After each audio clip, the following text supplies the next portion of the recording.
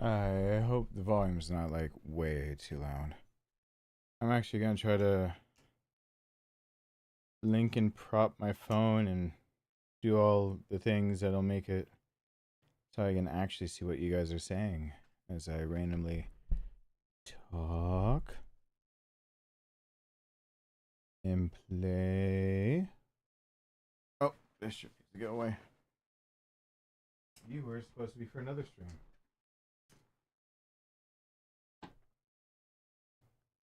As long as I don't get volume on my own thing.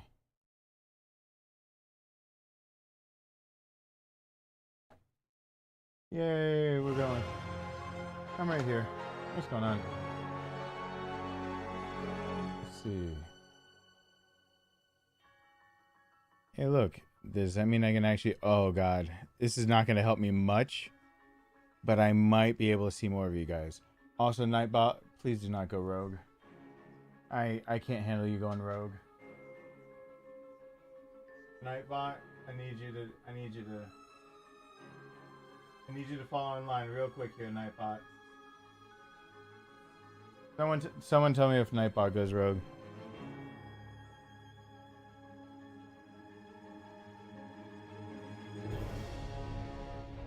Is it rogue AI? It has to be stopped at all costs.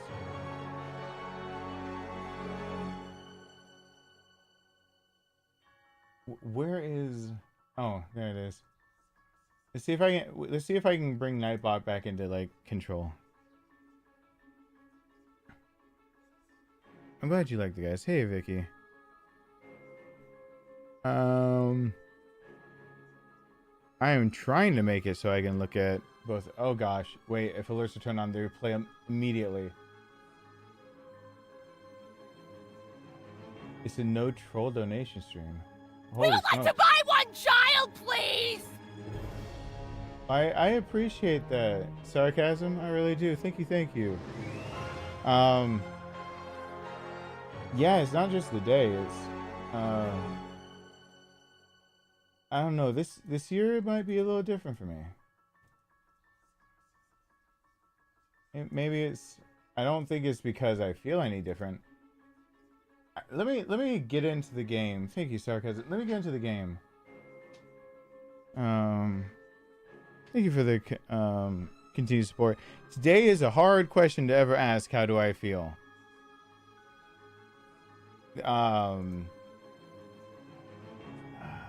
I'm probably gonna have to say it a few times. No, we are about 5 minutes away. 5 minutes off from 8 years ago when I got a phone call that I needed to rush back home. I was still a married man, and I had a message that I needed to go back. That was all. I thought it was just a it's not too far off. No. Yeah, that's about right. It's not too far off. It's somewhere in here. That whole hour kind of blends together for me. Can I make the game command go away? This is RE4 Berserker. I don't know.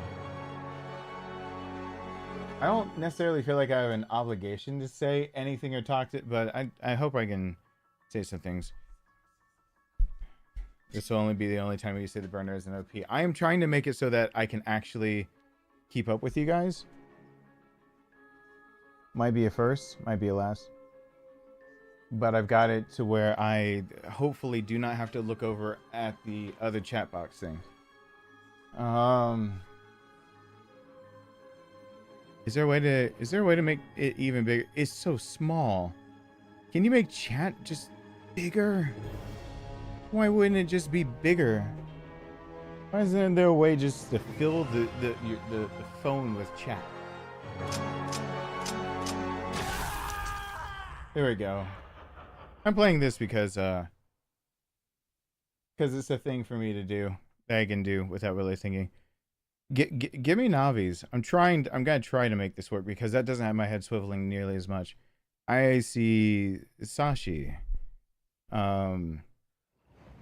Kale Majida. Kelsey. JP. Alyssa. I am trying. Sarcasm, you're up there. Vicky, you're up there.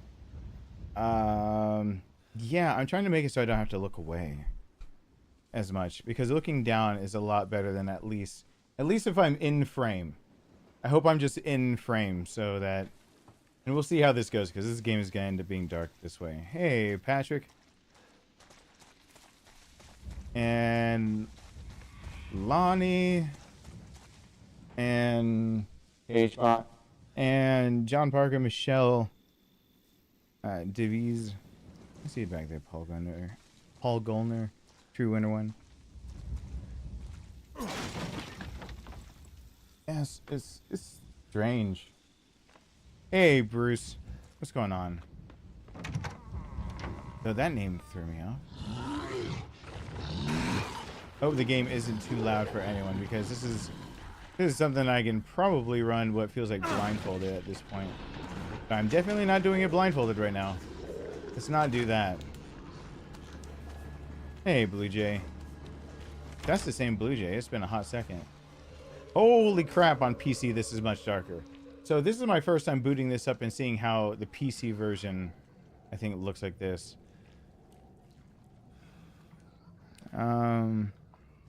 Hey, Corey. I'm assuming Caitlin as well. Let me... Is there a way to make it... Yeah, brightness.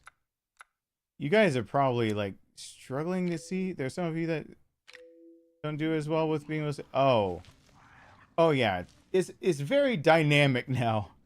I'm gonna screw up just from that alone.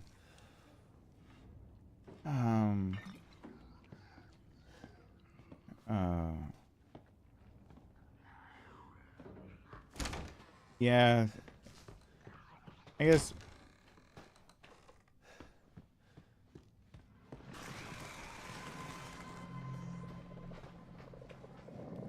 It's always too dark. Oh. Christy, I appreciate it though, one way or the other being here. Yeah, yeah, being broke sucks. I very much know where that's coming from. I feel that one on a very deep level. Very, very deep level for that one. It is a little bit less not having to shift my head around, but I do not know if this is sustainable. Can you hear me? Hey, Shadow. Oh, this is not the day to... I don't even know what SS you're going for, but let's not make this the day to demand things at me, please. I have no idea though what you're actually asking for. Hey, Kelsey, thank you for 5 gifted memberships. I was hoping that the game's also audible as well. That is True Winner 1, Gene, Brian, Jordan, Jeff. Those are a lot of welcome back to the families. Oh my god. The lighting on this game on PC. I don't think I've ever done Ethan Must Die on PC. It's trippy because it's higher detail. Yeah, everyone hashtag Kelsey over there. Thank you. It's trippy because it's higher detail. Hold on. My son's calling me again. What's going on with that? Hi. Hold on.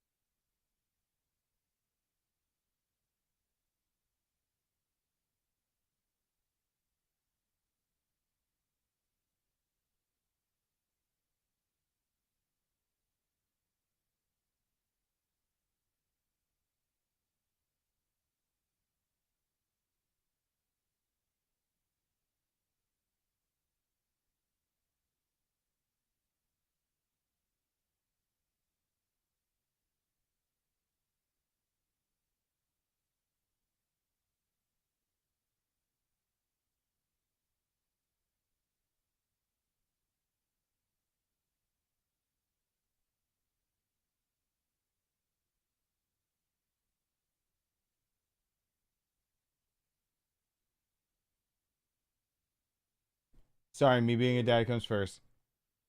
That's a sorry, not sorry. Oh God, now all of the things went away.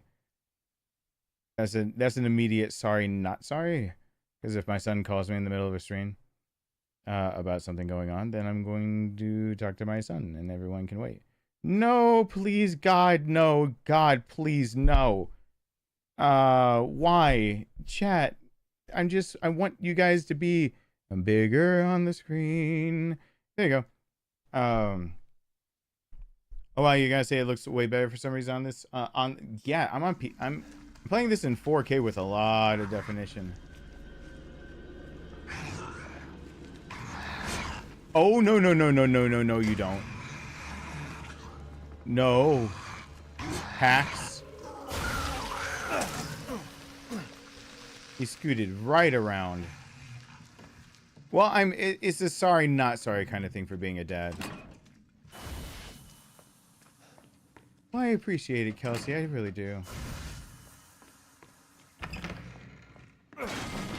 I have, you know, like 2 more videos I think uploaded and things that I can have for you guys like way sooner than later. Lonnie, thank you. I should not be pausing these right. Well, I have my pause unpause button. Oh, hold on. Let's actually use the pause unpause button. Let's make sure that works still. We would like to buy one child, please. Sure does. Thank you. Yeah, it's sparkly, isn't it? The game is all sparkly right now. Thank you, Lonnie. Thank you. It's look at the walls, they glisten. I think that's supposed to be like ray tracing. Isn't that the glistening? It looks though like somebody had a really expensive makeup palette and they accidentally just dropped it. And this is what happened because they decided they really like that one shade of purple type deal. Or what's this skunk on a dark black red, and just went everywhere. Thank you. I appreciate that. I am with no weapons right here. I do have to do the runaround for this thing. Thank you, Smooth. I appreciate that too. I revisit Fallout 4 after the next free gen update. Let me see. What have I learned in 8 years? That is asking a whole lot. Those are 2 separate things. Hey, Emmanuel, what's going on? Well, about right now, 8 years ago, I was driving back to the house I used to own. It would be... I don't think my timeline's always mixed up by 1 hour. So either I'm on my way to that house, or I've already talked to the bride and I'm on my way to my parents' house. And every single time I try to go check and see which one is which, it just makes me sad. Because it's not necessarily fun to get it minute for minute correct. Because right now, this is the streaming because, yeah. Yeah, that's where oh, he hit me? I was behind the pillar. That's shenanigans. But I appreciate that, Smooth. You ask a game that especially is hard to actually for me to play at the same time. That is a strange game choice to pull I got up. 1, I got 3. Can I get a 5? Can I get a 5? 5 in the fishnets. 5 in the fishnets. Wait, Can I get a 5 in the fishnets? Oh, it's the Can same I get thing. a 5 in the fishnets? Words I didn't think It I'd takes ever a few say for it to pop up. Can I mention ever Why? again? Why must it take so long? Yeah, everything's glittery and smooth. Ethan's never looked better, except for all the times that he didn't have a cut off hand and wasn't, you know, messed up like this. Fallout 4. Will I ever revisit? Did I ever play it on this channel? Did I play Fallout 4 or did I play Fallout 76? If I played Fallout 4, I even surprised myself because I blocked that out pretty well if I did. If I played any of Fallout 4, that would actually even surprise me. I wish the texts were all bigger for you guys. It does make it a hell of a lot easier to not have. Yeah, we're live. If it's a premiere, it's a premiere. Live is live. This is definitely not Premier territory. I am here and talking. Let's not run into the easy stuff. I don't think I've played Fallout 4. I think I'd try to play the online version. Fallout 4 was supposed to be one of the games my brother immediately covered. The wall looks moist. It does. Thank you, John Parker. I really appreciate that. Thank you, thank you, thank you. We can like super chats. We can give them thumbs ups. Are we kidding? Is that a thing now? We can thumbs up a super chat? I'll do that. I don't know. I've never actually had it like this before. All right. I do not have the weapons I want. This is not me optimal. Hey, Delusionic, what's going on?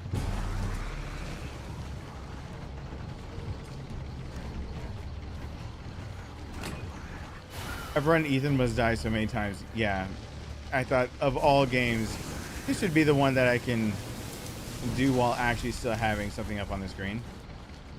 Should be able to pull that off just fine.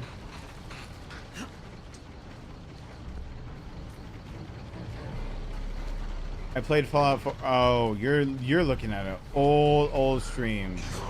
That was by request of the person you saw helping was somebody who had just gone through a rehab program and had a request when I used to be a smaller channel. Can I get a 5? 5 in the fishnets. Thank you, John Parker. Can I get a 5 in the fishnets? Hey, Randstans. Can I get a 5 in the fishnets? Words I didn't think I'd ever say, ever. Can I mention ever again? The walls look moist. They do look moist. They look very different. I'm playing in 4K and it's even probably it's ray tracing and probably even more moist on my end. The moistness. Some people hate that word though.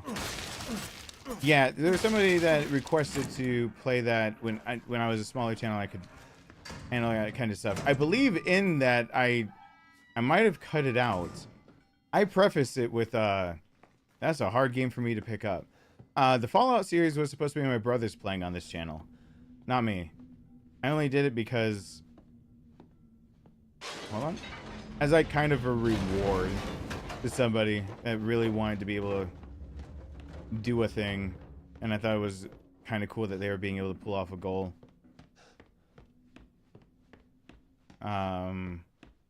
For there, I'm surprised someone actually found it. I didn't know that I kept that listed at all.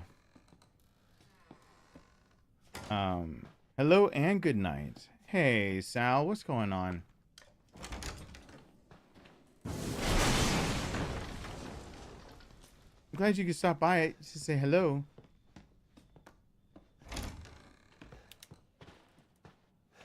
Well, yeah, them glistening is true for the mold.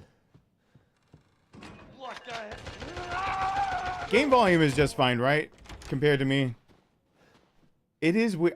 If I could just have this text a little bit bigger, maybe I wouldn't have to wear glasses to look down the whole time. But I am definitely staring you guys down for once. I am barely even looking at Ethan Must Die. It'll probably cost me to not look at Ethan Must Die. Ethan Must Die is the built-in randomizer. What happens if you don't run down the stairs? You die. You get impaled. I don't watch you, but finally more. Change jobs a lot. Oh. That stinks. Well, I mean, if it's a good new job, then that doesn't stink, but.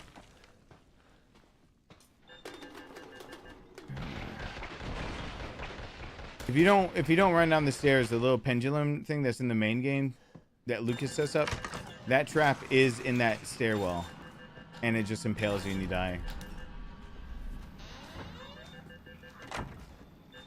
I'm so used to getting through a lot of Ethan Must Die. Oh look though, it's our all favorite pal clipping. That still exists. Do whatever you want to with my graphics, but don't take away my clipping. Oh, I forgot my body armor in the other room. Whoops.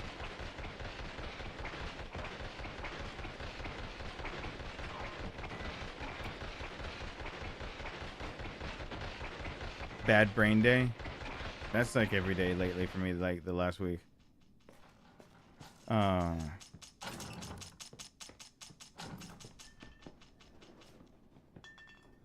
It's kind of what I thought it was, but because I never let it get to me.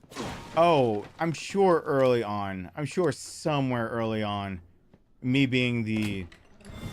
Yay, Albert! Me being the fresh-faced, dewy boy I was playing this game. I'm sure somewhere I got nailed by it. Because I did figure this out. How to do this live. That job is awesome. Work Monday to Friday. Got off at 2 to 3:30 p.m. Going at 6 a.m. and off either Wednesday. Have a good night. That is nice.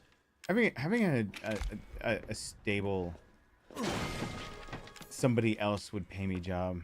Still working toward all of those things. It's not like that I'm not getting close. It's just, you know, it's still work in progress. Hey, Yamazen, what's going on? I probably should have qualified what I put up on the screen. It has been 8 years.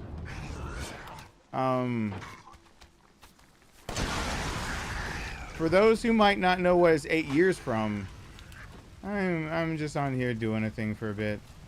It's 8 years since my brother died. Actually, 8 years ago, he was already dead at this point. It was just that he had just been found.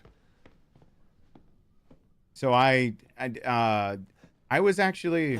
The old videos you find of me are from the first few months of being on this channel. If I don't have a blue mohawk, my brother was still alive. I got the blue mohawk 2 days after, in memory. So, and I'm actually fading it out. If anyone's been looking at my head way too closely, I don't know. Is the graphic fidelity up? It's dizzying looking over here. Hold on. This meet me at camera 3 over here. Where is just this? While my hair might be messy right now, you see that there's a black streak coming into this.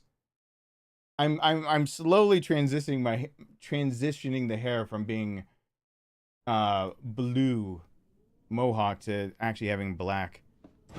It's a slow transition because it hurts. Oh, it's dark. Nope. Hey, Amy. Yeah. I'm trying to slowly move into, I wouldn't call them healthier habits per se. I mentioned my brother while I played back then too. I wanted to see if you can get deeper into the Fallout lore. That's a problem. Me getting deep into Fallout lore. The thing is that I didn't write. Hey, Thick Night Gaming. I didn't write all the notes I've got for the Fallout lore. My brother did, so that's why I've always avoided it. My brother was like we decided that we were both gonna take something on. Thank you for the support, Linkset. Hello. He was gonna take on a few Fallout and Mass Effect. So I would have mentioned that even back then that my brother was gonna take on going on the channel and taking on Fallout. And probably Mass Effect. I probably mentioned them all in the same breath type deal. Thank you for the continued support, Lucatube.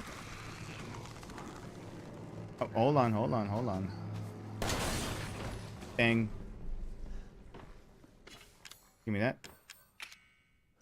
It is weird to me that I've done this so many times that it can be so relaxing to me that hey, that I can actually play this and also, you know, to a certain degree, talk with you guys. To might be limited, but to a certain degree, I still can. That box is legit. Everyone hashtag LubyTube. Thank you, thank you, thank you. Yeah, I've learned a lot in even the past week. I'm not sure how to if it's like good things to tell people to as like let me put my life on the line of for life lessons type deal, or I don't know if it's like just so much that it would just overwhelm people, because I'm learning a lot of things that I thought I knew, even a lot of things that I've made assumptions on for the longest time of how my life goes forward. Not even just the channel, just life in general. Wow, the colors are different. I am tripping some balls about right now as Ethan. Whenever Evelyn's got an offering. Uh-oh.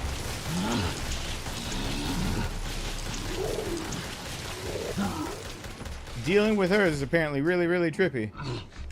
Because all the colors go wonky. I don't think I had another... And I always want to go off and check, like... This is the one game where I'm like, where's the map? Because it would be really nice if it were like the other ones where you could see, like, where you left things behind. Since you have the limited inventory right here. That I have to really get used to every single time. How do I want to get past this next part? I'm trying to decide real fast. Can I do like I used to? Have I ever done the Chris DLC for 7? Yeah, I've done everything. Oh yeah, 7's been beaten into the ground. I come back to Ethan Must Die strictly because it's a built-in randomizer. I love randomizers. Like it's gonna be really hard for Resident Evil 7, 2, or 3 remake to make any suggestion of like or ask if I've done a thing, simply because the answer is probably yes. I'm not trying to actually, you know, make anyone feel like they're put off when I'm saying I'm just. The answer is usually gonna vary toward or lean toward yes.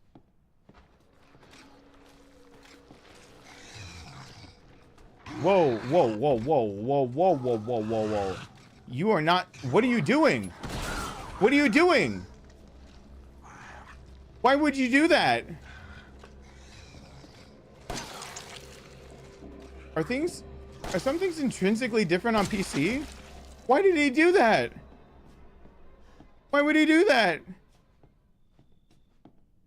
He's not supposed to leap if you're far enough away. No, no, no, no, no, no, no. Oh, God. Okay, this might get messy right about now.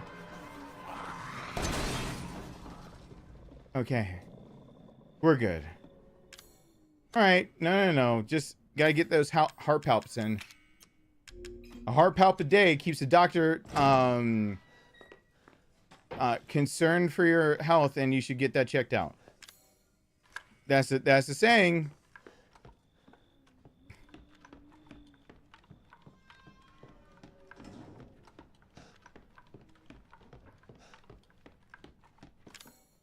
Get the heart palps in. That's not how they're supposed to act. Is this game gonna let me win the first time? Does it feel sorry for me today? I don't want to be gifted a win, but it's acting pretty nice considering all things. I wonder if Marguerite actually has good pathing on PC if they fix that. Because, yeah, you can just stand in the one corner that I always put Marguerite, and it kind of breaks her. Hey, come try to stab me a little bit. Consider it. There you go. Hi.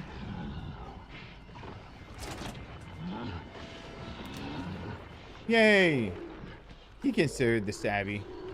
He got the stabby in me.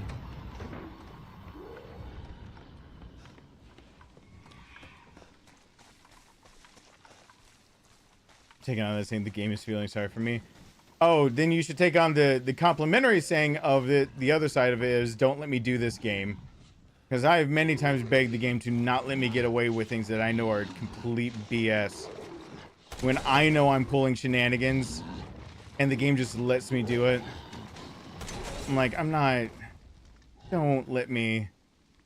I have absolutely butt stabbies galore in one of the Souls type games where it just let me... I remember that one. It just let me. I remember. Don't let me get away with this. I'm trying to make sure I go back and grab shorts eventually of things that I've said that are ridiculous. Kind of like the whole t-shirt of I usually am much smarter than the things that I say. But what's the opposite of that? When the game is just trying to destroy you. Oh, that's just called the game. I like it when it does that. I like getting destroyed respectfully. I don't know why the word respectfully needs to be in that, but I feel that's the time. That's the time where you might have to say respectfully. I wouldn't call them merciless. I mean, I really do. Wow, there's so much more detail in the floorboards. I mean, I guess it would make sense that as the RE engine gets better, you can just apply it to the old games, but the games that still run in it. But like, damn, I was just booting it up from here because I already had the PC hooked in. I didn't feel like moving on over, and now all the darks are real dark. It gets the darkness seal of approval for being dark. It is darkception. No. And that is not what I wanted. Because I want to have it and for keeps. I want that. I want that shock. That's the Deborah Veil. I want that. Can I eat you? Oh, I can drink with you. I was hurt a little bit. Look at that. I was feeling it, Mr. Krabs. You wonder if Mia's hair is still weird on PC. Was her hair weird? Is her hair a weird thing? I would rather lose some flamethrower fuel than not have an ability to guaranteed knock him off the wall.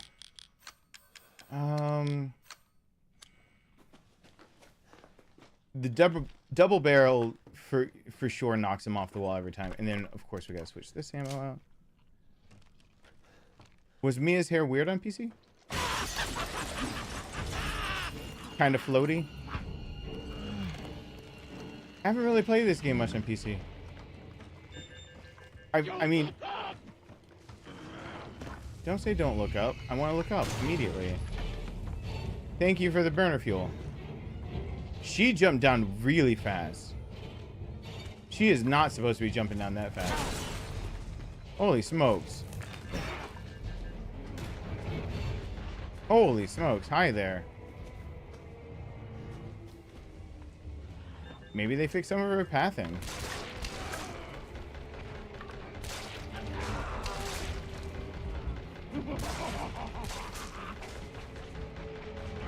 I'll just stay in my little corner over here. Not even gonna worry about it. Wait. Can't she kill me? It'd be nice if she could kill me over here, like, easily. If you stay over here, she just has to come to you. The rest of Ethan Must Die is a challenge. Unless they force you into this with, like, knife only. Please, for the love of God, if you have to do it with that, like, the hunting knife. Mia's knife, basically. Alright, she's angry again. Pitch a hissy fit.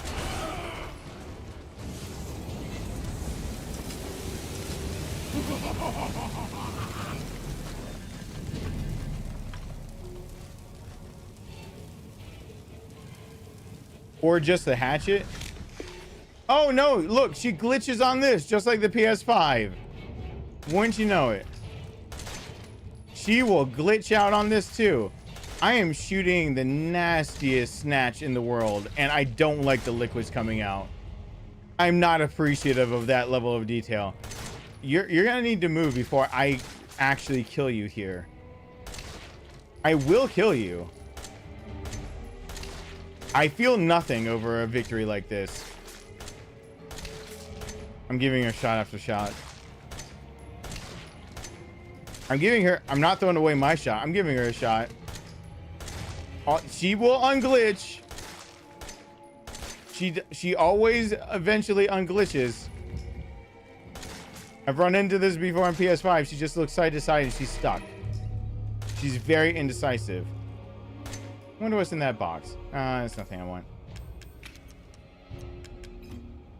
She's just chilling. Don't even worry about it. Don't even worry about it. Okay, but do I really need to move for her to... Can you... Listen. I'm live. Marguerite, listen, I'm gonna level with you. There are people watching, and, like, this is embarrassing. You're embarrassing both. Thank you. I was say, you're embarrassing both of us. Jeezums. Yeah, the double barrel shotgun will knock her off the wall, and that's where she usually can't ever kill me in this anymore. I don't answer like the whole what's my favorite Resident Evil game thing. Today's probably not the best day for it either, anyway.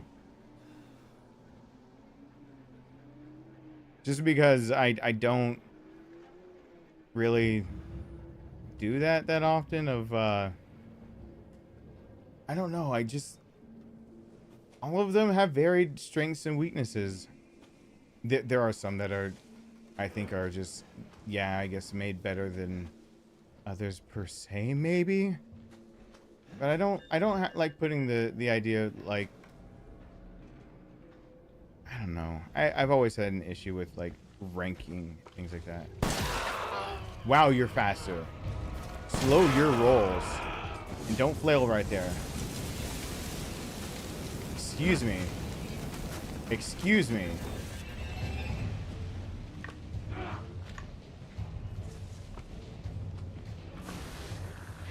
All right, she hit that. I never know how to answer that question just because,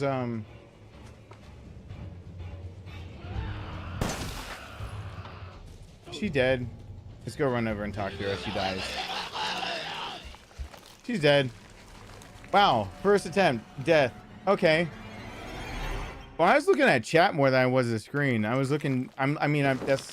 You guys are on a smaller little device down here to try to make it so I can do it. Though, you're super tiny.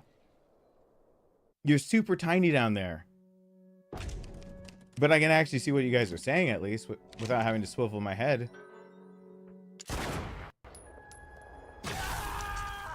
Discretion is the better part of valor. Nope.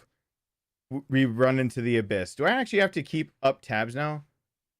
Hey, who am I calling tiny? Wait. What was the context I used it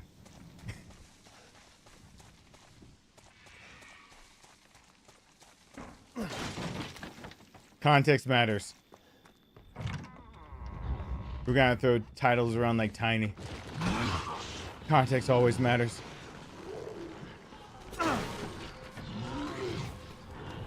Uh-oh. Rookie mistake. If you see both of them, he needs to swipe at you at the stairs. Gotta swipe at the stairs. Okay. How about we just go ahead and use this? That's a... We can call that a happy accident.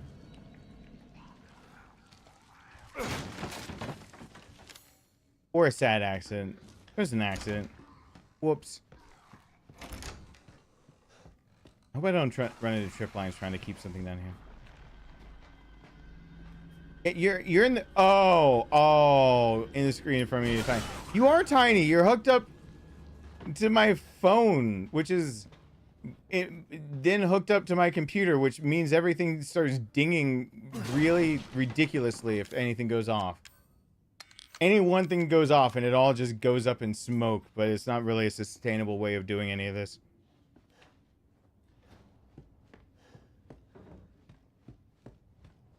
Hey, you guys are tiny down there. I just got...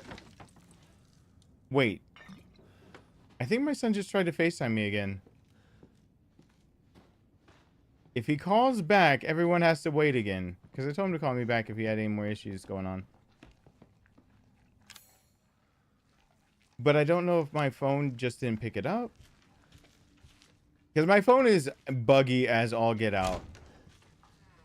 My phone desperately needs to be replaced. But that's... Those are the luxuries of people who have money to replace. I actually almost have enough Apple credit that I could do something. Or I could just go back to a flip phone. I miss those days. Anyone else miss the days where you could just not be happy with a phone call? And you can just slam that shit shut? Anyone else remember that? I miss that. That feeling of just being able to crack. And they hear that pop too. The last thing they hear is that smack of that phone. You got a hookup at Apple? Holla at your boy. Never let me say that again, please. Hold me accountable for that one. Holy crap. Yeah, my phone is struggling. Yeah, my first phone, actually my second phone, had a little dancing panda on it. I missed that. It's a little dancing panda. Oh, my son sent a text saying I didn't mean to hit FaceTime. Okay. And it makes the bell ring slightly when you put the receiver down. Yeah. That would be landline. Oh, you just said that. I was referring to landlines. Yeah. Yeah. Well, that's a whole different feeling. That's the wind up and the pitch kind of hang up on somebody. Older landlines, corded, and when you're ready, when you had that lined up and you're just pow and slam that right on the receiver, and the whole phone, the ringing system in the phone, the bells actually go right back off. It's very satisfying. It's like a Snickers. It's satisfying.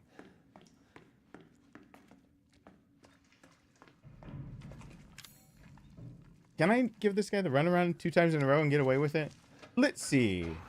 1, 2. Don't jump me.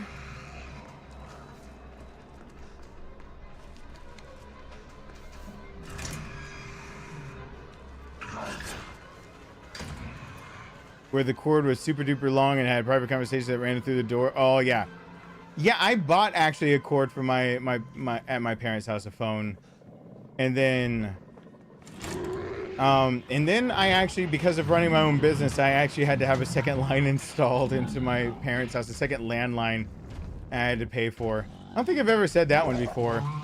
That's how serious me actually owning a business while in high school got. I needed to get everything done.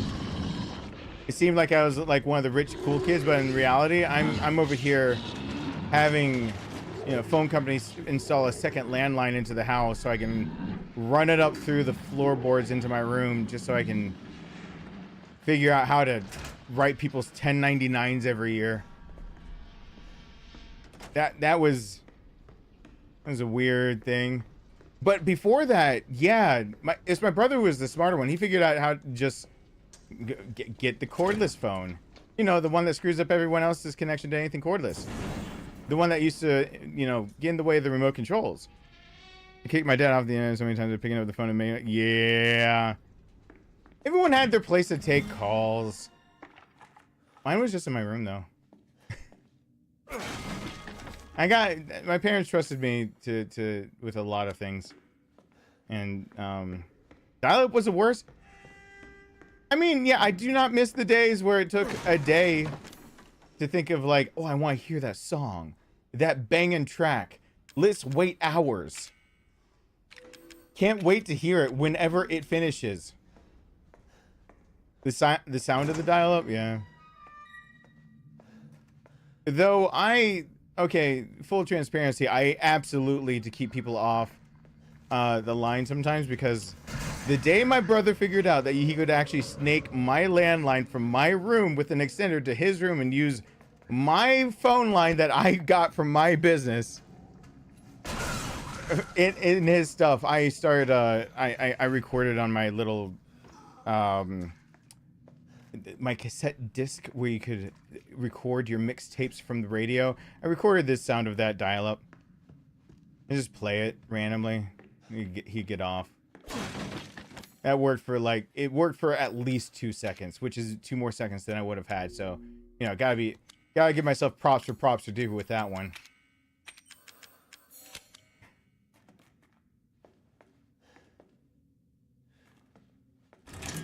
I just remember making more effective web pages back then. That, you know, the age of dial-up and the age of me being working and having to be one of the lead coders for the college I went to, and working IT and all that, and rebuilding their databases and websites and everything. Those days aren't actually all that far apart, so I just had to figure that out for a job I was super not qualified to have.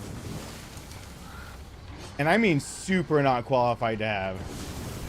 Cannot emphasize how much I was not qualified to have that job until I was qualified to have the job.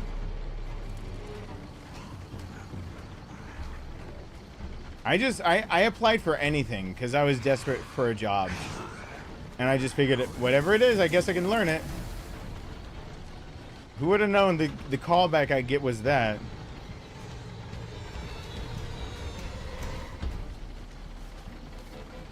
Can you take a swipe at me, dude? Thank you.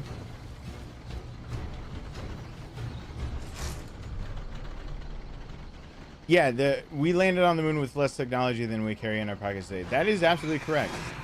The average person right now has way more information in their pocket than we did before we entered any conflicts in the 80s, 70s, and basically before the aughts.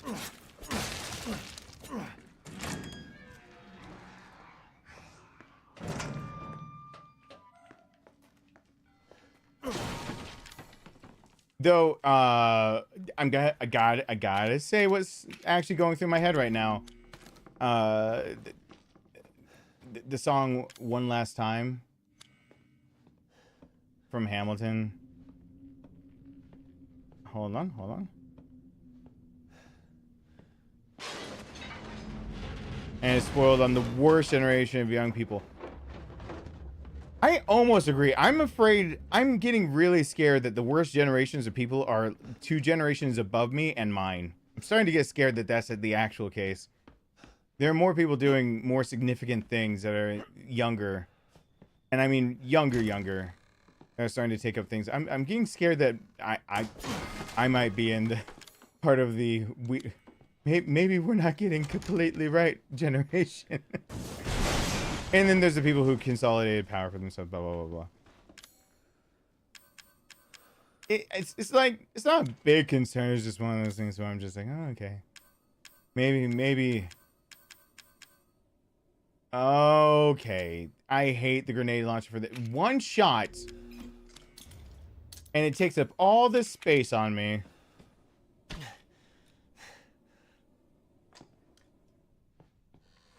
Well, I have faith in younger generation, but I also have a child. To give up on a better future is to give up on my son, and I refuse. So, when will I be finishing God of War? That's something I've been behind the scenes.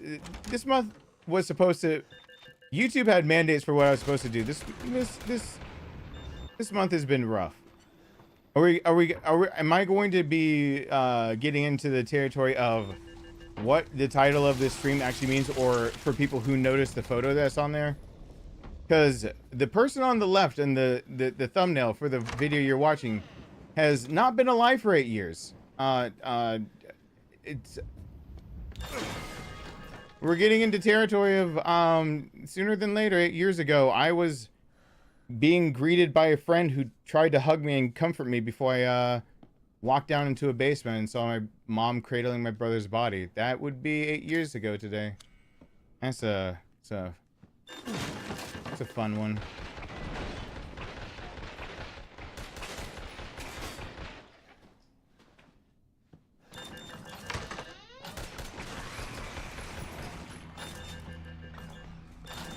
Yeah, our parents said the same.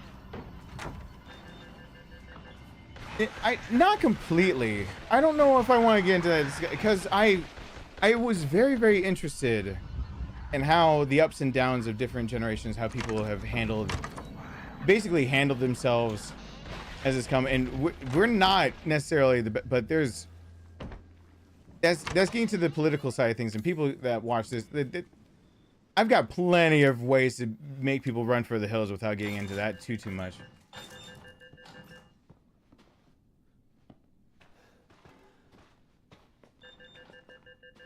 First time seeing the face on the picture? That is the same picture I used 8 years ago when to announce that my brother was gone on this channel. Scroll back in all my videos, go back 8 years. Exact same face. Oh, that is my son calling back. Hold on. Something is wrong with my son.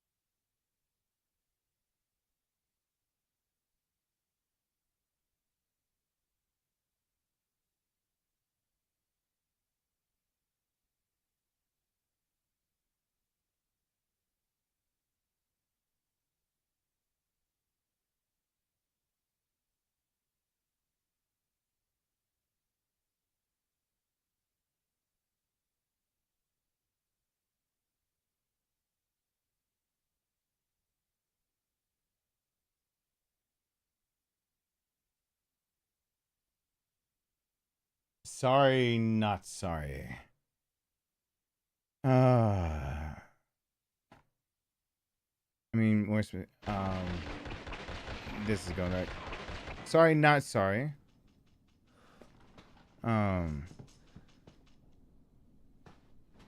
Anyone that I didn't say hi to? I did get these guys killed, right? Yeah, they're super dead. Looking forward to hear you completely got a war series and anime content. Hear your videos, been a long time fan. I appreciate that. I'm hoping to have that because I wanted that a while ago, and then things got pushed off more and more and more, and it was for a future that that I guess now there's no point of like trying to skip over any details, because honesty is actually the name of the game.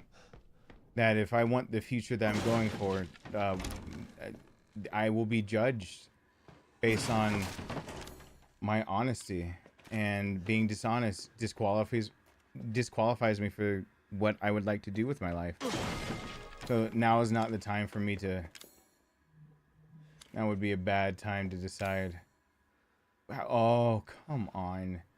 Is this really? I'm gonna have two different weapons that can do oh.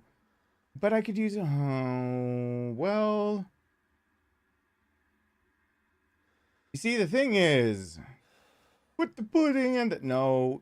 I need the other one for the small little pew pew shots. I need the other one for the pew pew. And if I pick this one up, maybe it gets rid of some of the stuff I don't want.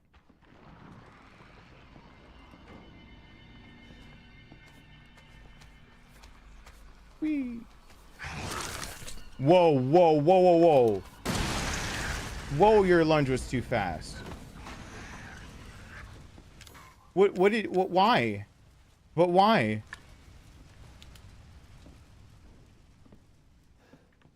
Yeah, once something's out there, you can't get back. True and false. Mostly true.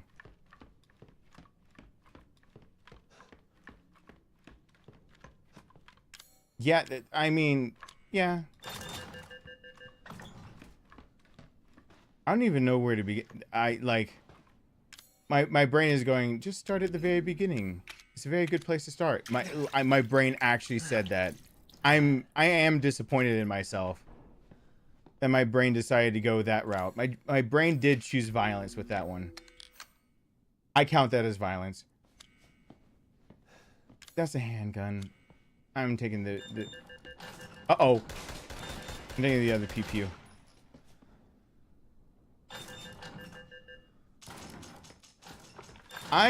Eventually, if I start talking, I have medications in me that are blunting some of my emotions. I might not be the most uplifting person in the world right now. I'm gonna give that warning. I guess there are a lot of newer people who wouldn't necessarily even recognize that photo or whatnot. I've showed plenty of photos of Nathan and I before.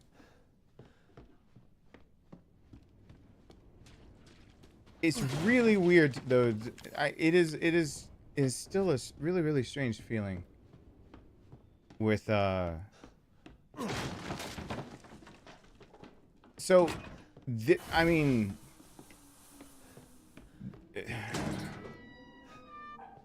is there nothing in here? There's no reason to go in there. Okay. That's a strange one. That's another strange one. Okay, I'm about to get messed with. Okay.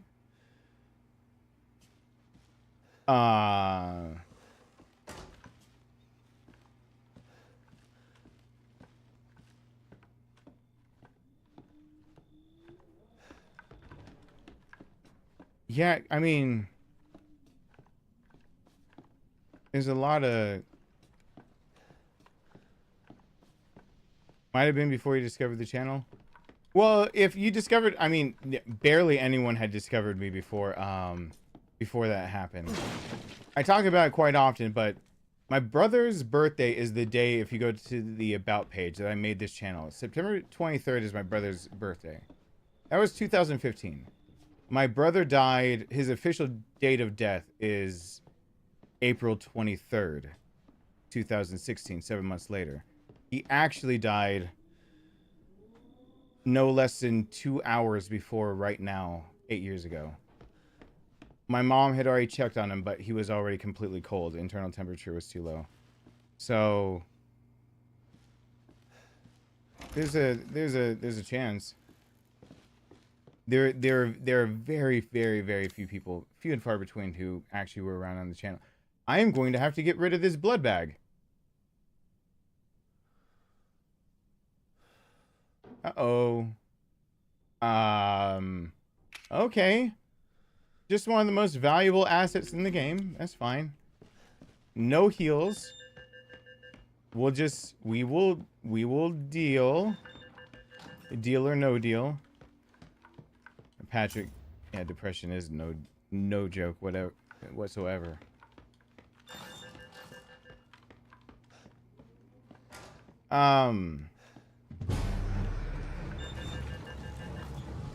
I've learned like I always thought I was trying to impart some of the things I wish I'd known, which is why I'm thinking of Hamilton stuff. Shoot. No.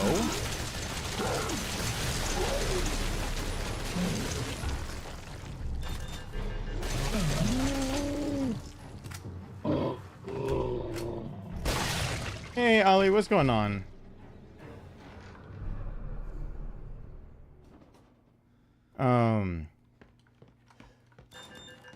Yeah, it's depending on what medication, that can always happen.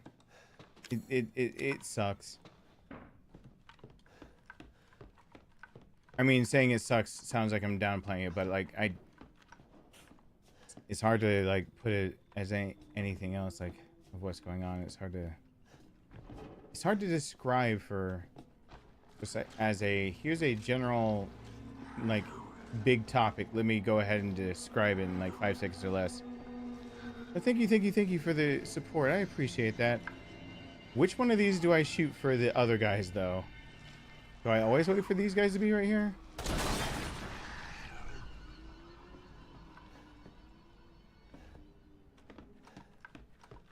Watch videos all the time. The fixed camera. The fixed camera screwed me up so bad. Hi. Please shoot. Thank you. All right. That's some spasmodic shooting right there. Great shooting text. I have no heals. Please don't let me get touched. And then I just need an herb. That's all. I'm not asking for much. I don't feel like I'm asking for much. I'm just looking for that little bit of a safety net since I got some steroids in me. I'm all roided up.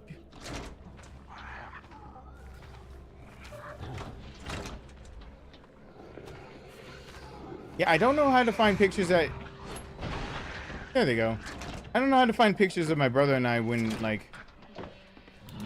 It's pictures I know that he would have wanted ever to be shown because his body changed as he got sicker.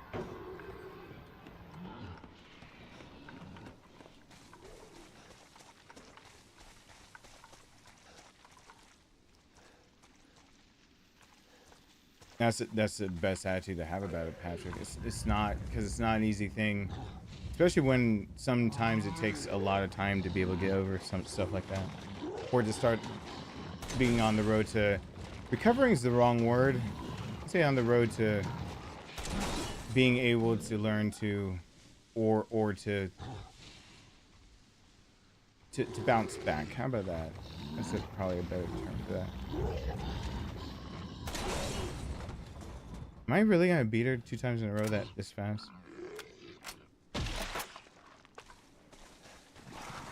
No one touch me, please.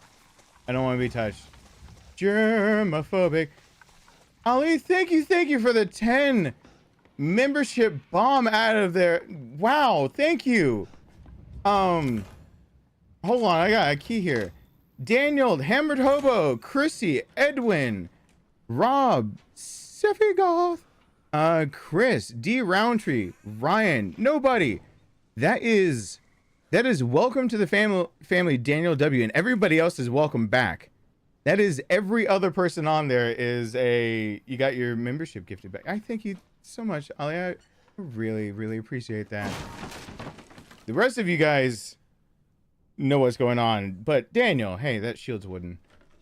It gets stronger over time. It actually gets metal, and it gets more stars on it. Protect yourself, protect the family. Thank you, thank you, thank you. One hashtag over there. It's hard to find people that are supportive through the mental struggles as opposed to physical. Because when you show someone a physical struggle, you get to show them like physically what happens. Struggles in the mind are ones that can be. It's not trying to take one away from the other type deal. It's just many times what do you show to people? I do not have a handgun. Oh, Moken. Hey, Daniel. Okay. Well, this is on me. Holy crap. Well, that sucks for me, I guess.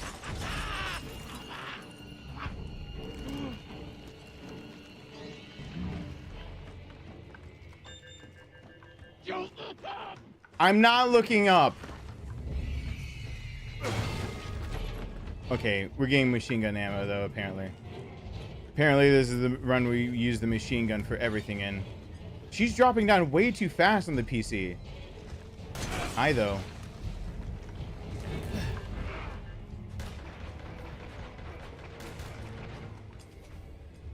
I mean, I got the bare necessities. Can you damage her when she reaches through? She can grab you. When she reaches through, you can put damage on her, but it's not worth it. Because if you judge your distance wrong, she will grab you and do major damage right then and there at the window. She can either swipe and hit you, or she can just straight up grab you and pin you to the ground. I think the year this game was released was the last time Marguerite was able to pin me down like that.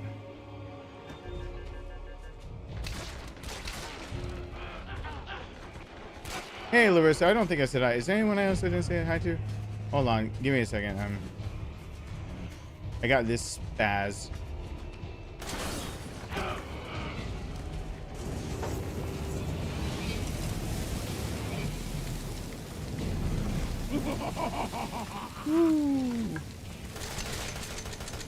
Okay.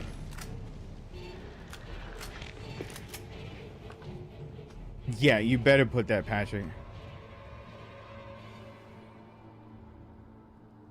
How do you sign up being a first-time subscriber? I mean, you're subscribed. You're chatting, so you have to be. Must be blind now. I realize the sky is blood red. Sorry about it, brother. I feel it. My.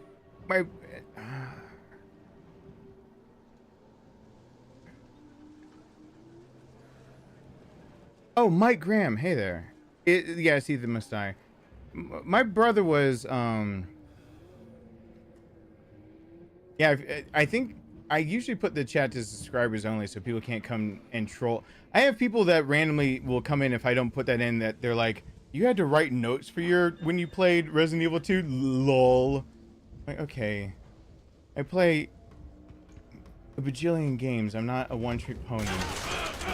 Oh, no, no, no, no, no. Please no, please no, please no, please no, please no. She moved different. That movement, though. She actually does move differently on PC. That is weird. That hurt my soul. She just swung around. If I had any. PG, I thought it was a nine. That slap, though. I know. I guess why I'm running it back. My brain was on the idea of, oh, I can't die because I won't run it back. How to say, yeah, I know YouTube wanted me to do a lot of things. I said that there's a lot of things I was gonna do. This put things in a lot of perspectives. I don't know how to tell people that my life is like real life. without it sounding like a movie, like some saga, as if this Tolkien-esque bullshit is gonna be something where it's gonna climax with me and some like paper documents on a mountaintop while Sauron is watching. Like, I don't. Thank you for the continued support, Bear. Like, I have no idea, because the people that have to see it, like my son, as it on the front row seat, to my son, there's no joke of like what's going on, because first and foremost, what's kept me away from this channel of the things I need to do, like God of War Ragnarok was loaded up. That's one of the things that's actually on, because I want to be able to, God of War finishing and God of War Ragnarok, because it's driving me crazy. I'm getting way too close. My son keeps telling me that he wants me to play Fortnite with him, but he keeps telling me like they're doing Greek mythology in there, and then he says that they might bring back Kratos in that, and I'm like, oh, okay. He's a god killer of all of those, so I don't want to have a specific character spoiled for me. And it's people's choice not to believe me. Believe it or not, can't force you to believe anything you don't want to. I still have no confirmation on any of my theories from God of War. I just stay away from all that. Though my watch and my phone, daggum Reddit, I'm going to have that on there, and it listens to you. Reddit has brought up some things that... Reddit brought up mommy milkers today. We need help as a community. Reddit did that. Someone's meme about that. That's what that happened to me. And I'm gonna say it as something like that happened to me. Like, it was traumatic, because I was like, I don't deserve this. I didn't.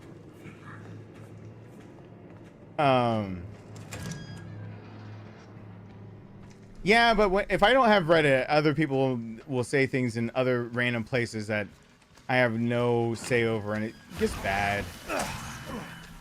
Because that means I don't know where it is, and I don't have a say, and no one brings it over, so I don't know what's going on, and I need to get on that. Jeffrey's been very diligent. Oh, though, Jeffrey, if you're here, you don't have to do the short of anywhere for Slay the Princess for with the outer space one. That one is the short that went up. I have not done that I'm a furry yet. Someone must have made it. Feeling RE overload. Could you do story synopsis and pull footage from previous lectures with voiceover? Might be good content. I've thought about that.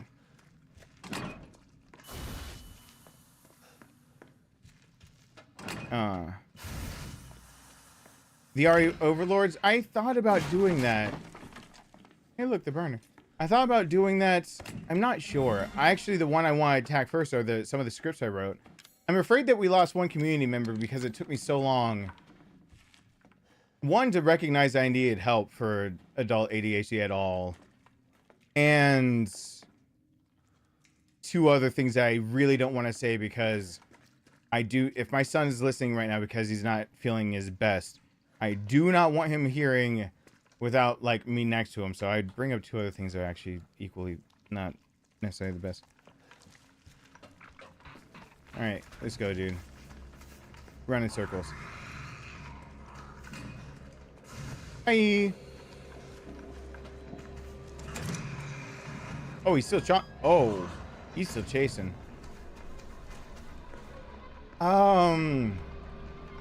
Yeah, last year, by the standards of what like the place I live at wanted went through my tax returns, I was $263 off from qualifying to keep my house. So I'm going through that right now. I'm renting at $2,000 a month when what I owned what I gave up before the divorce is 3 times its size, and I was paying $1,080 a month, which is always a little discouraging of a thought to think about too much.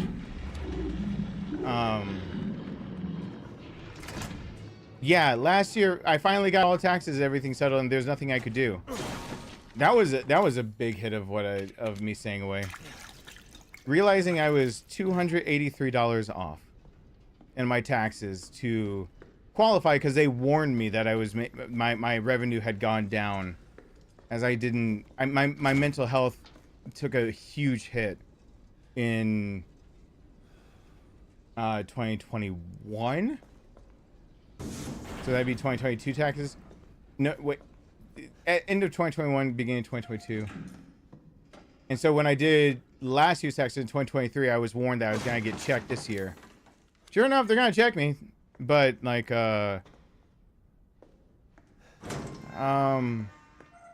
yeah.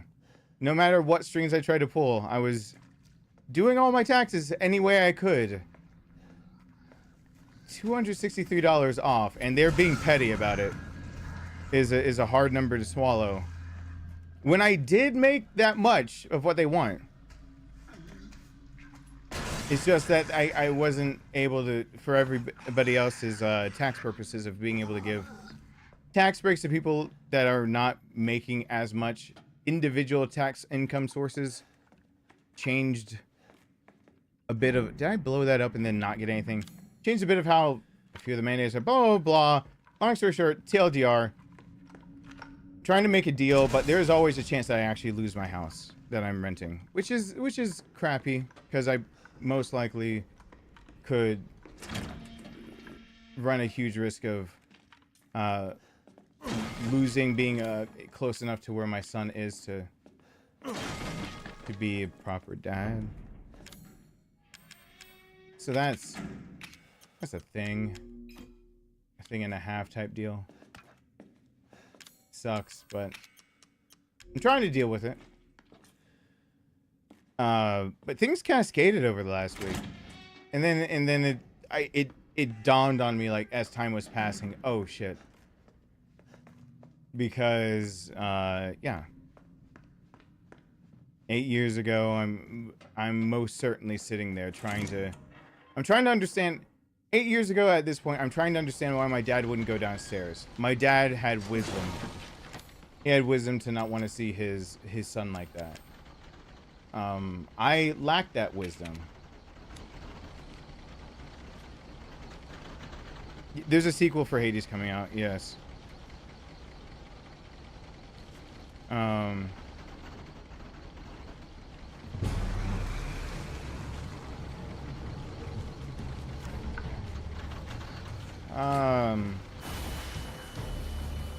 Good night, Paige. Oh god, no. Please burn. I hope you burn. I'm over here as Eliza. I'm burning some letters.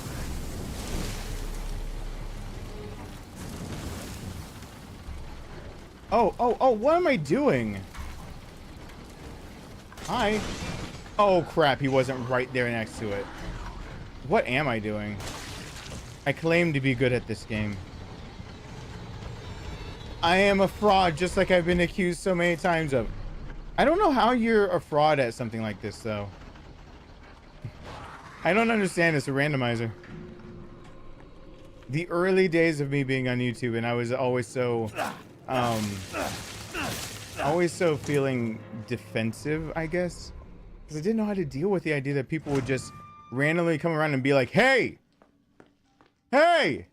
Like, don't get my attention. They're one of the people that would, like, grab the megaphone and be like, hey! Hey! You suck!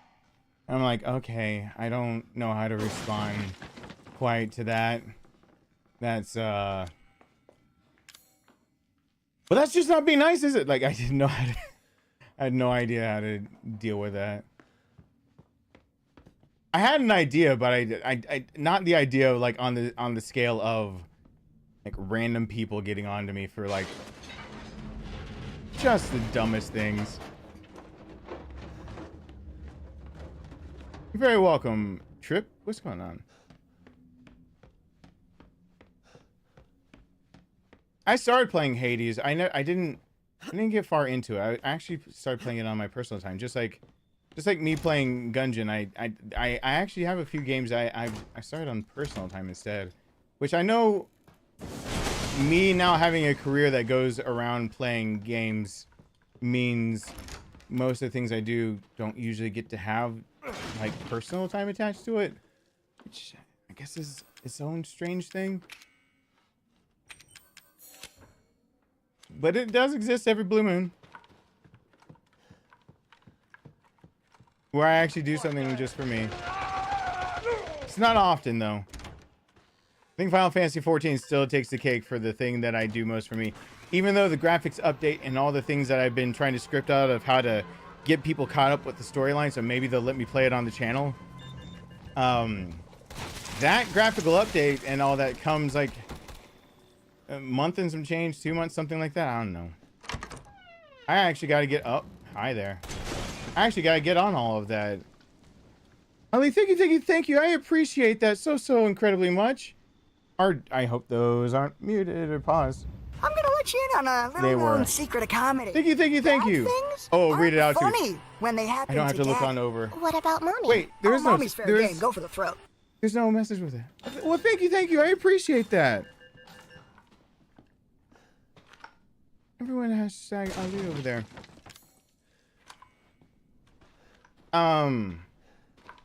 Nah, I ain't waiting on this.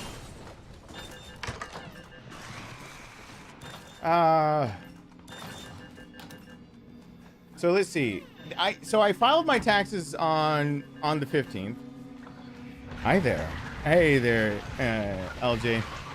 I filed that on the 15th, and I got the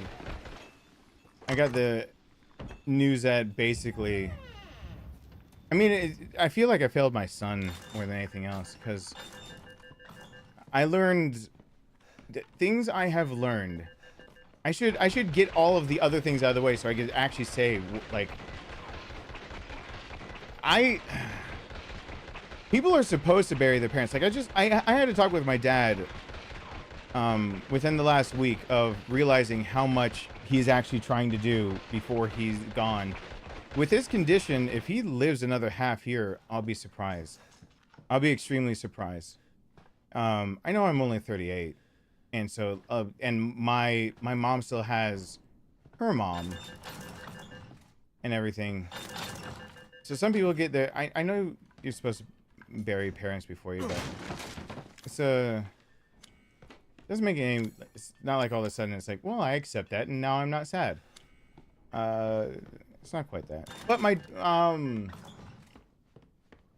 So let's see. The 15th. I was trying to do my taxes. I was doing anything I could. They would not let me count certain sources. If I did, I'd have to go back and I'd definitely get audited. I had to weigh the idea of getting audited for kind of fudging taxes in a way that is legal, but it would be very inconvenient if I got audited. Like, super duper, you don't want that on you kind of audit type of bad. I was sitting there just trying to figure out what the hell I'm doing. And so, oh my God. Thank you so much. I appreciate that. What is it? All right, hold on. I got an idea. Oh my God, the Hear me out. sound bit. Hear me out. I got an Thank idea. you. Hear me out. What if? Hear me out. What? Oh my God!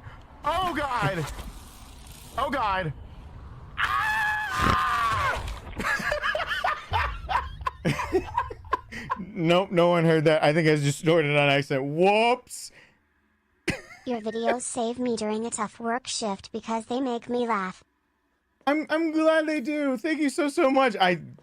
Jesus. Especially not looking over and hearing that play. The sincerity. I just will never be able to recreate it. That's the saddest part of that whole thing. Thank you so incredibly much. I appreciate it so much. Oh no. Oh no. Oh no. No, I'm being shot at.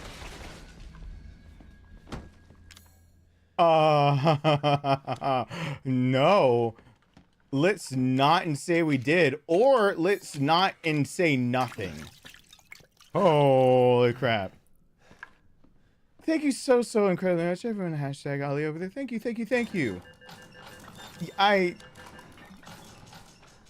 That scream is... I know what I'm gonna make out of that short. I'm totally giving everyone that is never not live at like streams. They're getting the JoJo's. Ding, ding, ding, ding, ding, ding, boom, dum, bum, dum. Like they're getting the to be continued. I know what they're getting. That is planned. I was so confident though.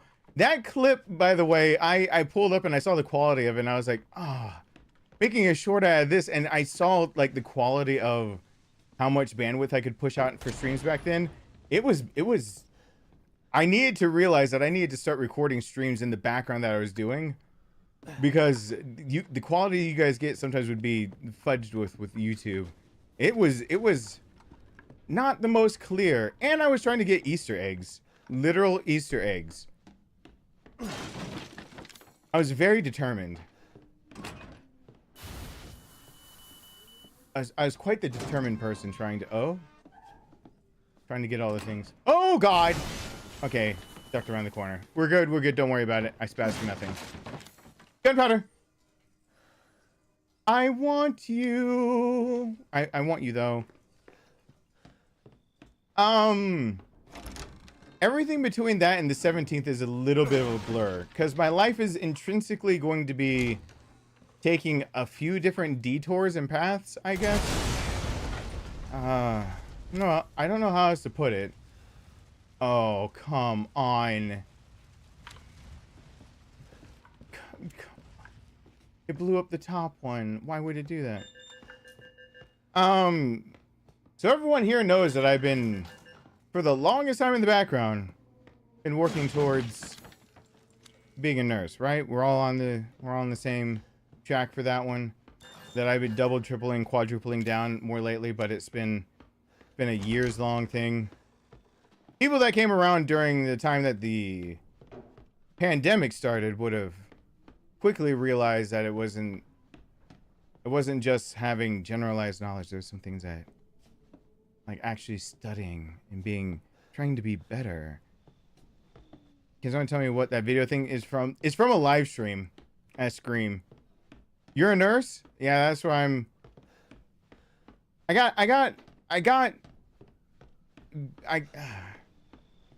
How do I say this? Because from here on out, I gotta realize that I can't necessarily use the platform to go off and bash people, because it's not, or organizations more or less. I can't go off and do that, because not only is it not a good, like, example to set for my son type deal, it's just it's not professional. It's not quite right. So desk jockey nurse. I'm going for my RN. I'm going for BSN, not the ASN or ADN route. For various reasons. I guess we will pop off ahead in here.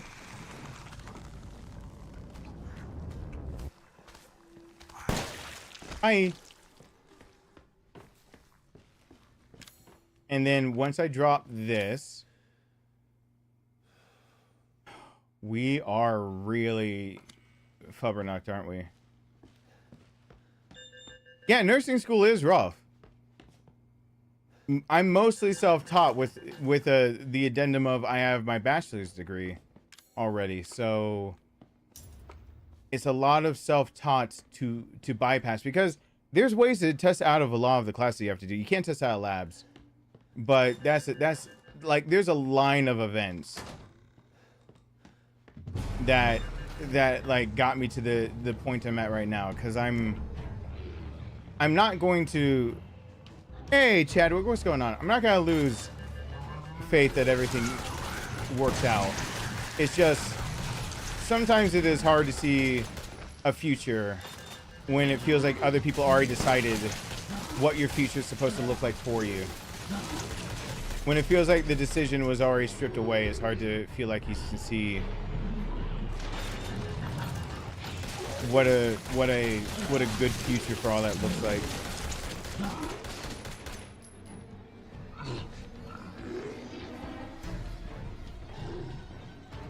Yeah, well, I mean, AS and ADN, the is cost prohibitive. On average, you can go somewhere between 3,000 and 6,000 per year and it's a 2-year degree for an ASN ADN. On average, just tuition alone, national will cost you just over $9,000 per year, and that's not books. That's not everything else in the labs. You're doing pre-med, bachelor's degree, and still have a year. I wish you the best of luck. I'm a weird person when it comes to all that. I guess I kind of, I won't say broke a mold or anything like that. I'm finding molded right now. I won't say I broke a mold. I'm not the atypical student, and the stuff that happened in Florida did affect me. But I found out my own actions also affected me. So I gotta get to all of that. Because right now I've been in kind of desperate mode of I'm the... Oh God, please run.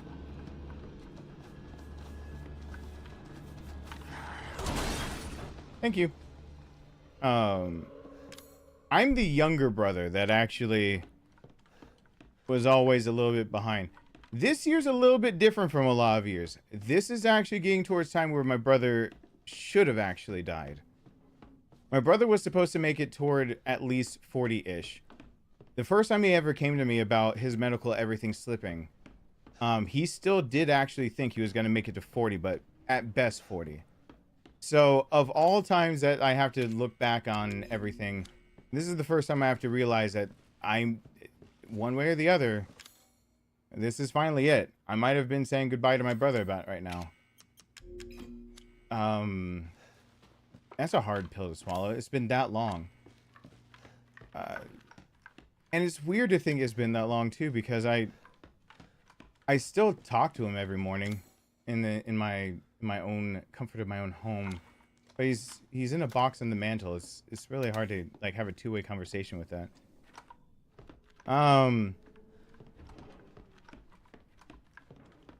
So, and part of my want to actually even be medical field at all is because I actually went to school.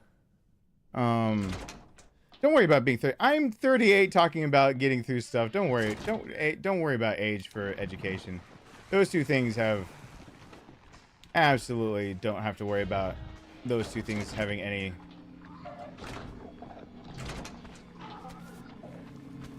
I got my psychology degree when I was younger,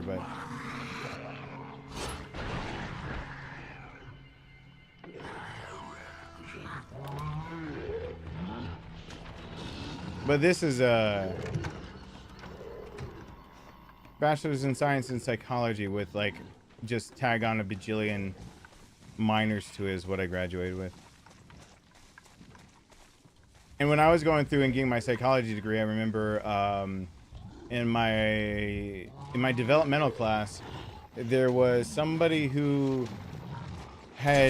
she was in her early 40s, had just had another child, and was trying to figure out arrangements for being able to get through all classes still, and have like sometimes just needing to bring her kid to class, and that was very understanding professors. She also had a very calm disposition kid. You watch videos while practicing guitar. I should be practicing my guitar more often. It's a calming thing for me. I picked it up earlier just to calm myself down. My body, on the mess I'm on, sometimes my body and my mind conflict.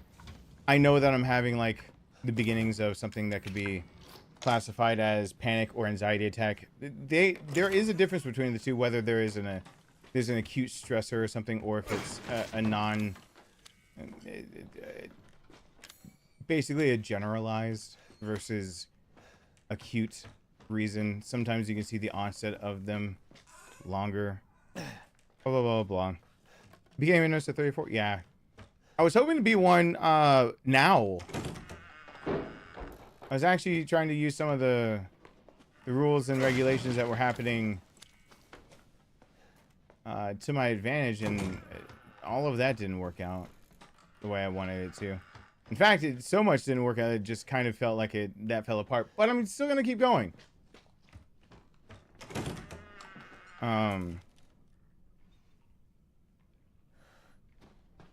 Yeah, I mean, it going into the medical field, I will give full credit to anyone who's willing to dip their toes into that. Once again, I do not have all that much for supplies, but I have the hunting knife, so I can knife her to death. And I have a first aid this time. Yeah, I'm a dad, and I have a full-time job, and then, you know, and then doing anything to do with, you know, furthering education. All that stuff is, it's taxing, to say the least. It's taxing when you don't have all those things.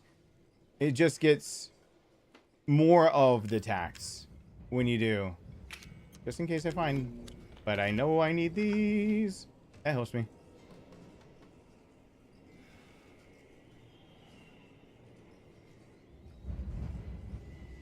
Like, I don't know quite where to start, because that thumbnail is absolutely my brother and I.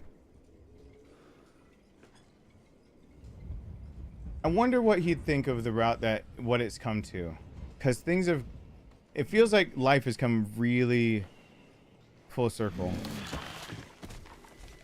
It's alright to suck at guitar. Everyone sucks when they start off. Are you kidding? Even if it's you're starting as old, don't worry about it. Everyone sucks. I suck compared to my my life ago me. Half a life ago me was really good at violin too. My son now wants to pick up violin when he gets into middle school next year. Cannot believe I can say that. Middle school next year. How many of you guys have been around long enough to see my son basically grow up in front of a camera? Where we're to realize that next year my son is in middle school. As in this fall. As in the same year, this calendar year. Isn't that enough to give enough regulars here that have been around a while some anxiety? It has been that long. Time is a thing.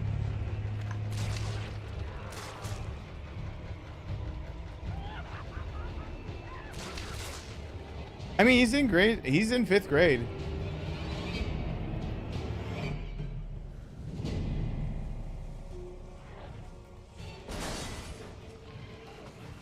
She did come from a different way. Would you look at that? That is a rarity.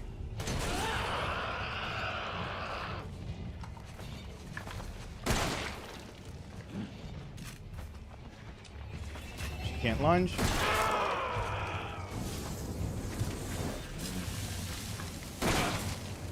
Uh-oh, uh-oh, uh-oh, uh-oh, uh-oh.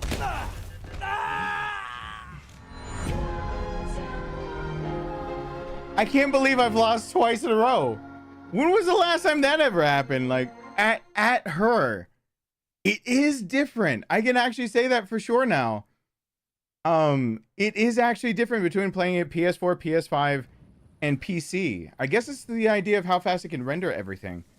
That is so weird.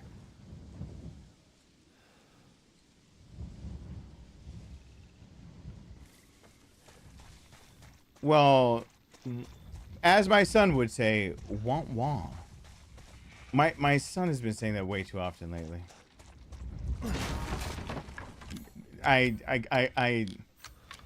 He's got to take a chill pill on that one every now and then, because he's probably gonna upset somebody on accident. But when his timing is just like right on cue with that, hearing your child look at you and just be like, listen to what's going on and be like, well, wah wah, or no whelp before, just wah. Ooh. I is live. So I filed taxes and I told Rowan that there might be a problem with, you know, keeping our housing, and I couldn't find anywhere else that I could live right now because the housing market still hasn't come down. Somewhere in between there, everything to do with my life and with even getting my degree, So I don't know. Is this where I'm real a second? Just be real a second. Get down my guard. Let you know how I feel a second. Is this where I go ahead and just do that so that I can I can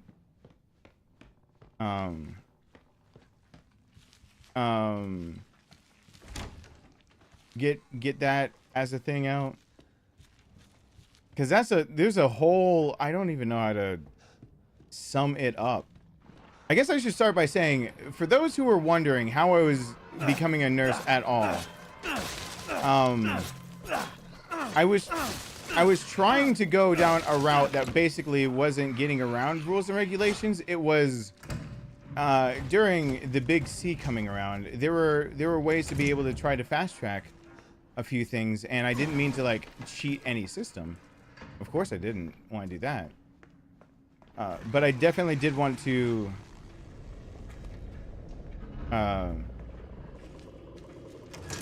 I was definitely trying to go down the route of using all assets I had at my disposal without spending a bajillion dollars. And a lot of time I didn't have. And having a lot of already, I needed clinical hours. That's what I really needed. That's what I felt, at least what I needed, but that's there's some in between and all of that. Oh god, how do should I make a screen that tells people that I'm actually just talking for a second? You think people would actually understand, or can I just talk for a sec? Because I should let me get my drink. My throat doth be parched, and it's hot in here. Hold on.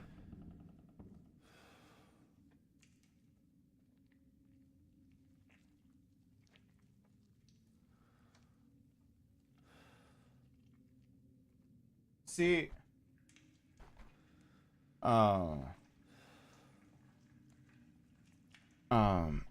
so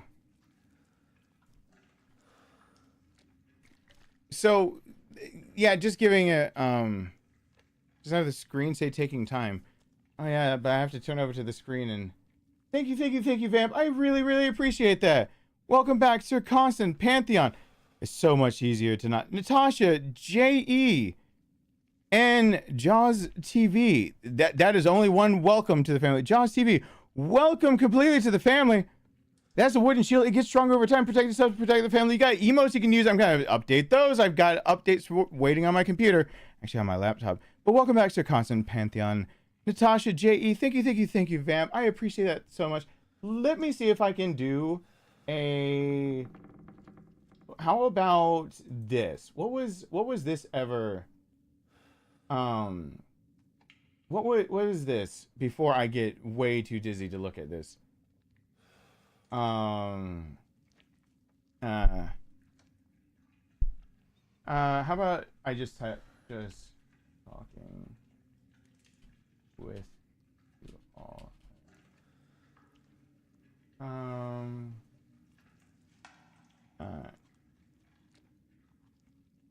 to be real.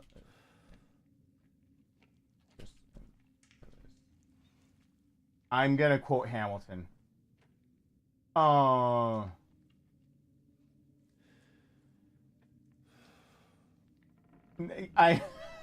My instinct to quote Hamilton is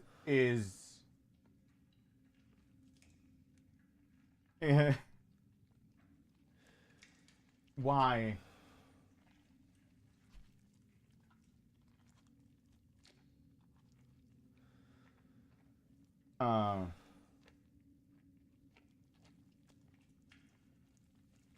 What is that?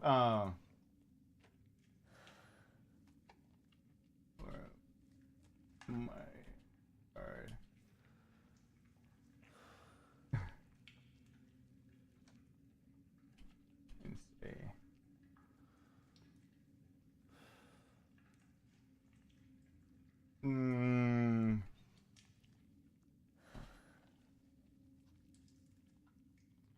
Yeah, I'm doing that.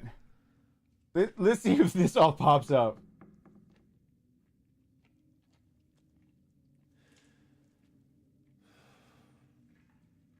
Let's see if this actually works. If this works, I'll be surprised at myself. That's a lot of text that I just told it to do. I'm just gonna have that plan. Can I be real a second for just a millisecond? Oh my god, and tell you how I forgot the lyrics. That might not be the proper lyrics. It's fine.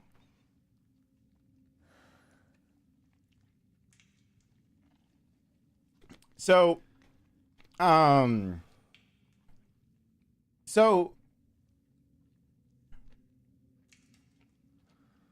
oh, sarcasm, what's going on? Hold on.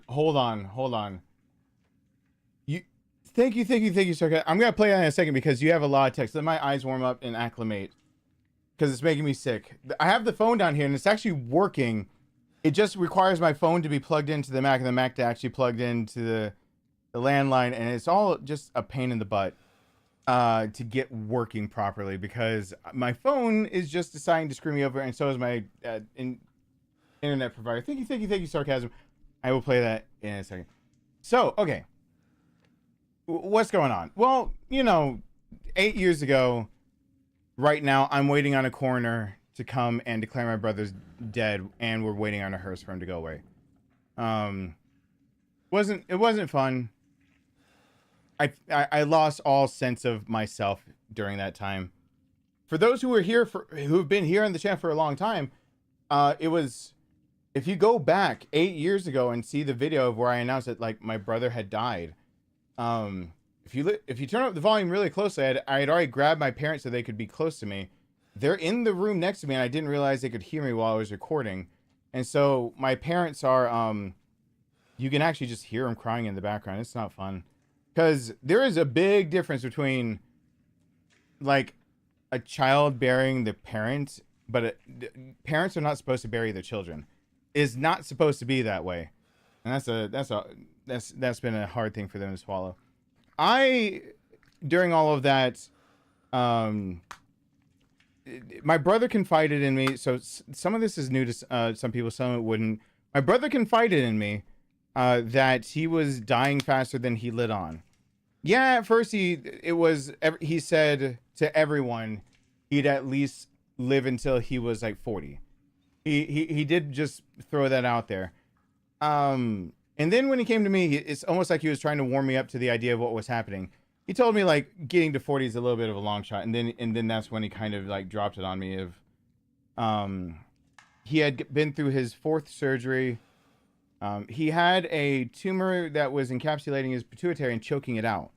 And so your endocrine system, and I feel like I've had to explain this a few times to a few different people, including my parents lately. You have a feedback system in your body. And to dumb it down as dumb as it gets, because I'm just going to be stupid with it, your nervous system is half of it, but your endocrine system is the other half, and it uses your circulatory system to as transport and whatnot. So like when you shoot off something in your nervous signal system, when you have that impulse go through, usually from then the chemical reactions are taken over by glands that produce hormones, enzymes, blah blah blah. And it's that feedback it gets of how well it did, and the impulses that go back to the nerve, perceived by the brain, come back. It's a feedback loop. You cut off one part of the loop, you will get problems with your body. And so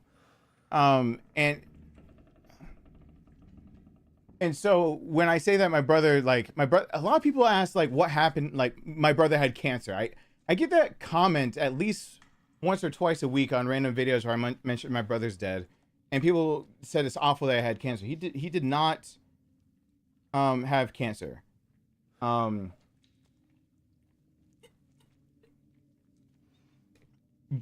that feedback loop of just trying to really make it really stupid, even though it's way more complicated than that.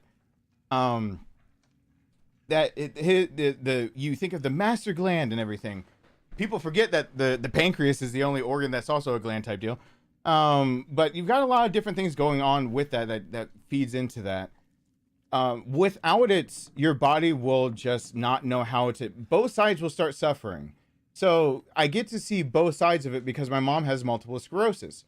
So the one side of it is seeing what's happening with my mom, which is that she has a feedback loop that feeds into a nervous system that no longer has myelin sheaths. Your myelin sheath is what makes it so that your action potential can fire off from one nerve to the next, to fire that impulse off and to get that calcium across that synaptic cleft and whatnot. Your CA2, a positive charge. You have to have, it's basically insulation. And my mom's got an autoimmune disease where that insulation is taken away. So for her to fire off a normal nervous system, anything that you're used to, is going to be much harder for her body to fire off. So her body, autoimmune disease that attacked all of that, stripped it away, and she has her brain that's atrophying because it's not getting the impulses it's supposed to. That's where neuroplasticity comes into it, and my mom is a freak case, where her tenacity of sticking with everything is what makes it so that she's still alive and walking and everything. Because you don't just have your brain atrophy and whatnot, and just keep going. The centers for my mom for things that you'd take for granted, like speech, she should have more impairments with sensory information. She should have more impairments with her memory. She should have more.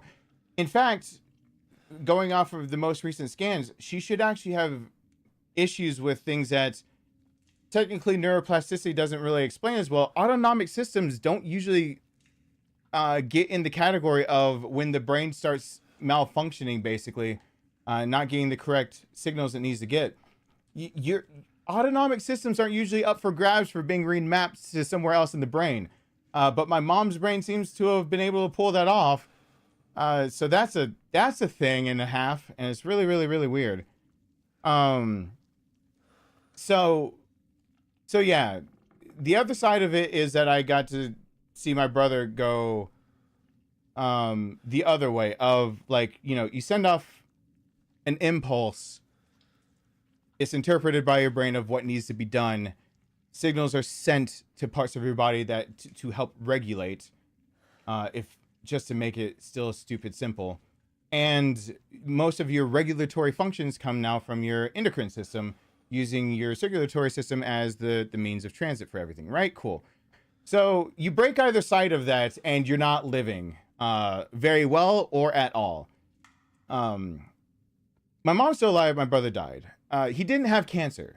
He had a tumor that just choked out his pituitary, and he was accused of drug-seeking behavior for 3 years. So my brother had no reason to die. He didn't have to die. It was that if one doctor that he was going to had just believed him, he'd still be alive. We had every ability to be able to remove the tumor that was growing. It was, by all intents of how it grew, it was absolutely not only just, something that could be removed, but if it ever came back, it wouldn't be a big deal to actually get back at it again. And it wouldn't have changed his body intrinsically, to the point where his body would eventually shut down. My brother eventually confided in me that the doctor that had been overseeing his case, done all of his surgeries and everything like that, after the 4th surgery, I believe, and sadly, his doctor that did all of that just passed away from cancer not too long ago, confided in my brother, and then my brother asked for those records to not be revealed to my parents and everything. And asked for the doctor to have discretion. And he came to me and told me that he had maximum, estimated 5 years to live. So he told me that because my brother wanted to have an original idea. You guys have probably heard that if you've been around. He didn't, my brother used to preach about things about, people die, ideas don't. And so we spent a lot of time just trying to think of an original idea. And I know it sounds really pretentious or really like a lofty goal. My brother had an eidetic memory. It helped him out a lot. He had the capacity to be able to pick up on a lot of different subjects and find out how they're interwoven into each other. He still called me the smarter of the two of us. I never felt that way.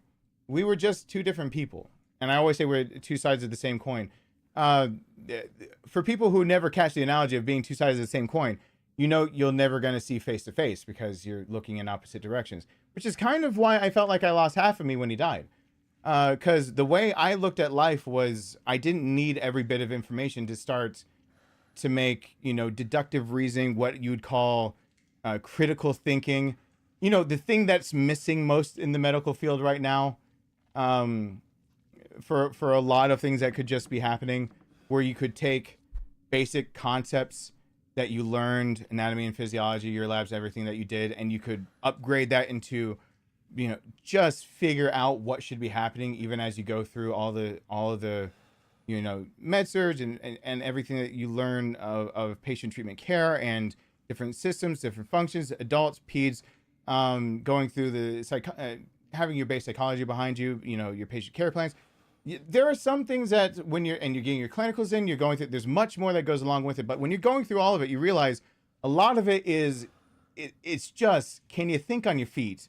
Can you take what you learned and please just apply it in a way that would be beneficial to yourself and your patient? Can you please just, like, you're not, the worst mistake you can make probably, like, as a med student is probably read a textbook front to back. Like, it's because you don't, overburdening the mind while you're trying to learn what's going to be important for what you're going into, is a dangerous thing to do, to believe that you're not going to burn yourself out and still be able to retain the most important information. It's not like the other information doesn't matter, but many times in the textbooks you're reading, they were curated by English majors who were hired on to, you know, take articles that they found and that doctors and others like look over that sign their name to it.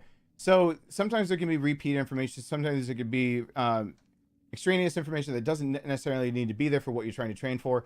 What I try to describe to people to try to put like what a nurse actually is that nurses, like BSNs, nurses from 4-year programs, nurses are basically family doctors that decided to stop about a decade short of being just a family doctor. That's what a nurse's job is to be. You're supposed to be like, you're a family doctor that was just like, I don't want to memorize all this. So your job as a nurse is basically to use what you know, deductive reasoning, to realize where your limitations are and who to call out to make sure that your patient gets the best care, while being able to give point of care treatment for things that you are absolutely qualified for. Here in the state of Georgia, you need 500 clinical hours before you're allowed to ever touch a patient. So that's the thing. The clinical hours was what I always thought would be getting in my way the most, and a little bit of the red tape of what I was trying to go through. And I thought I was going to go through an agreement that I'm not going to retread the agreement I thought I was going through anymore, because it was under regulations that were here for COVID to try to get more people in the workforce that were going to be in the medical workforce in general.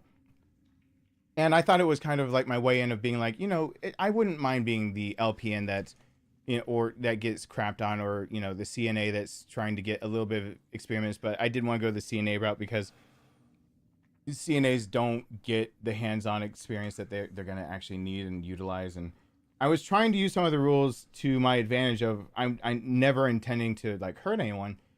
And it's not like I got in trouble for any of that. It's just that I got disappointment from going that way. And I do fully intend on making a separate video and someday of like what it looks like to try to be a self-studied and to go down a route of something that seems so hard, and to be the one to pull it off on your own. What does it take? And what it really takes is having your own desire and passion to do it, but also means that you need to know what resources to look for, what things are most important to go for, what's not. And so for those that really paid attention, it's over 3 years ago that I really buckled down. It's been over 3 years. I really buckled down to get this kind of stuff under my belt, to be, not to just be the one that I tell everyone, you have one body to live in, you need to be educated about it. At least on a surface level, you should pick up like anatomy and physiology for dummies, or, you know, Audible, I've myself to when I'm on the go to have at least some lectures going with me. I have some downloaded, I have some on Audible, I have some on some things that some of my books on my Kindle. I've got them all over the place that I can try. I've got flashcards for terminology. Terminology will be the death of me. It feels like you have to learn a whole new language, even though everything I'm learning. You know what the most annoying thing is? Actually finding out that you get tested on things like, I say millimoles. Okay, what's wrong with that? I keep being tested on things like that.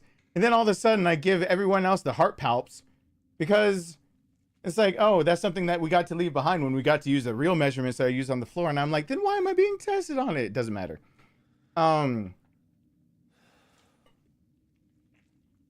So here's the situation. Here's what's kept me away and why I'm going to still struggle to be here and be with you guys and do what YouTube's asked, because it's my only chance. And I'm going to be as transparent as possible because when you go into nursing, there are things that can be held against you. And one of them is being held against me right now. And it is something that it doesn't matter if I talk about it here, there, anywhere. Transparency is key. And maybe others can learn from my mistakes, especially during a year that at this time of year, every other year, either I don't stream or I'm in tears by now. Because the time that I'm thinking about the idea, like, we're getting closer and closer to the time that I was starting to get snippy at people. They were trying to touch Nathan too much.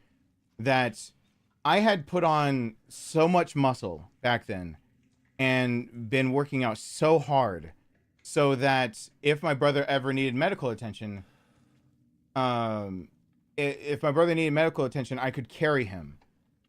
He was staying with my parents, and it's kind of a cramped space to move in and out if he's not walking on his own.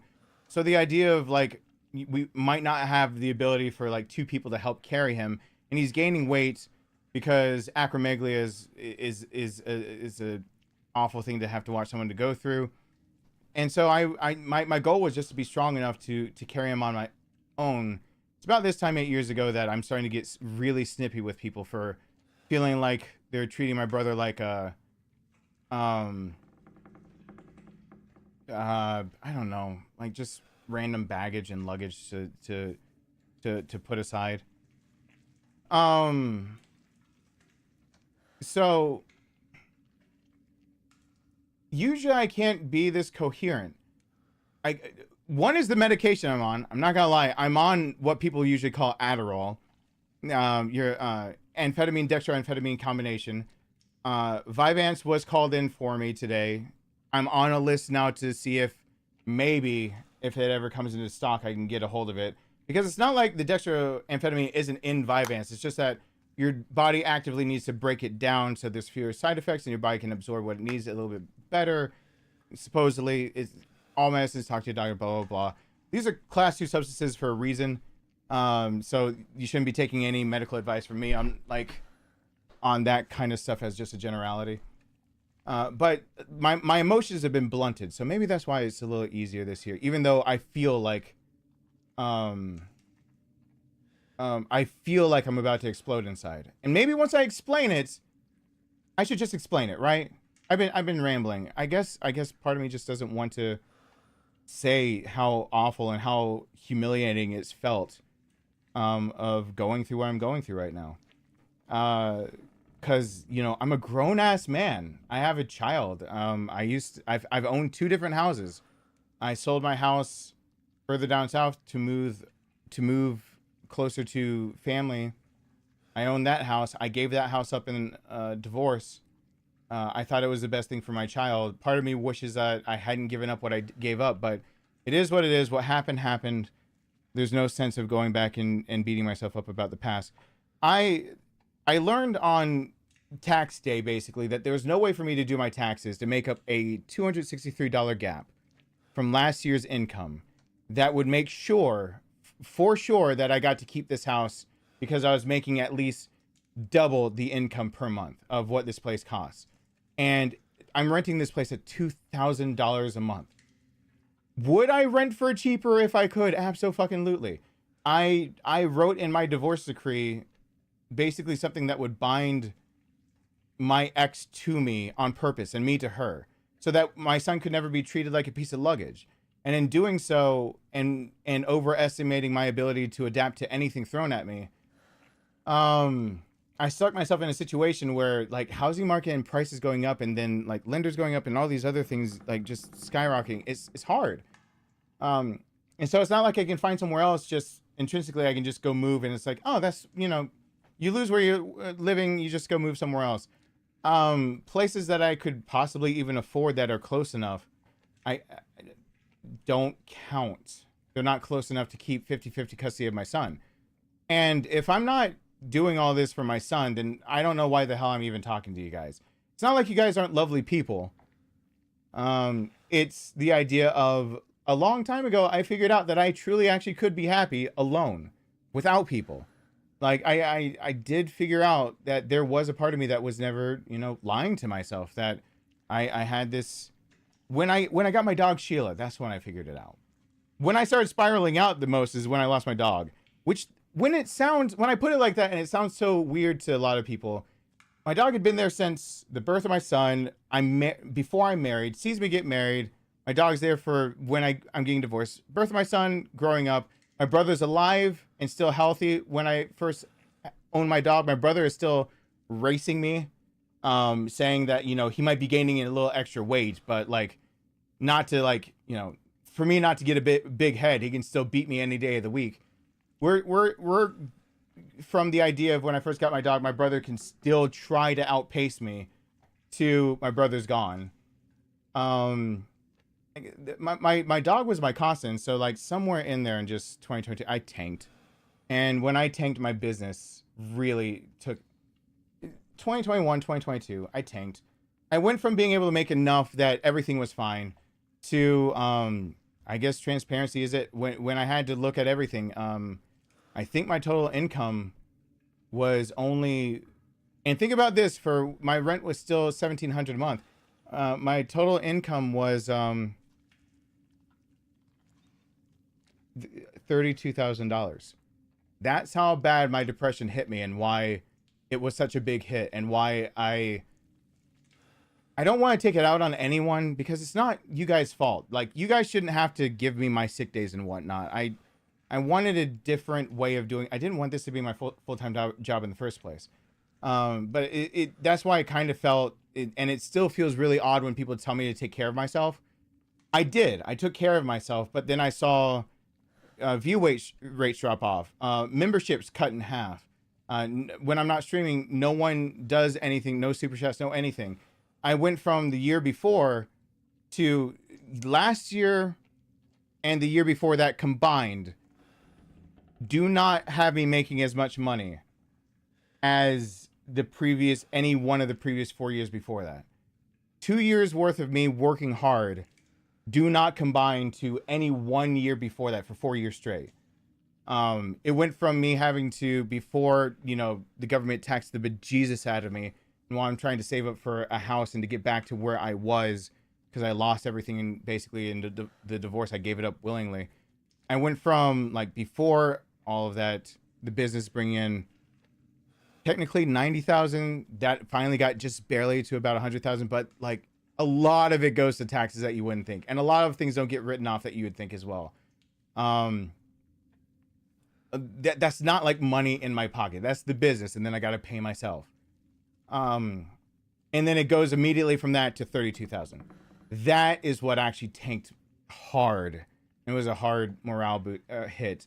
This year, when I filed taxes, they were expecting, basically, since it's about 2,000 I have to make, they were expecting about 48,000 in revenue. And when I filed, I realized I was about $263 off.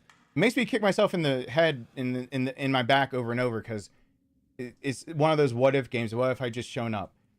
Well, I have actually news for you guys. I have more answers of what actually happened with my life. And for those who have ever heard me talk about like the struggles of trying to be a nurse and trying to find other jobs other than this and why it hasn't happened, boy, do I have answers for you.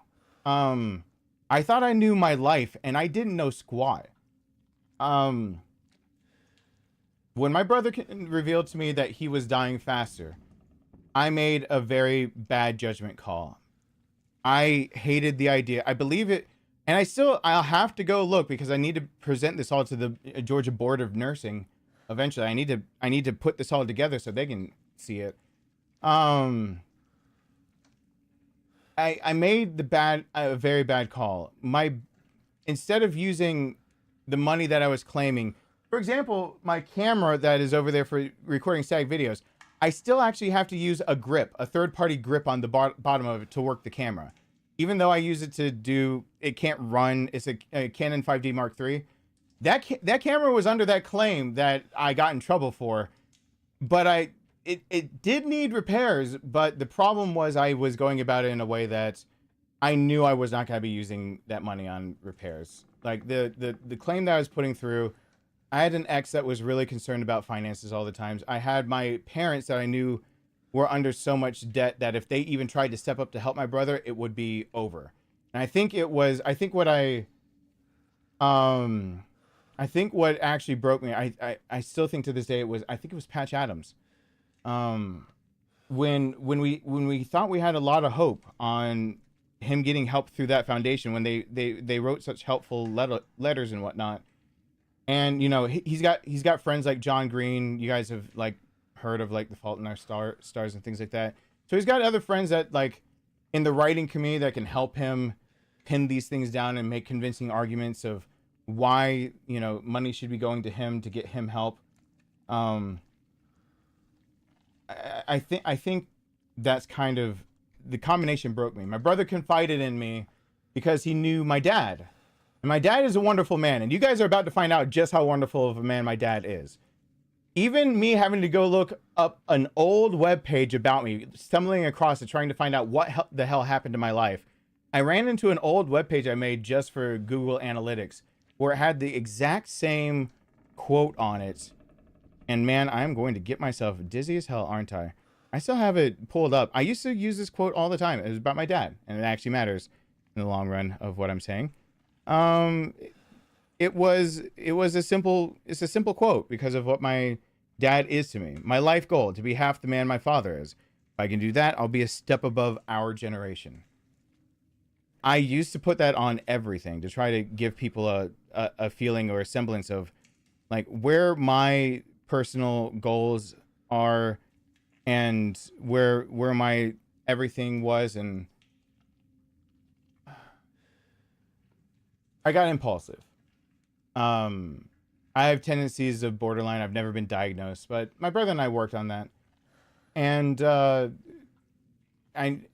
now I can't be diagnosed. I've done so well, but impulsiveness is something that comes with anxiety and depression and things like that, cluster B personality disorders.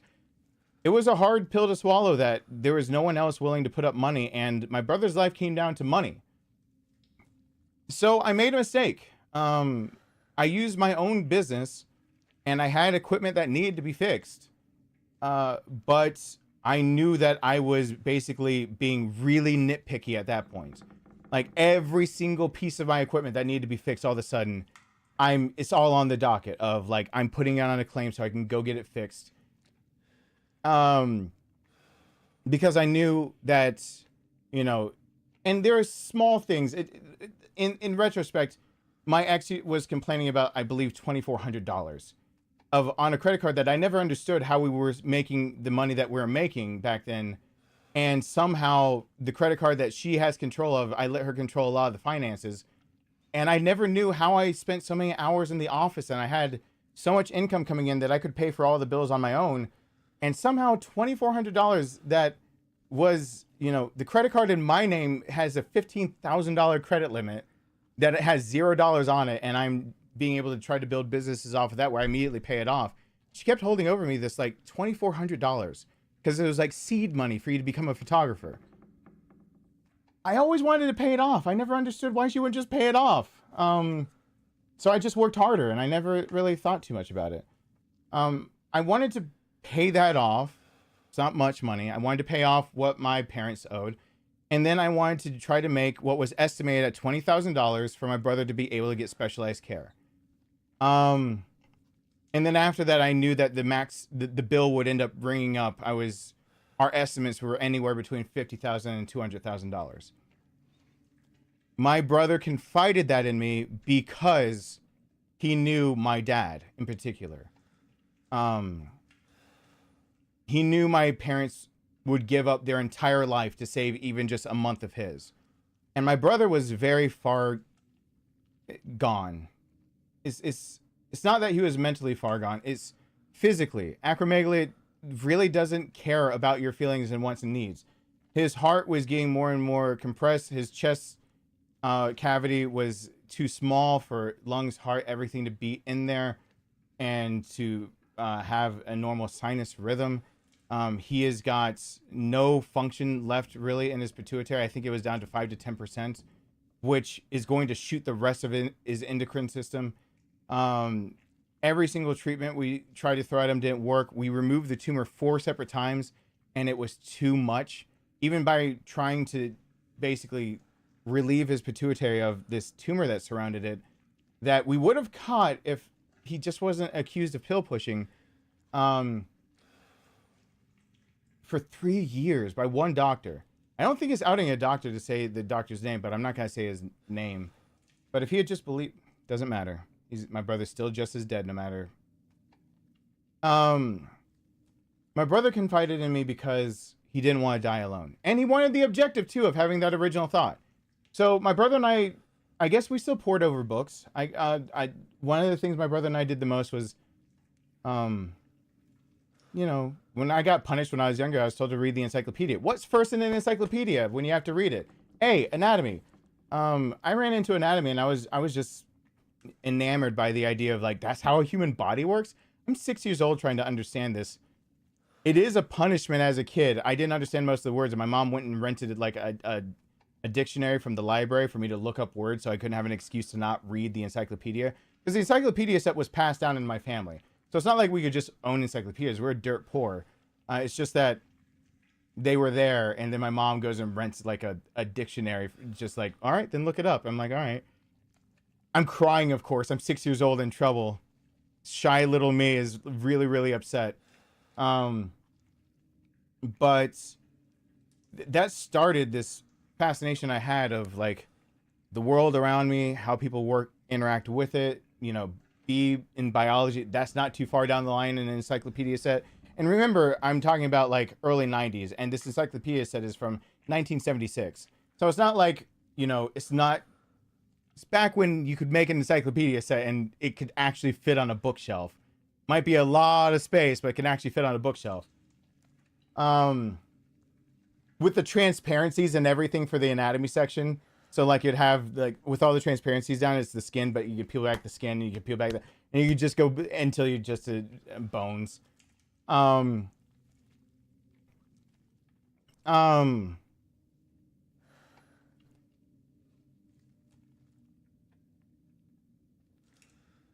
plan was always that I was gonna pay. People were putting a dollar sign on my brother's life. The whole world, it felt like, was telling me my brother is only worth $20,000, and no one gives a shit to pay it. Family that had every ability to help did not help.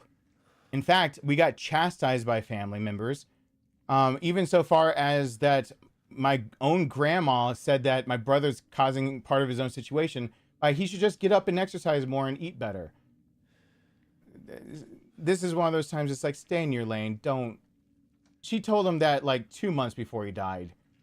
Great. Thank you, Grandma.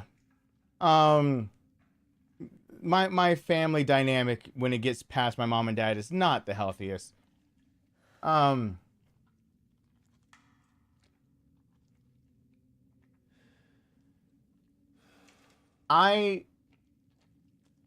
This is retreading a lot of ground because now a lot of things that I've gone through make a lot more sense. If you've had to sit through me talking about anything, I finally am going to make sense of what I'm going through. And it makes me feel weird even talking about it because I'm now internalizing this information. This information started hitting me on the 15th when I thought, you know, it's possible I could lose my son.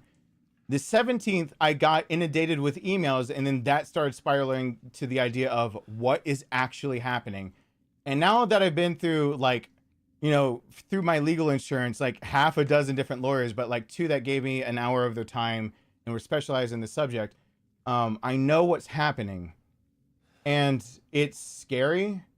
It's scary that it can happen like this. It's scary that this is the way it could go down. I have to be very careful with my wording when I talk about all this right now. So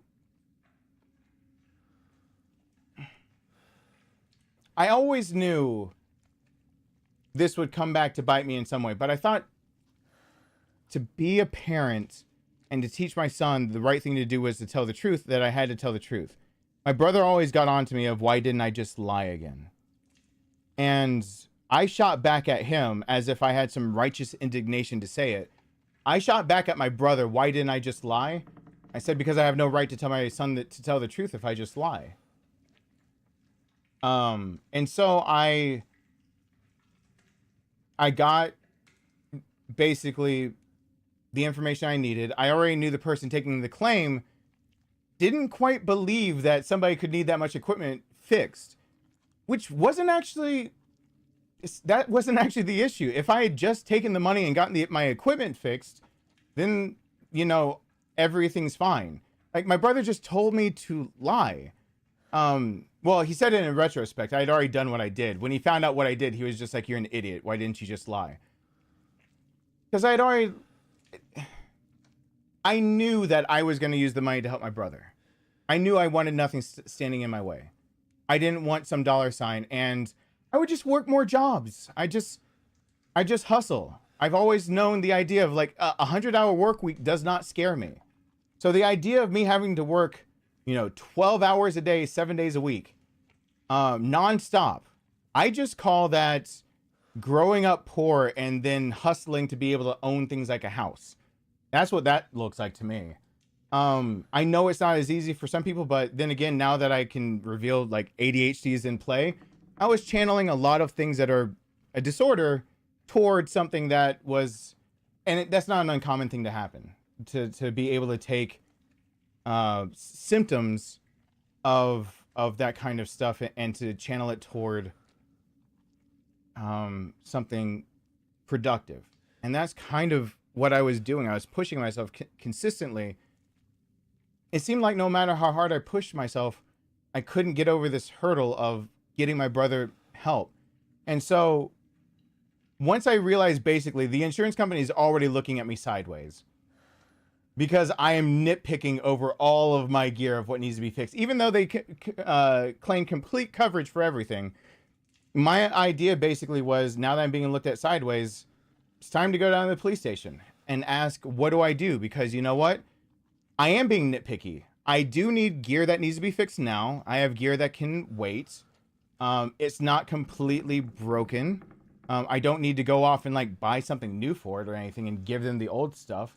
I don't need you know, my camera body being fixed. That's important. I need that done still. So I went to a police station and I basically said, hey, the claim that's in right now, that I filed with my insurance company, like, it's not wrong. It's just that it's not right either. It's not exactly how it should be. And I did it for the purpose of being able to make sure that there's money there one way or the other that my brother could get medical help. And I told them, and the reason I ever told them anything wasn't just, you know, knowing that they were looking at me sideways. It dawned on me one day that my brother specifically only told me and no one else he was dying so fast.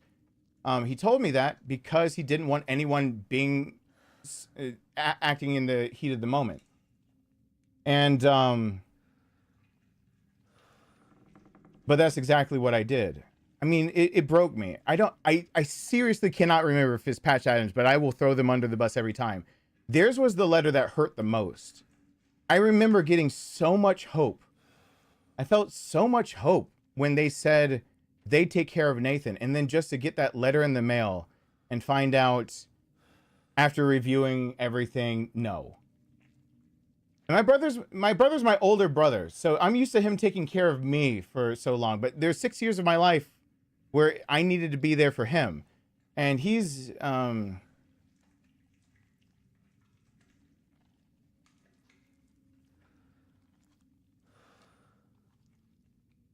I guess my emotions still are trying to catch up with me.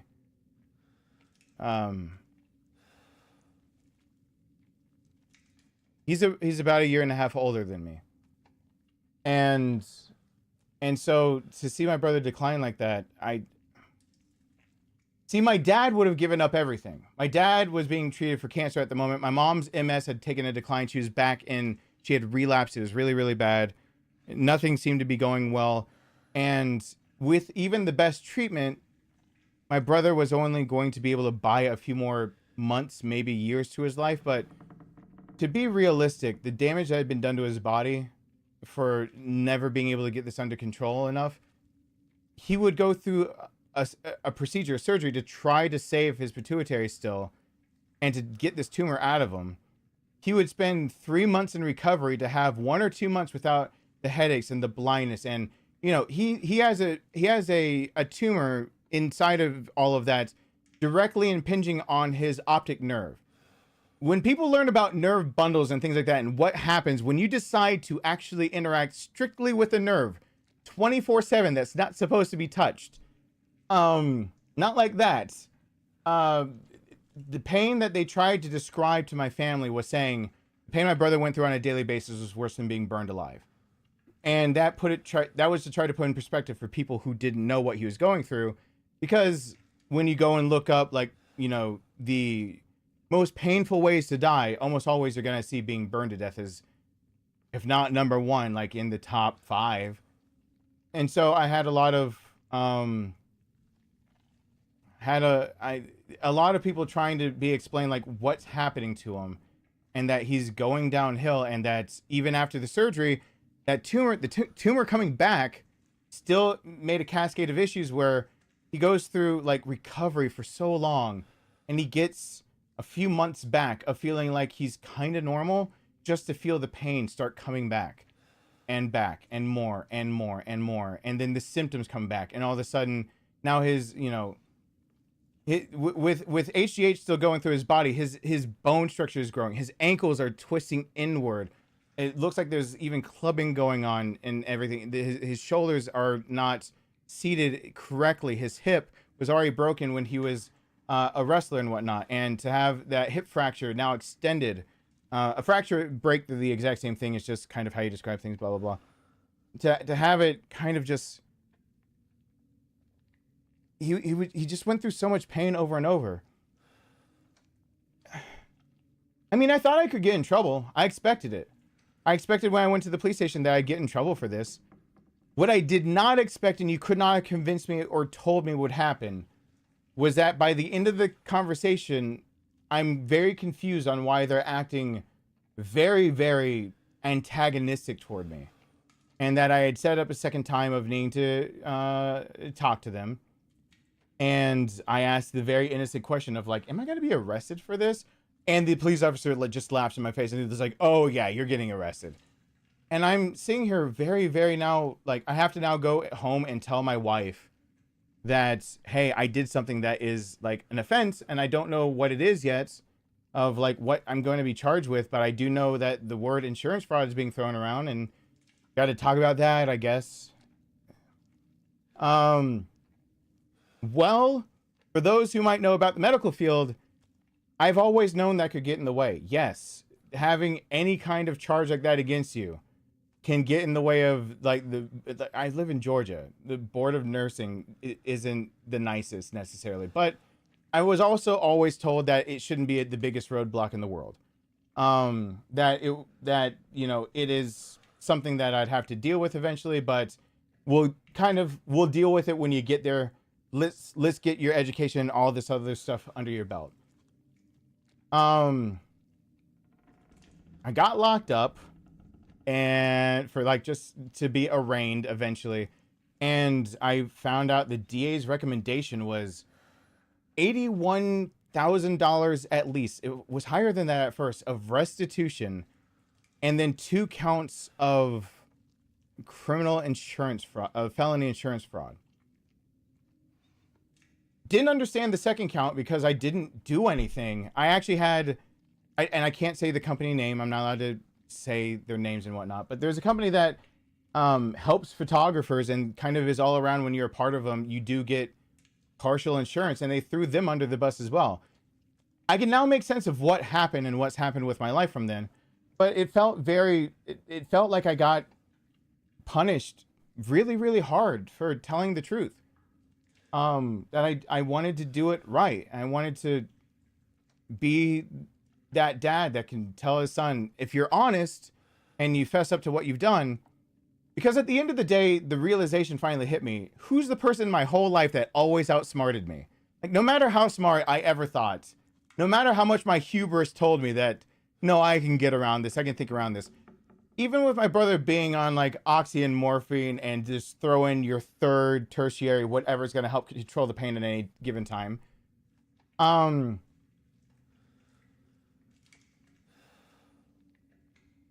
He always outsmarted me. It never really dawned on me, since my brother specifically didn't want my parents stepping in, that it never dawned on me that my brother could reject help. That was the problem. It never dawned on me that my brother could just reject the help I'd give.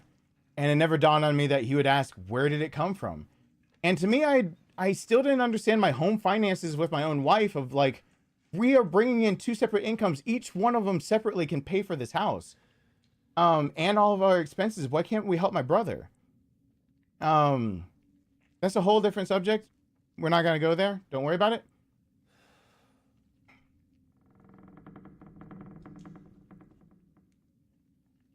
So I hired a lawyer. And I had never been in trouble before like this. I'd never been in trouble for like anything. And I didn't know,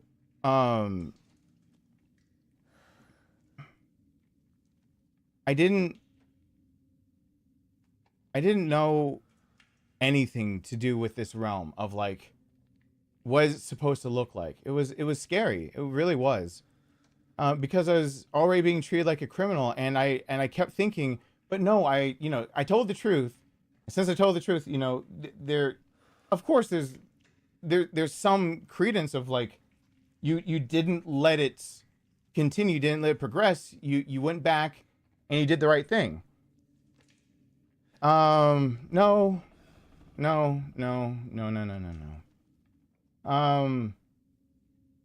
See, what happened was that every single time I had ever used my insurance before, they then declared that all of them were fraudulent every single time. And then they declared that, there's interest and penalties, and that they treated the companies as people under the law. So the companies, for their own compensation and damages, as if they are a physical person that doesn't just need, legal fees back, basically, for anything that would have to do with this. They're treating them like a person. So like, you can take anything that I actually legitimately, like, there's a legitimate time where like I had a camera break on me, and I was so glad I had a backup. And then the next, I think in a wedding or two after that, a freaking bride elbowed a camera out of my hands, and like I thought she just shattered my 50mm. And so I went and grabbed my nifty 50 plastic Canon lens, because I had a backup, and I told her not to worry about it. I have insurance. I can go and get that fixed. Don't worry. That's exactly what insurance is there for. And then when I got to my car, I was like, oh, she broke the camera too. Like, everything is actually broken. Everything got basically thrown at me and then magnified and then like multiplied 3, 4, 5 times over, depending on when it was and when it was. Even times where I had put in like police reports of like getting robbed in South Carolina, and that they had a string of robberies that matched the description of what I said. They concluded that, yes, what I said was true, and it must, but also that now that I put in a claim for like being robbed after a wedding where Reese Witherspoon got married, that's where I shot the wedding at, that claim was going to be used against me. And since the police could only corroborate the idea that they 3 separate times they tried to stick on me things like charges that were extra, like false police statements. And every single time it didn't work because I didn't lie. I told the truth. And so, but the burden of proof was now on me to prove every single time something happened. I had I was desperate trying to get brides reaching out to him, being like, can you write a statement just saying that you witnessed this, you saw this, and that you saw, like, my truck getting broken into. You were there when that happened. And, like, I lost my alien bees and my Einstein lights and some of my backup equipment. Like, can you, the bride who elbowed camera out of my hands, can you be there and give a statement? Because every single one of these are being advised, and it's 1 o'clock now. 8 years ago, I was definitely getting ready. The coroner was about there, and I was telling everyone to back the fuck off of my brother because I was carrying him. I was going to be the one to carry him out of that house. I was already getting pretty aggressive with people. The burden of proof was on me, and I could not prove because of people not even responding. I have a bride of mine named Leslie that absolutely wrote everything that happened.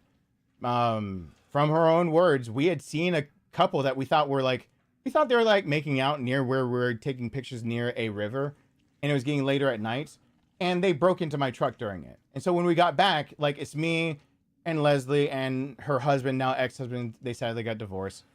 We're all just staring at my truck being like flabbergasted that all the equipment I had just taken, all these lights that I'd used for some of the photos they got, that it was just all gone. And so we're just staring at my truck being like, this has got to be fake, right?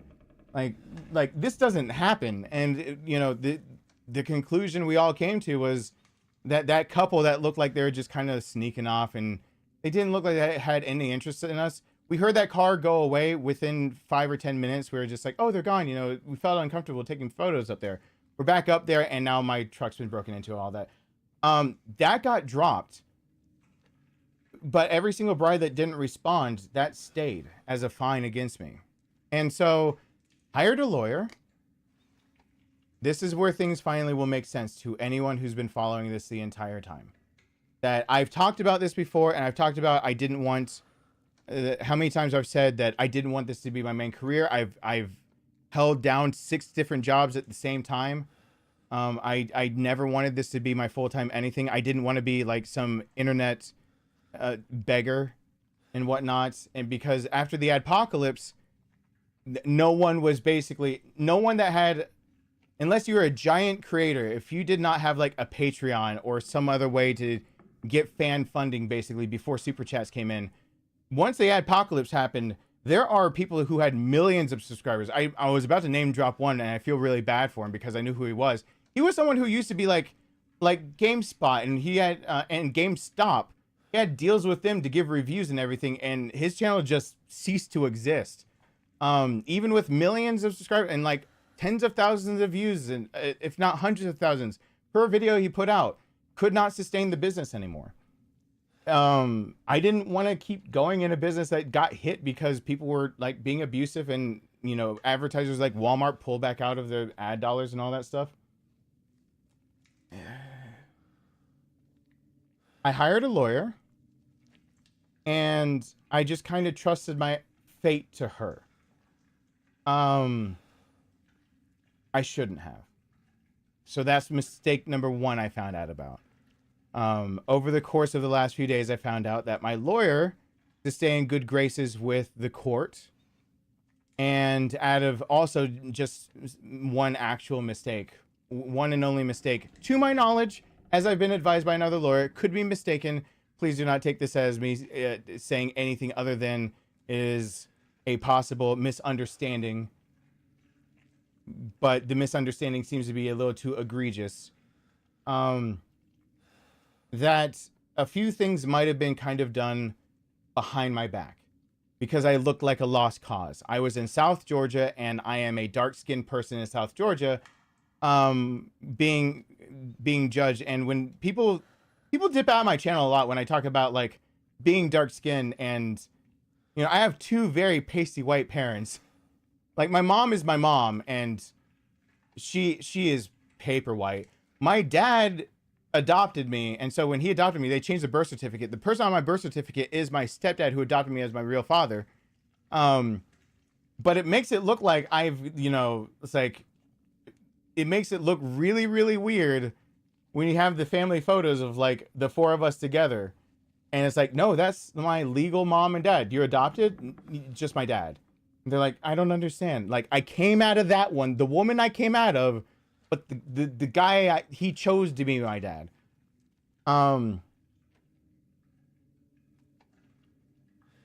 She had no intention of defending me. I now know that almost 10 years later. That actually is really important. She had no intention of defending me. She let me stand up there in front of a judge instead of standing by me. Did nothing, said nothing.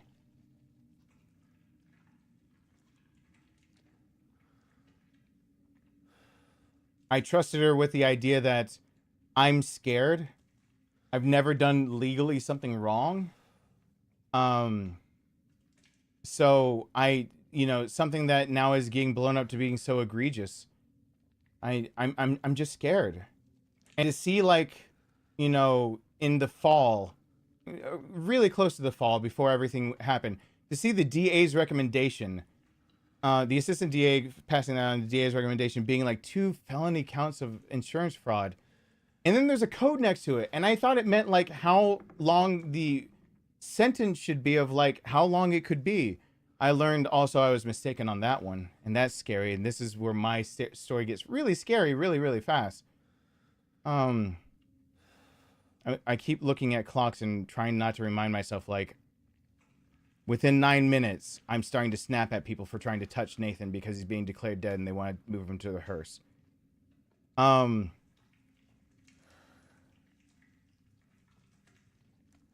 mistake, I thought I was doing the right thing. When I told my brother this is what I did, that I went down to a police station and that's why I cascaded, that's when he called me a dumbass.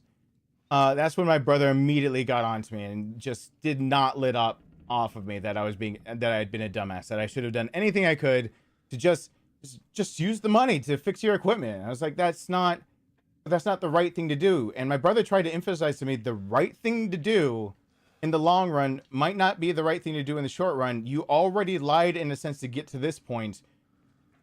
You don't necessarily know what you're getting into. You can't predict what. So my brother's whole point was, you can't predict what future you're getting yourself into, but you could predict what future you'd get into if you had just used the money for what you originally claimed. And there would have been no problem. I mean, there's nothing illegal with making an insurance claim for broken equipment and then getting the equipment fixed under the insurance claim. That's exactly what you're supposed to do. And whether I had to send it off to Canon or send it off to Sigma, or have a local repair shop or anything else done, yeah, that's what you use it for. But I had these lofty morals and standards, and I didn't consult my brother about it before, because the whole reason I went there to admit I did something wrong was because I realized this is exactly what my brother did not want me to do. He didn't want my parents doing it. He didn't want me doing it. He didn't want anybody putting their... In his eyes, his life had a time limit. He had an expiration date on his life. He knew he would die. When he told me he had 5 years to live, he only lived 3.5 years after that. So I didn't even get all 5.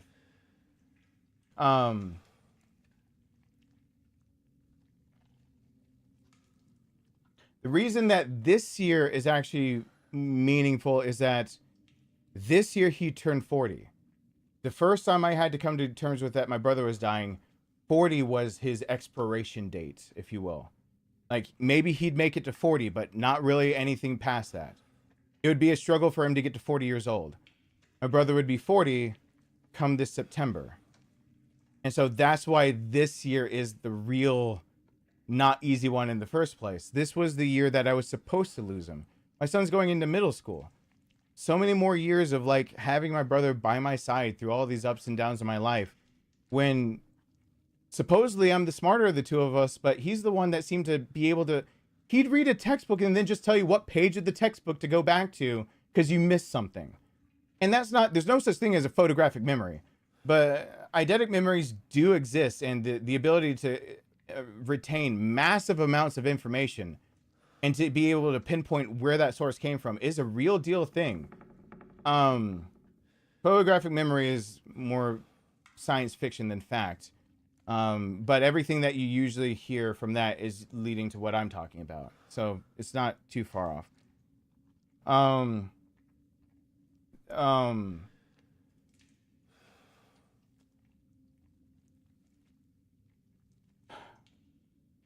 Maybe I can now make sense of what actually happened in the past if I tell you what happened April 17th.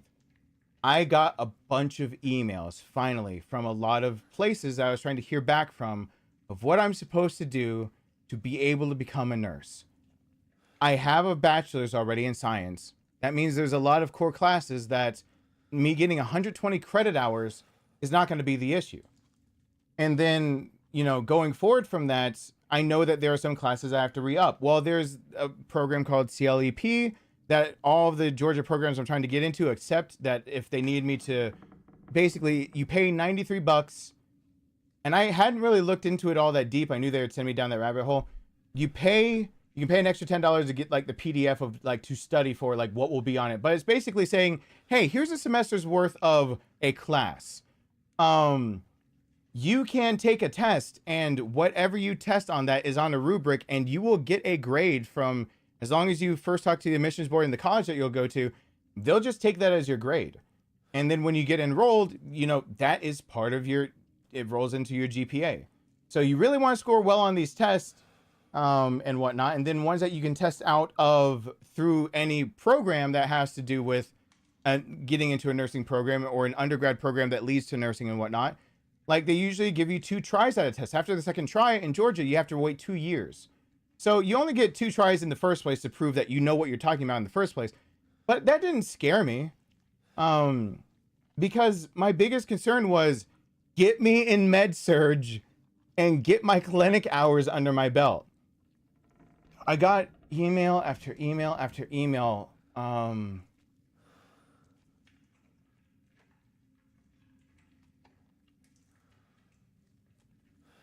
I got confused. Because I didn't understand. I got a lot of emails that are basically telling me like, you might as well give up. Like your credits, some of them are transferable. Some of them are 10 years out. So you need to re-up them. Some of them, when we tried to, didn't have labs behind it. So even if you take the test, like anatomy and physiology 1 and 2, they're trying to say the college I went to, well, that's technically only anatomy now there. It doesn't cover everything. Said it was with labs though. So, you know, you have a test to be able to test out, but the labs won't count because that's just anatomy, not physiology. I'm saying over here going, no, but my classes were like, so they're throwing up roadblocks. So I'm sitting here going, okay. So they want to throw out anatomy and physiology 1 and 2 on me instead of letting me test out like I was told I could do.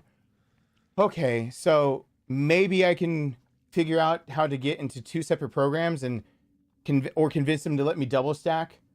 Like go into labs that I should be doing for anatomy and physiology 1, maybe test out of that one and go straight into 2 and like prove it so that I'm in it. So now I'm having to all of a sudden like renegotiate in my head that no, I'm not going to be able to just be in school for 1 semester and have to like dedicate 4 months to 5 months of my life towards getting my BSN because I'm self-studied, can test out of most things.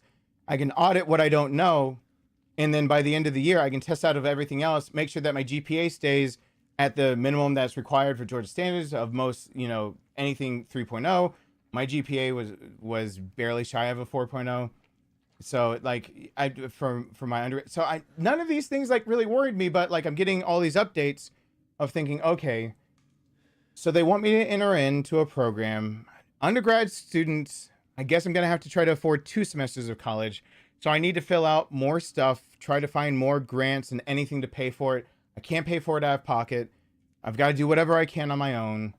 But as long as I get all these things, and then they're telling me like there's more and more things they can't pull. And it just seemed like way too much. I should have really read more than a half a dozen emails to me in the same night down. I wrote back to them.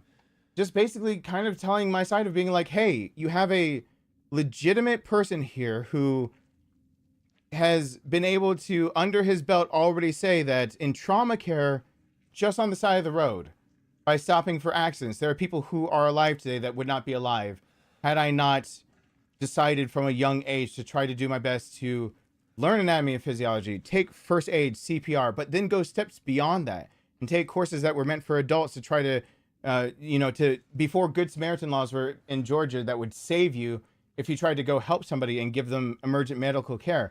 And, I used to have a whole trauma kit in the back of my car way before I thought of becoming a nurse.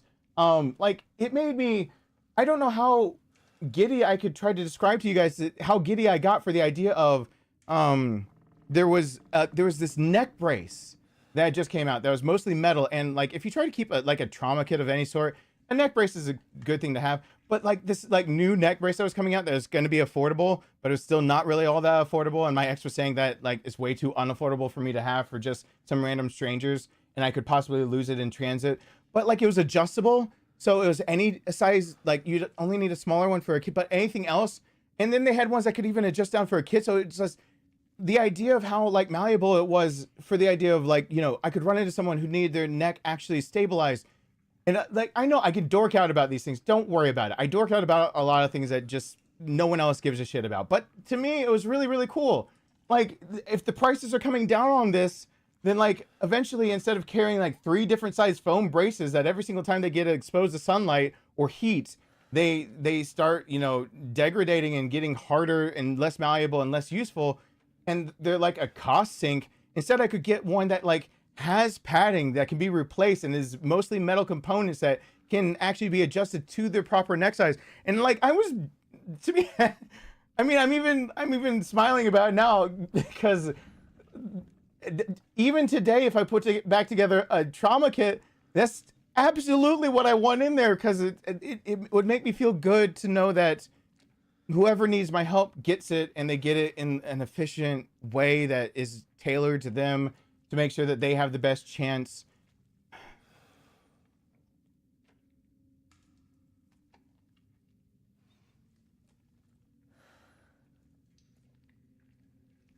I should have read the last email that was sent to me. The 17th. I think that was the night of the 17th. I should have read the last email that was sent to me really closely, of like them basically discouraging me from trying to even be part of the program, because it seemed like they're just trying to put up roadblock and roadblock and roadblock.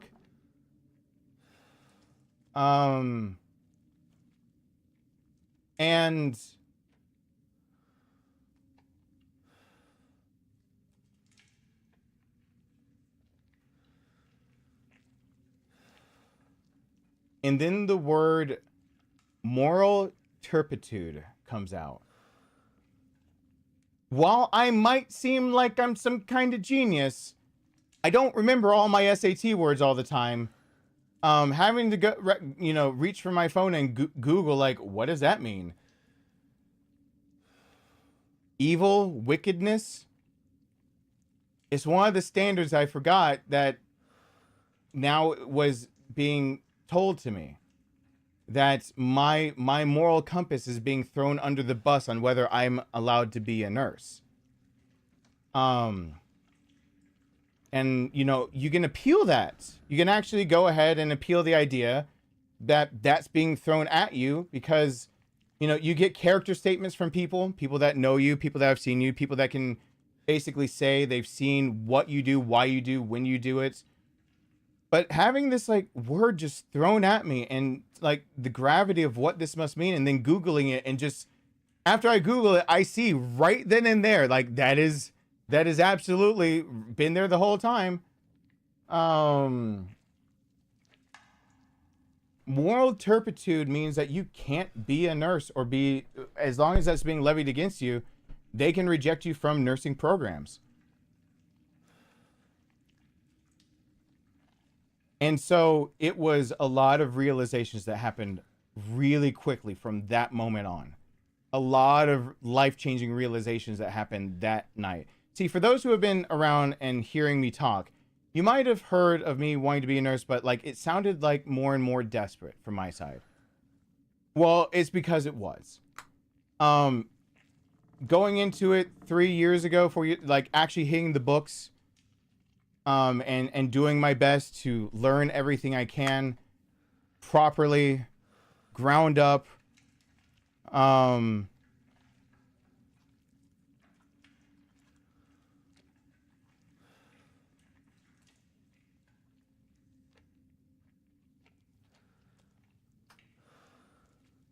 see, what I had realized now is that there were issues when I went to contact someone down the chain for getting all this together.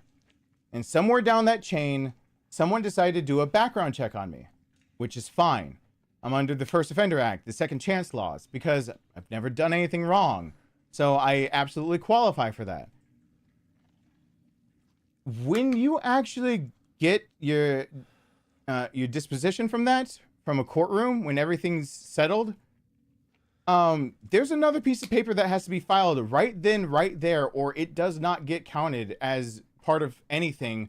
And you have a year to be able to get things under wraps. But now it's starting to make sense of why couldn't I get another job, and why was I always told I was overqualified? Why was that a thing that was always held against me? The arrest record was, by even the DA's recommendation, supposed to be sealed.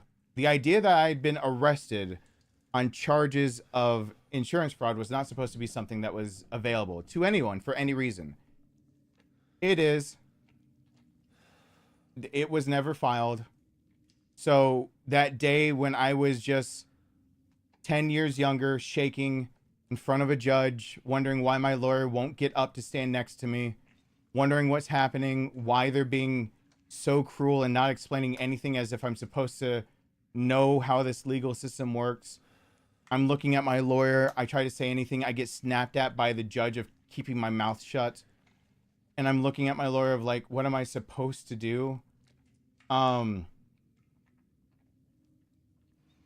She never filed it. So for 7 out of 10 years I've been going through this, when I've been applying for all of these jobs, they've just been giving me excuses because when your arrest record stays with you in the US for 7 years, on a basic background check. So for 7 years, anyone who was like, oh, like when I would get callbacks, I'm on the second interview and they're like, yeah, sounds like you'd be great with the company and everything, like shaking hands, thinking I'm going to get hired. Irony enough, the only place that I accepted that I didn't get hired from was a place that was, I applied for SJV, which is a company that does background checks. And I thought it would be like a perfect place for me to work, for me to start learning more of the ins and outs of how all of that kind of stuff goes. I know it's ironic a bit. I even kind of smile at the idea that I got a second interview and I was going forward with the process of like interviewing to work for a company that does background checks. And I'm like, well, you're gonna have to do a background check on me. So like when I didn't get that job, I understood. I figured maybe they have their ways. But like I came out of that being told over and over, like, no, this won't affect your prospects. Like this is exactly why things like that are sealed, right? I'm being told not by my lawyer, but other people. That's exactly why these things would be in place so that you could get gainful employment just fine and be able to pay off all this restitution, which is a separate other thing to bring up right after this. So for 7 out of 10 years, the reason I couldn't get a job was because anyone that did a basic background check could see that I had been arrested for that. And I didn't know. I had been told that they couldn't see it. On top of that, it's quite obvious now what happened. If you do an extended background check, you'll always find it. But there's no reason to go any further than that. That's not the kind of background check you use for even getting into a nursing program. That's what I was going to have to be able to use with the Board of Nursing in Georgia. I knew that was going to be an issue eventually. But I figured, you know, I qualify with what I'm going through. First offender, that's sealed. I do qualify to actually be on the floor still, get my clinical hours.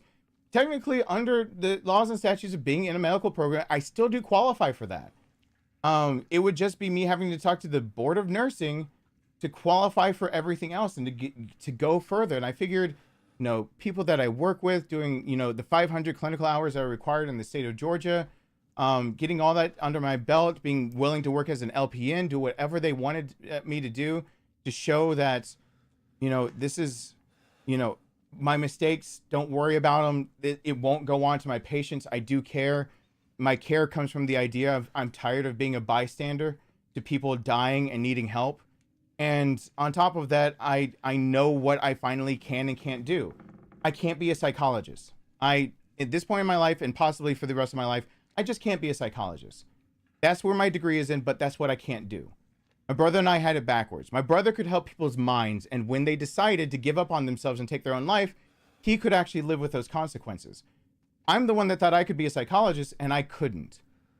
On the other hand, my brother, when he failed people physically from saving their life as a literal physical shield, he couldn't forgive himself when that didn't work. While for me, while I know May 31st is coming up, and that's the 10-year anniversary of that man who died, that I should have given him more time with his wife and his daughter, and instead I was trying to comfort him. And tell him, you know, keep him calm. But I'd made the real rookie mistake of not cutting his shirt off of him. You know, from those things, they weigh on me. They really do. They hurt. But every single time something like that's come up where I've watched another life lost, I've just decided it's not going to happen again.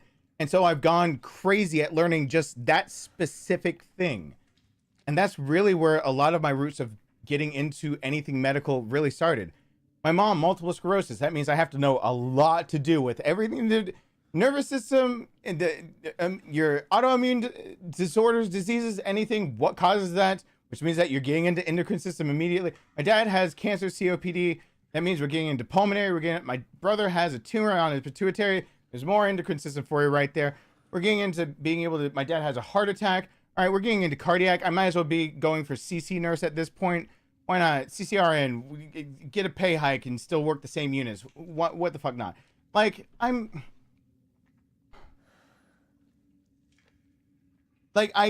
would take someone dying on me, like what happened near Publix of that woman who passed away because I didn't get in the car and tie off her leg. And I trusted the EMTs and the off-duty firefighter and the fire truck that showed up. I trusted that they wouldn't take the car off of her leg without securing her leg, but their protocols prioritized their safety. And so by the time they could get to her leg, it was too much.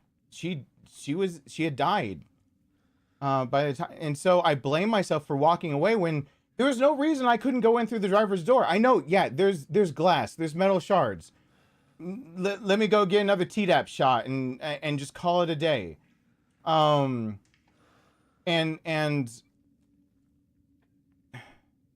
but even with that hanging on me, like I still try to take the positive of I gave the couple one last laugh of like trying to get cognitive everything assurance out of her, like cognitive, like just analysis of, is she with me? Is she going into what's going on with her? Is she still being able to be cognizant of her surroundings, everything? The basic questions, you name, age, like where are you? What were you doing? Who's around her? Can you see? How many, what do you see? Who's standing right next to me? That's your husband. What's his name? And I'm sorry to ask, I know you're a lady. How old are you? I got an answer out of her husband being like, I've been married to her for X amount of years. I still don't think I know what her real age is. And I got that laugh out of them. They both were giggling about it. I was on a walk to go to my local grocery store. The guy next to me was an off-duty firefighter that had been there the whole time. As soon as I saw EMT and firefighters pulling up, I knew that I basically felt like I was giving handoff to him of knowing what's going on, of everything I had assessed already. And I trusted the experts. The front door was accessible. There's no reason. I wear things like my Black Hawk rigger belt for a reason. Like that is a makeshift tourniquet if you need it. It is. I know a rigger belt has different uses, and yes, mine has a D-ring on it because I'm a lazy son of a bitch that sometimes I've towed 2 cars with that belt. Okay, it works. When a belt's good enough to tow a car, okay, come on, like it's gonna be good enough to do a few things, but like, you know, did what I'm trained to do. I was gonna get in the car, but I from then on out, I don't leave the scene of anything until I know they're stable. The idea that I didn't get in a car and give up a belt that I was gonna replace sooner than later anyway and tie off her leg tore me all the hell up. And she died, but like never again will I leave a patient's side knowing that they're gonna, like, never again. I figured out way too late in my life that I was never meant to, you know, be there for every single person like I thought I was supposed to be mentally. If I'm supposed to be like that, it's something like learned. Just like my therapist keeps telling me, Dr. G will just say, I almost name dropped him. Dr. G tells me all the time as a point of view that maybe I should work hospice care. Maybe I should do something that makes me accept death, that I cannot save everyone. And I thought that was a pretty valid point of like, maybe I could be a therapist after I had to accept the idea of working somewhere where there was no such thing other than to help their mind because they were going to die. And he said that's the way he got over it too. That's how he became the person he is and is able to be a therapist. That's the route he went after he was able to work hospice care and realize that there's nothing he could do other than be there for their mind. And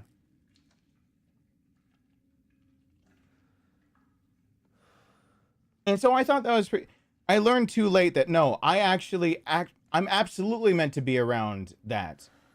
I tear myself up, I cry, I scream, and right after that, I hit the books, I hit what normal procedure is, I hit what I could have done, should have done, I internalize it as I made a mistake, I beat myself up for it for quite some time, and then the next person, I'm still gonna help. And if it doesn't tell you, if nothing else can tell you of like people who are willing to write like, you know, character statements about my character and what I'm willing to do. My own doctor has alluded to the idea that she's willing to write a character statement for me. Not my doctor, my son's doctor. Because I did what she said she wasn't able to do. When her son went through the idea of being able to have like any kind of airway obstruction, constriction, anything like that. When she had to go through, you know, hearing that stridor in her own child, she is a full-blown doctor. Like I said at the beginning of this, nurses are just family doctors who stopped early. They were just like, okay, I know enough. Let's get to work. And family doctors are the ones you really should be looking at because they're the most well-rounded. They really should be paid the most. Specifically because their job is to know a lot about everything and then to know their limit. But that's exactly what a nurse is supposed to do. They're supposed to know everything they can and know their limit of when to go to somebody else. So yeah, that's why I try to tell, like, a good RN is basically a family doctor that just stops, you know, they were like, screw this, I'm not staying in here for another 7 to 10 years. Let me get let me get to work. That's how much I would say on average, if you go to a hospital, you better bet your ass that if you are in anything that needs more than just acute care, if you're there for anything other than like anaphylactic shock because you got some guy beat, you get epinephrine, anything like that, you get a drip, they go ahead and put you on a steroid, they see that you're stable, they go ahead, they tell you to come back. Anything like other than some of the more, I say mundane things, but something like that.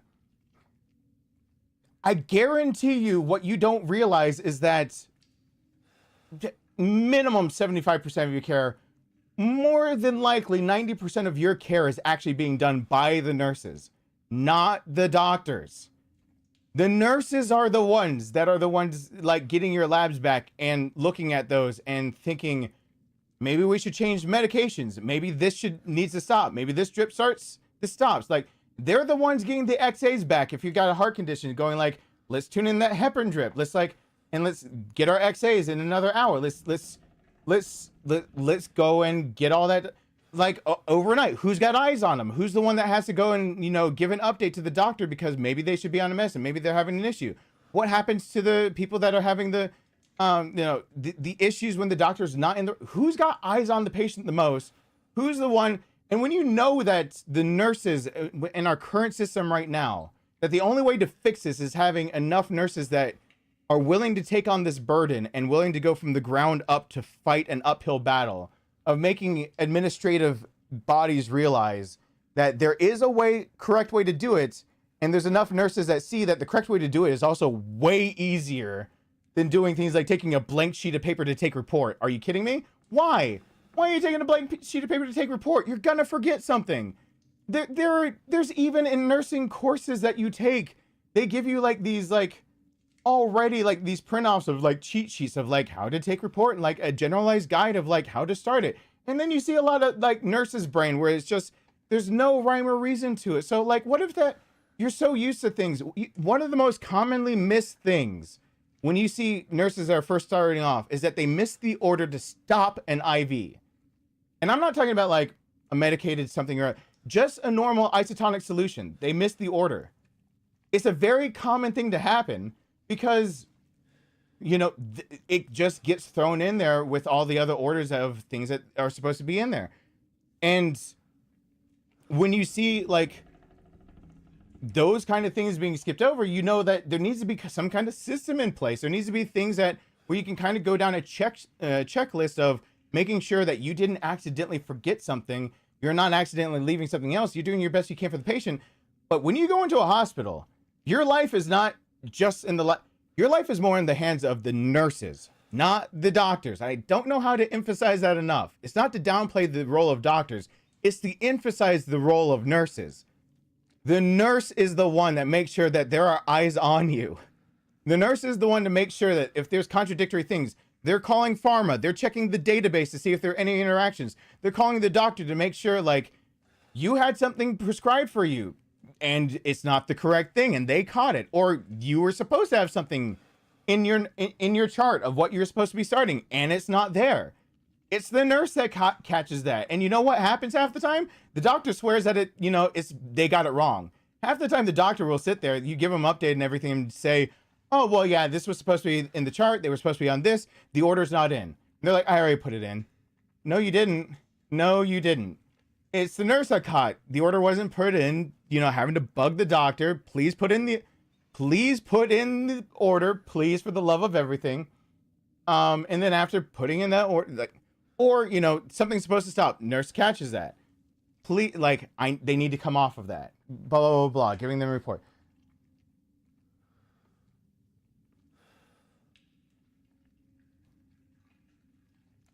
And then the worst case being the idea of, you know, the doctors that just do whatever the nurse says. You really get to feel, that's kind of why I want to go into being med-surg anyway, because that's actually my weakest, because it's so broad that if you work in a med-surg step-down unit or in a PCU, or I'm not talking about wanting to do ICU, PICU, NICU, anything like that, but you know, any kind of step-down unit, PCU, med-surg units, whatever, something that could just basically throw the whole gamut of things at you. I know I'm the kind of person that would get patients and like, I want to use my lunch break to kind of break back open it sounds so weird, but me and my Kindle with my textbooks, we're going to be best friends. And because I know I'm the kind of person that would take exactly what patients I've got, and I'll feel insecure enough and I'll doubt myself, but that's what I think will make me good at it, because I can doubt myself while being decisive. Oh, very many times I have very hard doubted myself. And so I have very much doubted anything that I'm doing. And I've still decided there's a course of action that must be taken. We have to do something. Doing nothing isn't an option. I doubt myself, but doing nothing is just as bad as doing something. So let's do what we can do best, and then we'll just go from there. And I'm good at doing that. Like, just acting, doing something. And so I know, like, working in a step-down unit, working something like that would probably be best, even though I am obsessed with, like, cardiac units, because just the idea that we could snake something up through, think of, like, half your body's width or longer through things that if you nick a side of anything, that you can actually have someone bleed out because you're actually going through arteries and everything, that you're having to get in there, and that you finally snake something through all of this structure in your body just so you can hit that, because your coronary artery is blocked, and so We need to basically push all the fats, if you will, to the side. Maybe there needs to be a stent. And we got like 90 minutes to do it. And like, I can read as many textbooks as I want to. I want to see it. Like, I'm so fascinated by the idea. And I know it's like tragic for the families going through it, of like the anxiety that they go through. Because if that doesn't happen, you got to resort to cabbage. And that's not fun. I mean, that's invasive. Your full-blown bypass is way worse than this. You know, quadruple bypass is not the thing that you ever want to hear on any patient, because it's not going to work out very well. If that's what you have to. But the idea that, you know, somehow, like, it's, I know how it works, but the idea that, you know, oh, we're just going to start with the thigh. And I still don't understand why you would ever start radial unless there's an injury to the leg. I don't understand that, but I know I'd understand in, like, as soon as I get more into it, like, I'd understand why there'd be like, your point of entry would be radial instead of going, whatever. It doesn't matter. Like, going, it's just really cool.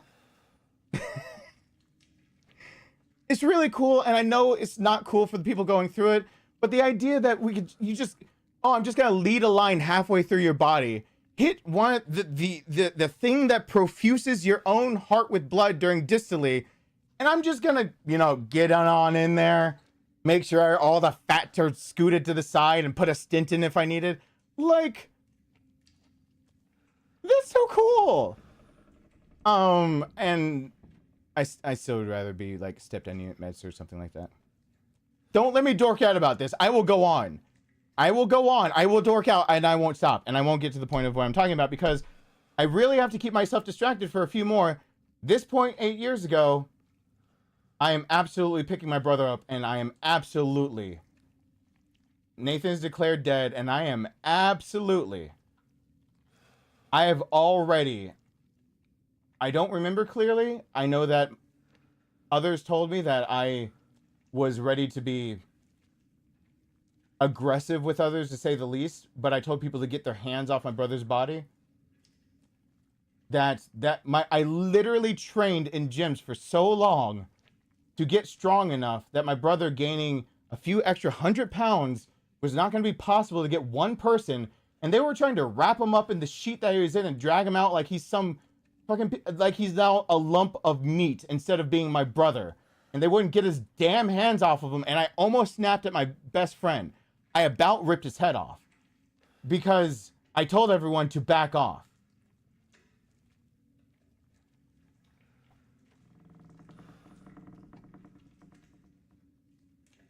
I could handle it. And then I faltered a little bit, and I knew I could handle it. And then I felt somebody else brush up right next to me to try to help me. And I about lost it. And then I saw it was Kevin, the one you've heard me talk about on this channel, that actually is on this channel in old videos. It was him. He helped me carry my brother. He's the only person I allowed to basically help me, because Kevin grew up like a brother to both of us.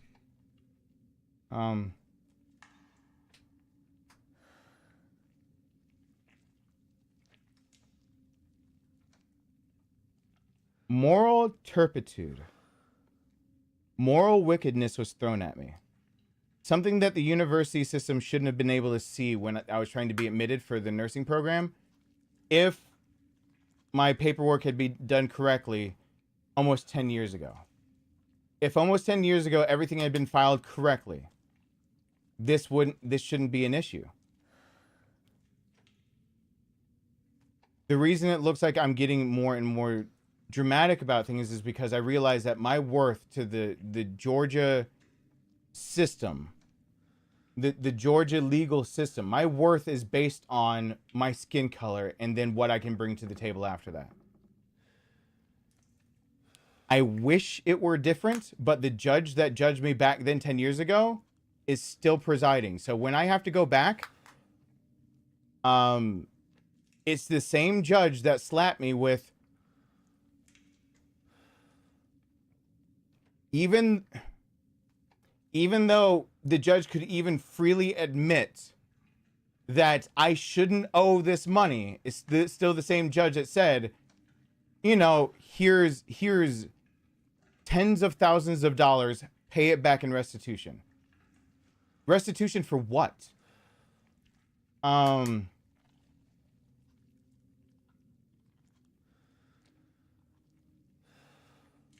so for the longest time, I've known that my worth to anyone was actually now going to be based on the idea that you shouldn't go and lock me up.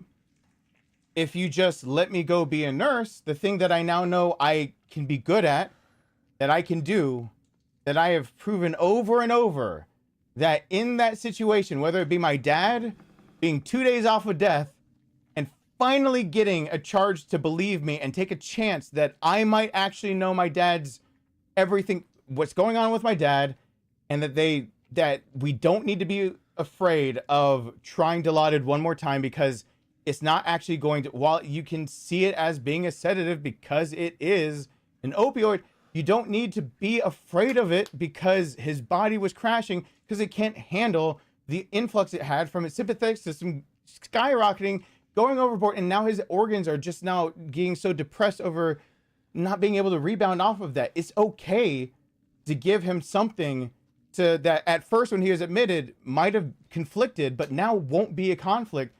Like, it's something as simple as that. Like, give me a chance. It's my dad, and you're telling me he's gonna die soon, right?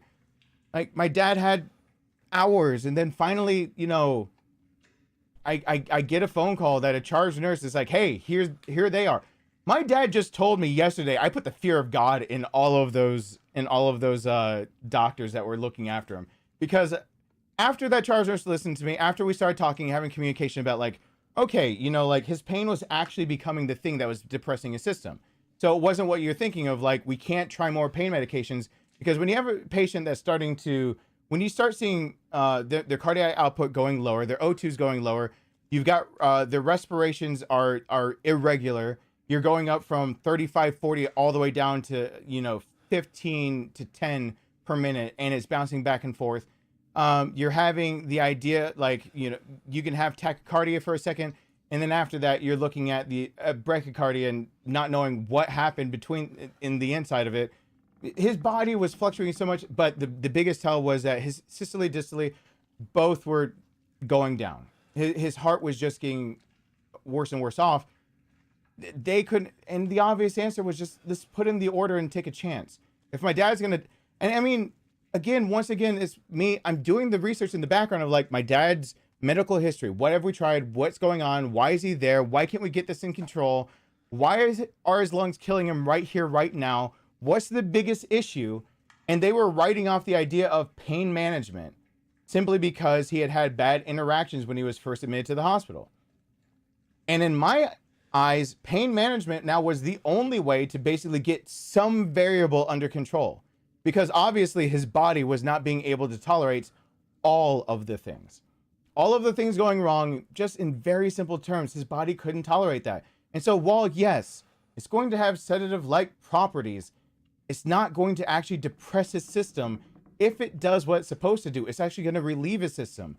You should be able to see a stabilization.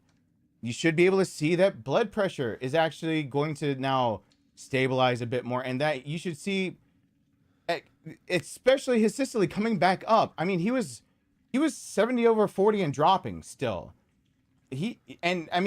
Staying stable at that is not staying stable at all. Like, when you know that that's where you're at and you're still barely holding on, I know it's taking a risk, but it was a measured risk that I needed a nurse to listen to me, and I couldn't do anything because I'm not one yet.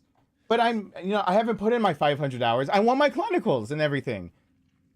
It sounds like such a small thing, but overnight my dad's bouncing back, and now the rest of the treatments that we need to get in, his nebulizer treatments that we need to get in, the idea that we need to start looking at the idea that he has got, you know, we need to look at the pericarditis. We need to now look at the idea that, do we have any other obstructions that are going on in the airways? Do we have any other itises going on? You know, all the way from pharyngeal, like trachea, bronchial, like any of the itises. Do we got any of those going on?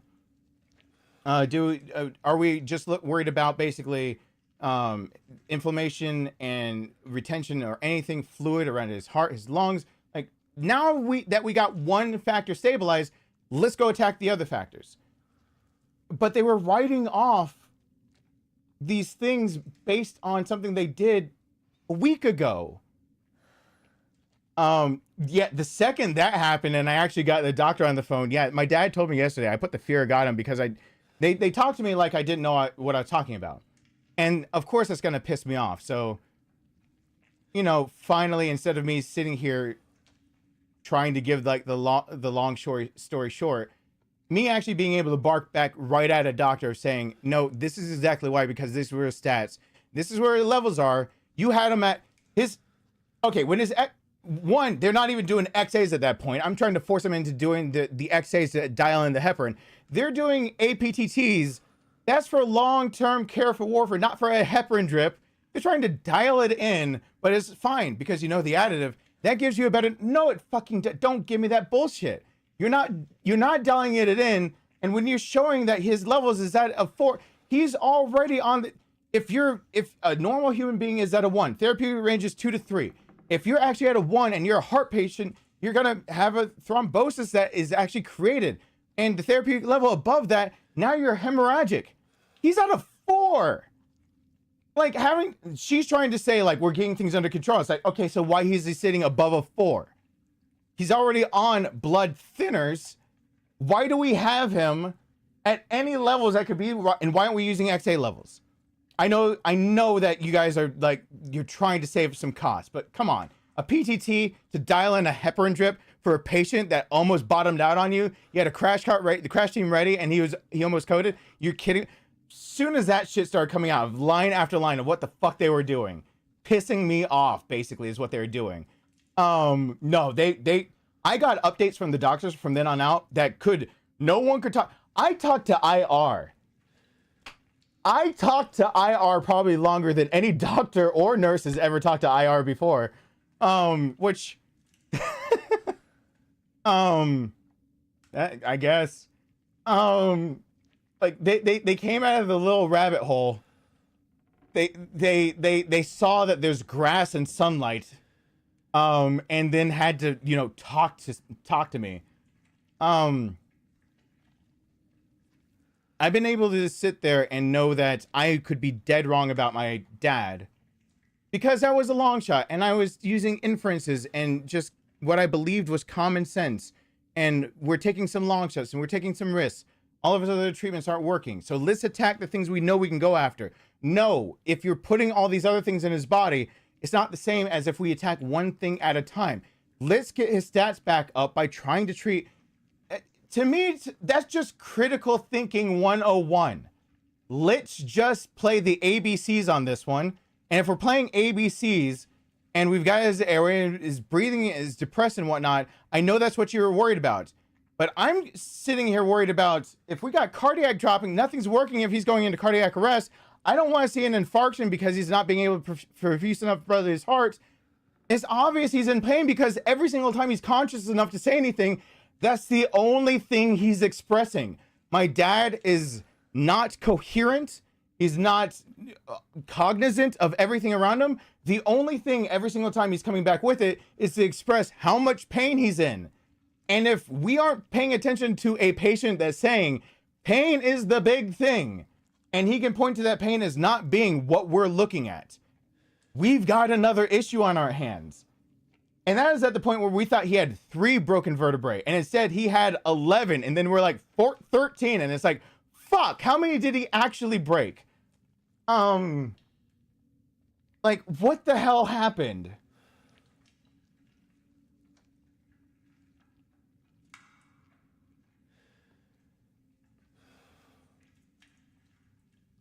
I had to go off the information I had. 3 broken vertebrae. My dad having complaints that are not consistent with the pericarditis that they thought was one of the most influential factors at that moment.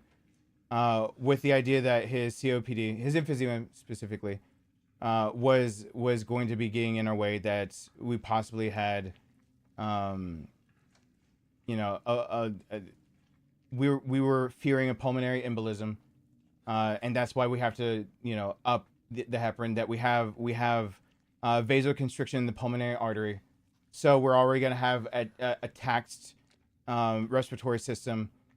We're looking at a lot of different factors coming into this, but when the patient is very much expressing, even if it's to his own son, that the pain is not stemming from that, and you don't necessarily get pain that is kind of consistent with what he was describing, I'm getting sidetracked. I know this is what I can do because my own dad needed me, and most people can't think well when it is their own relatives, and I could do it. I needed help from other people, but that's the thing.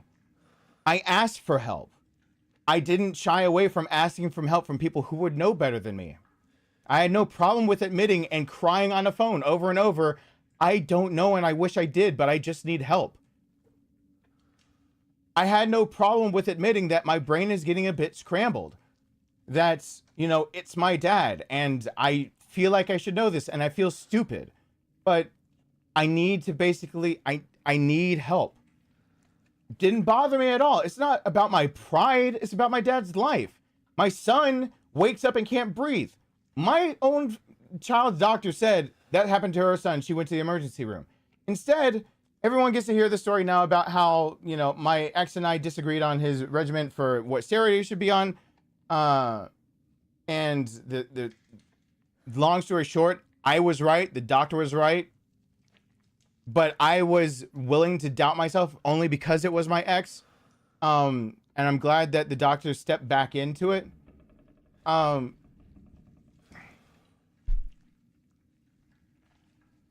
I'm able to sit there and see my son struggling.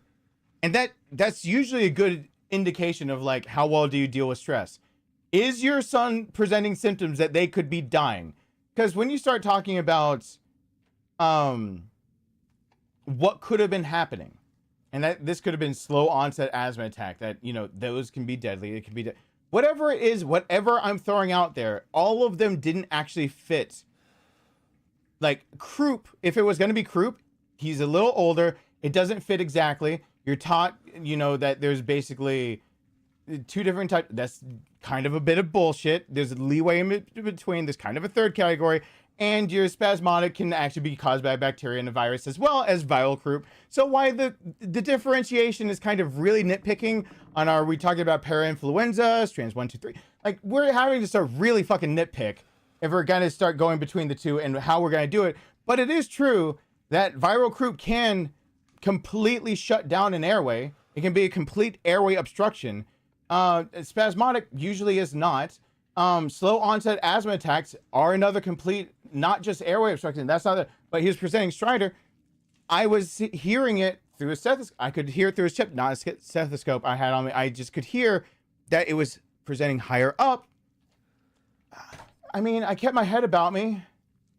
My son couldn't breathe, and I got him to calm down because I realized escalating the situation was not going to help, and I was not going to be able to do anything else about if I should hit call on my phone for 911 or not this very second, if I couldn't just be a dad for a second, and also a nurse in training, if you will, someone who is still, I need more knowledge. I need it. I need to get better. I'm not good enough for patients yet, but I can be. I swear I can be.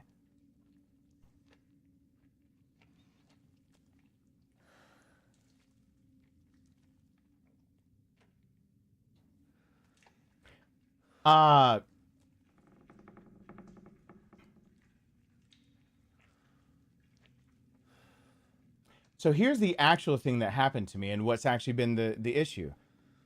Me becoming a nurse was not optional. Me trying to find a program that would actually accept me into it and let me basically fast track, use credits I had for my undergrad degree, let me test out of whatever you've got, get in my clinical hours. That wasn't optional for me.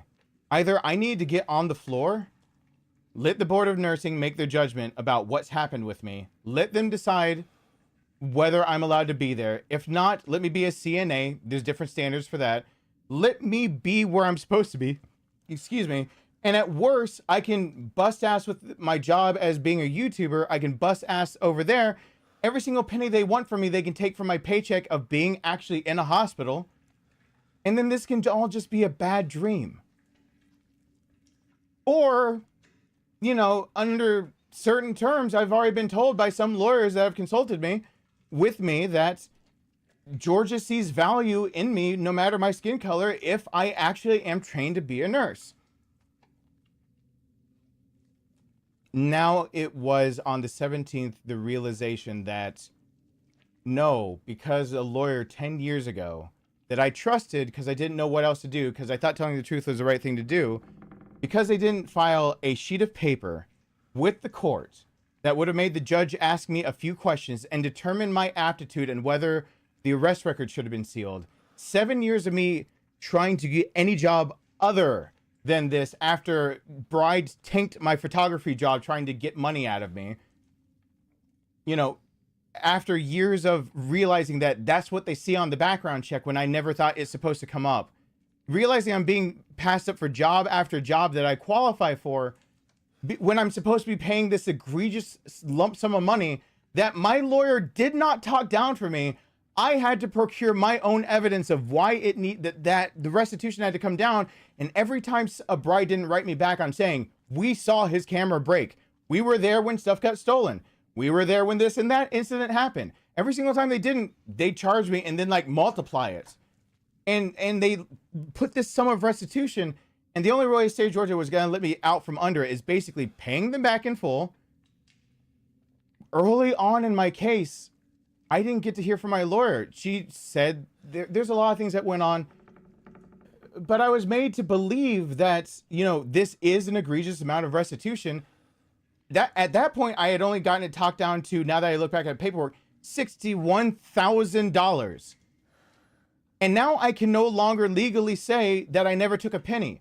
Yes, I had taken money from the company to fix to replace the stolen cameras in the past. I am still having to pay. Some of my restitution is based on that one, on that police report that they admitted had credibility to it. But still, I took money to replace something that they said was credible, but yet I need to pay that back and then more because they're people. Like the companies, the insurance companies are people, and I hurt their feelings, I guess. I don't know.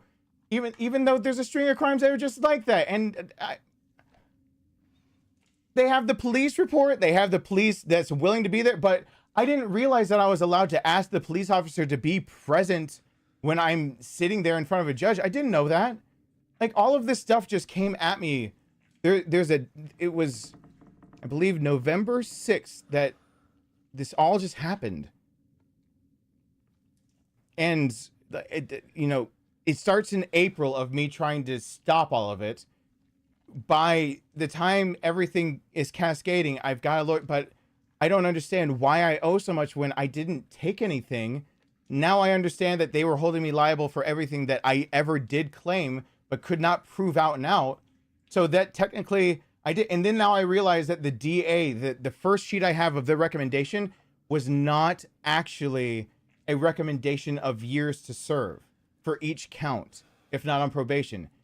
It was a code that denoted that I was admitting guilt under First Offender Act, that I took money. I just learned that in the past 7 days. I just learned what my actual legal problems are. It's been almost 10 years. And I have been barking up this tree for a long time to figure out, how the hell is anyone supposed to pay back that much money when they didn't take it? Like, if I took the money, it makes sense, because I need to give the money back. So, like, if I took the money, I give the money back. Makes sense, right? Just take the money, give the money back. I didn't take any money, and they're not people. So, but I did take money technically for other claims. So I signed something that said, and then I realized, okay, a lawyer is walking me through. They didn't actually drop off the false police report. They just basically said, no, it's not even just dismissed. It doesn't, there's a legal, I don't even remember what it is. It's an NOL, but it's not NOLO. It's not something like that. They just kept it on there. But like, I'm being told by like I'm being told by a lawyer that's going through it with me. They're like, is there a $ in column like column C, the third one? I'm like, yeah. They're like, that's to be filled in later. There's a fine there. I was like, is the idea of your sentence of how long it could be on a different line than what the fine is for either one of the insurance counts that they have on you? I was like, yeah. They're like, okay, whatever that amount is for one, it's actually duplicated on the other line. You don't owe the 1,000 that's suspended as long as you're paying restitution. You actually owe 2,000. They're like, how about the other stuff if you didn't? They're like, do you have this box checked? And I was like, okay, yeah, I do. They're like, okay, flip over. This box is actually talking about testing. I was like, no, I actually kept all of my Fourth Amendment rights. I'm a very weird First Offender Act. Like I haven't found another case, and neither has anyone legally that's helping me found someone who kept the rights that I kept legally of what I'm allowed to do and not allowed to do under First Offender. And he's like, okay, but you have that box check. And I was like, what does that mean? They're like, it means that basically they're charging you a monthly fee for lab fees. I was like, I'm sorry. Like, okay, that box is checked because I kept my right to, they have to get a warrant to make me like piss in a cup. And I thought like $50 was like what it cost. They're like, no, for that particular box and everything, that was $50 a month. And it's like, it's worded that way for a reason, the way that you got things. There's a document, and he basically, I had someone just break down my whole life for me and tell me this. I was never meant to get out from under this. I was never meant to do anything other than go back to jail. I was never really meant to do anything but fail. From the beginning, I was basically set up for failure. And it started with my lawyer. Knowingly, my lawyer, I won't make accusations online that I can't take back, but my lawyer most likely knowingly did a few things to make sure that a certain set of circumstances came out. And those circumstances didn't benefit me. So I'll let you speculate who it could have benefited if it wasn't me. And it was legal, but it doesn't mean it was right. And that's exactly why she would never have stood up by my side. That's exactly why she would have left me out to dry when everything was happening and not helped me against any of it, because I basically at that point had already been abandoned. That's why she didn't help me with like, why is this being, that's why she didn't explain anything. And that's why like he finally made me go to like the final page. He's like, are there different dates for this, this, and this? I was like, yeah. For the longest time, I thought my lawyer actually did something behind my back. It's like, you're half right, you're half wrong. Something was done behind your back, but there's a reason that name scribbled out and why they had to do it. That meant, and he basically read to me that through Georgia laws, they were able to change what the stipulations of what I'm to serve under, but never have to mail me the stipulations of what I'm to serve under. And that it was my responsibility somehow to know something that I couldn't have known about when my lawyer wasn't communicating with me. They update something with my lawyer's signature on it. They have my signature already notarized on it as I signed it 6 days before one other change was made and 8 days before another one. I wasn't there for the final signing of it. So they're changing all these things, and then they made sure to change one name that it didn't have to be mailed out to me. The reason I had the egregious amount of community service, but also a time limit on it, no person with a full-time job could usually pull that off. I was meant to go right back to jail. Like every part of it now finally fucking makes sense. I was never supposed to get this far. Georgia's system was already stacked against me from the day I ever told the truth. By telling the truth, I got in a lot of trouble. I don't know how to teach my son the right lesson out of this, but I'm gonna fucking figure it out because he still needs to learn to tell the truth. The only lesson I've been able to teach my son so far is that if I had told the truth to my brother of what I was planning to do, I would have learned a long while before I ever put anything in motion. I would have learned my brother would have rejected the money. I would have learned my brother would have rejected my help. And therefore, I would have never done anything that I deemed illegal. And since I deemed it illegal, I went down to admit to something I didn't have to admit to because I could have just fixed my camera equipment because it was actually not working. That camera right there was claimed, and it still does not work without using the attached grip. I cannot use it. That's why it's mounted right there, and I've been using it for YouTube instead. I can't use some of the back buttons. The trash button on a Canon camera for the trash button to be broken and your little joypad stick to be broken. That's a big deal. Basically, I can get that thing on and it for the feed from the HDMI cord to go into my computer to record stuff, and that's it. Other than that, that's one of the things that was claimed, and it's a legit. I can just show you any day of the week that thing's busted. I had the system stacked against me from the get-go. I wasn't supposed to get this far. I was never supposed. The stipulation of my community service. Who can actually put in that much community service in that short of amount of time without taking time out of their normal day-to-day job? Sounds like you take time out of your normal day-to-day job, right? No. There are stipulations for things like this of first offender that if you're not working enough, you have to admit to the probation office that you basically just broke some of the terms of your probation. You weren't working when you were supposed to be working.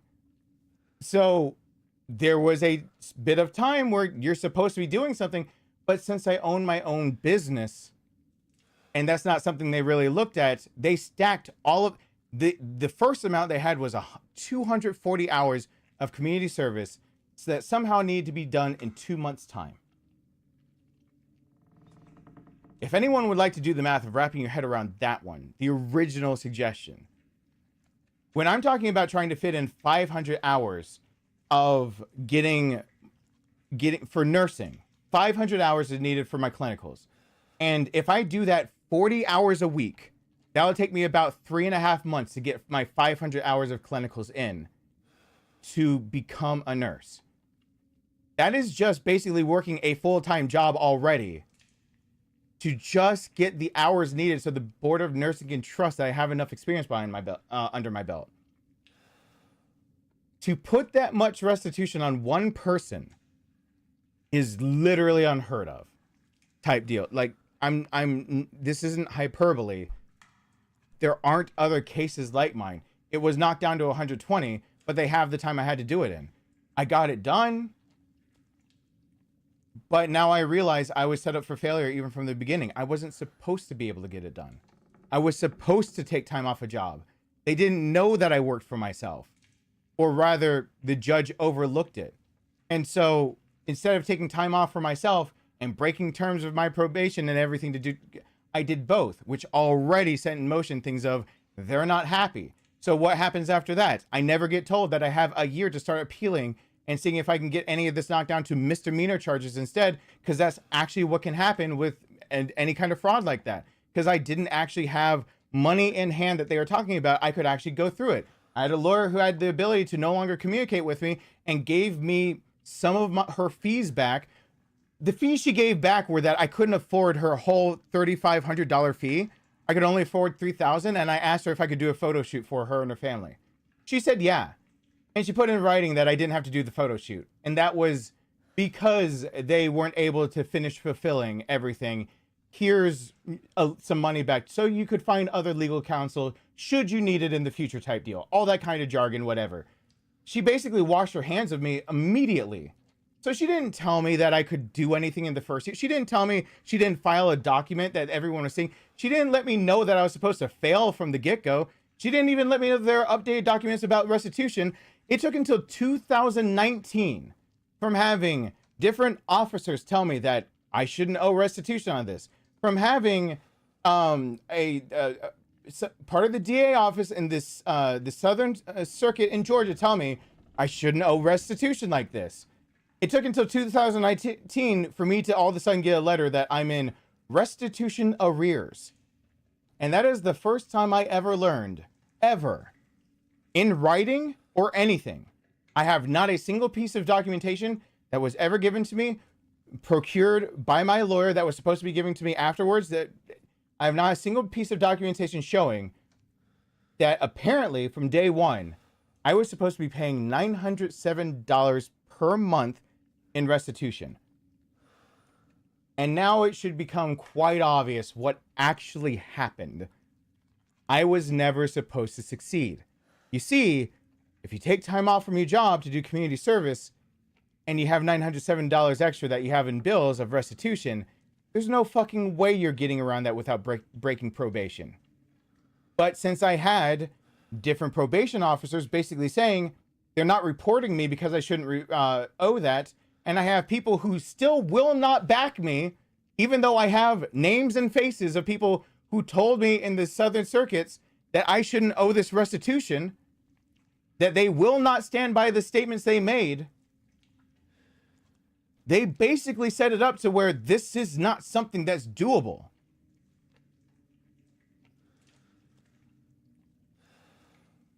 And so I wasn't, the whole idea of this is that I wasn't ever supposed to get this far. I was never supposed to be 10 years out. The state of Georgia didn't want to imprison a 38-year-old. They wanted to imprison a very nice, hardy, robust 28-year-old that actually could do hard labor, that could actually pay for themselves, that isn't weighing down on a system. And I won't get into the minutia of that one because that gets grim and gritty, and it's horrible of what happens if you decide to try to appeal when you're serving any time in a jail that has the highest death rates in America during the time when I was in it, and currently to this day is in top 3. And there is a reason their death rate is that high, and it has something to do with something. And all I can make a statement on that, I've been warned not to really elaborate in public other than to say, yes, my skin color is very much involved on why there's a very good chance if I step back in that jail, I will die.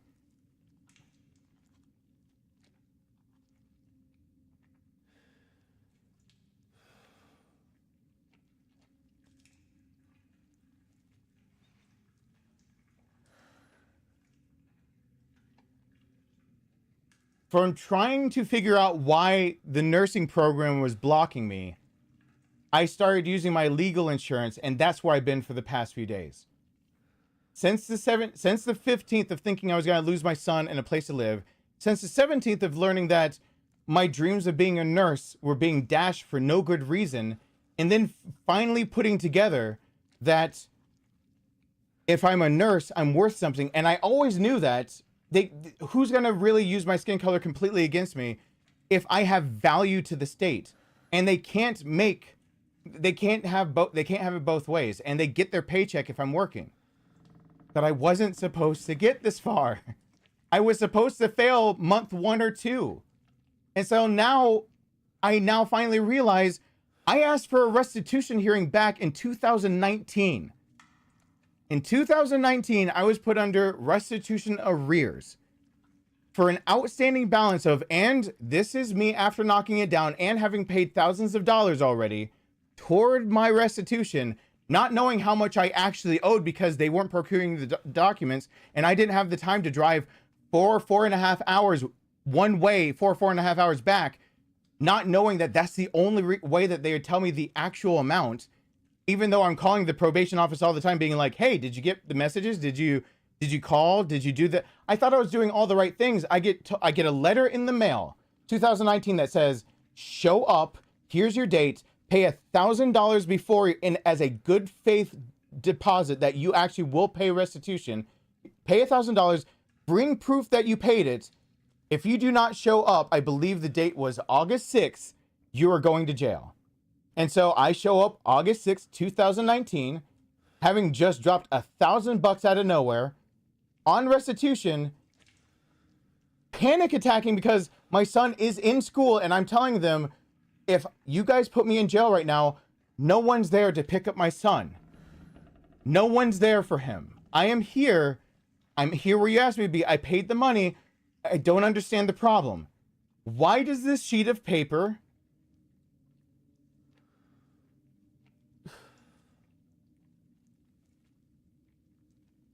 And then that's finally where the lawyer that just talked to me finally got through to me and told me what's going on. That's a lucky break. I had a lawyer finally tell me, and this is the terms they put it in. So I want to give you guys what I was given. And this is full transparency. I don't mind talking about these things because, yes, I know I did something that I deemed wrong. It doesn't necessarily mean I deserve this, but I full and well thought that I deserved a punishment. I mean, I did believe I should be punished, and that was going to be the lesson to my child. Your dad gets punished so you don't have to. You see that your dad got a punishment for even just a small thing with good intentions.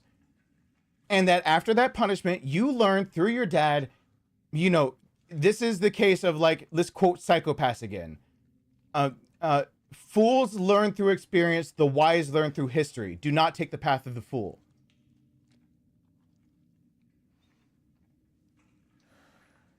And so my experience of this was going to be saving my son from the path of the fool. Of, yeah, you're a fourth black in Georgia. Let's get a few things right. Like, you need to make sure you're an upstanding citizen for quite a few different reasons. Sorry to say, race is still a factor in all this. If you don't like the idea that race is going to have to be a factor in this, instead of, like, leaving my channel and feeling like, you know, I've had people write me afterwards and be like, you blow race out of proportion. Write to your own congressman and your own, you know, if you live in Georgia governor, your representative, write to them, not me. I'm not the one that made race into a thing. When we still have slave language in our Constitution that makes it so that I can become property of Georgia, not a prisoner of Georgia, property of Georgia. That's a big fucking differentiation to make. And when we only got slave language knocked down, when I believe 21 states had it, and it got knocked down in about half a dozen states in only 2020, and that it is through the use of that language still being in state constitutions that allow legal slavery of those who are incarcerated. And I literally mean slavery. They are no longer a person, they are an item, an asset. For example, some of those people can be killed. And if they're killed, you cannot charge them with more than manslaughter that would get knocked down. From my understanding of it so far, I could be mistaken, but it's already case law showing that this has happened. They weren't a person at that time. They were a slave.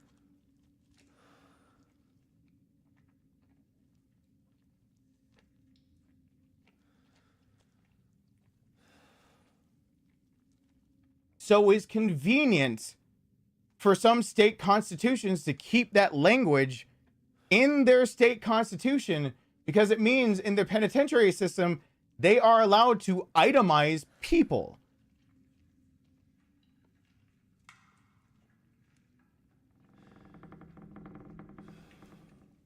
Now the idea of, and then that's where I need to stop that rabbit hole of where that goes. But now I understand what their intention for me truly was in their system. In Georgia's system, as a healthy 28-year-old, I understand what now was explained to me by a lawyer. And I understood one other thing. I'm going to jail. At least that's what I figured out. That's what I figured out on the 17th morning of the 18th. That's exactly what I figured out. I figured out that I was going to have to come on this channel and tell you guys, I will, under no uncertain circumstances, go to jail in November. Maybe earlier, depending on if they go by the first date that ever was, which they can. So this month, in 2 days, the system in Georgia should be pinged that there's no way in hell I can pay the rest of the restitution that they say I owe. And they can decide to arrest me then. They can decide to arrest me come towards fall, or they can decide to arrest me either November 6th, 12th, or 14th. And under no uncertain circumstances have I been told by half a dozen lawyers I will be locked up for 10 years with no chance of going anywhere. No extra, nothing. Because of getting that, because of already spending 10 years outside, I will be that my release date will be November 2034. That's what I found out night of the 17th, morning of the 18th, when I also found out that this was holding me back from getting my nursing degree. Because I would have no value to the state, they have no reason to do anything but lock me up. They have no use for me. Being a internet influencer is not a good enough reason for jack shit. That's where I was just a few days ago. That's a fun place to be. So 15th, I do my taxes and realize that when I get checked over my shoulder, I make $263 just shy of being able to make double a $2,000 per month rent in a house that barely fits me and my son. I learned the night of the 17th that I'm going to be blocked because of a word that I don't even recognize. And I had to look up of moral turpitude, moral wickedness, from something I did not realize could be searched, only to be educated by the next day and to realize that night that what they were actually doing was blocking me from signing up like for things like FAFSA, which is due at the end of this month. Pain in the ass thing to sign up for, but you know, being able to qualify for grants, any government money, anything, because I haven't been making as much money the past 2 years, going back in as an adult for education, they should be able to help pay for things. No. If they're accusing me of that, the process of getting back out from the idea of moral turpitude takes weeks, sometimes months. So I wouldn't qualify for summer semester. And even if I did, now they threw at me undergrad stuff that qualifies you to be in the nursing program that I thought I already qualified for with my GPA and prereqs and what I could test out of. So no longer is it going to be summer, one semester, pile in 500 hours of clinicals, and then by the end of summer, getting into August, September, I'm going to the board of nursing, showing them that basically I have every right to be a nurse because one mistake does not define my life, and we should look at everything. That's the way I thought I was going to be.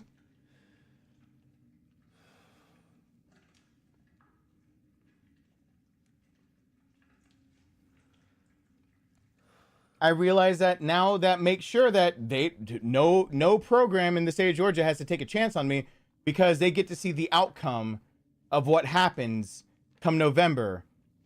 You know how heartbreaking it is to have to tell your child not only could you lose your house, that you could get a 90-day notice any single day now because you were $263 short last year in revenue. Okay. But then 2 days later, 3 days later, to have to admit to your son, and by the way, your dad's going to jail. Good chance of that. I'm glad the story doesn't stop there. Because it's almost,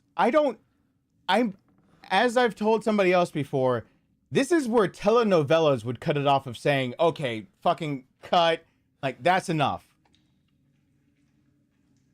The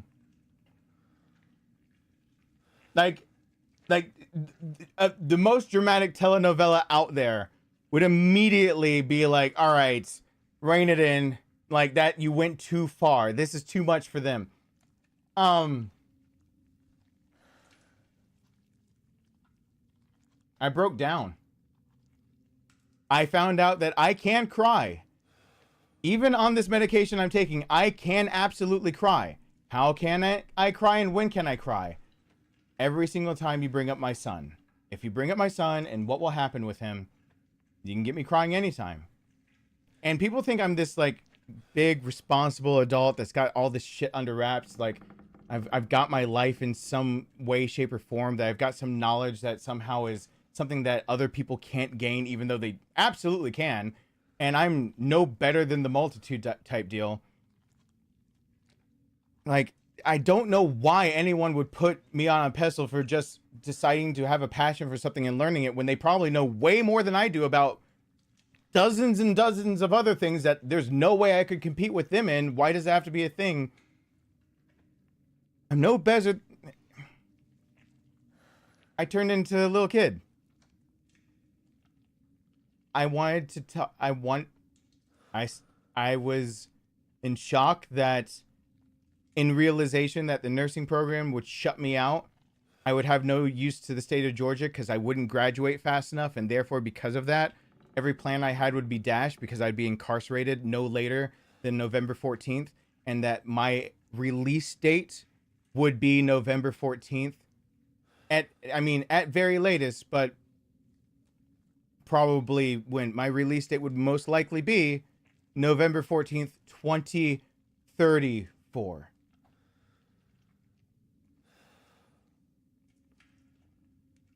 So I turned into a grown-ass man crying like a baby because I don't know what to tell my son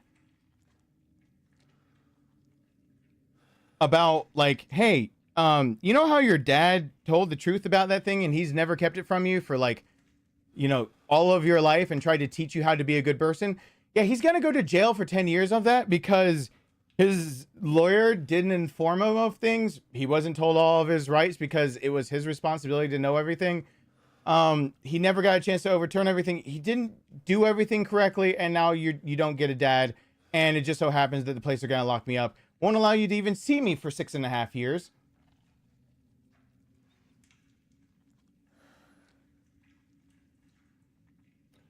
You know how I read that my dad is an actual dad, and that I've tried to say that if you're I've tried to say on this channel before from me, if you're learning at all what it's like to be a dad, you are not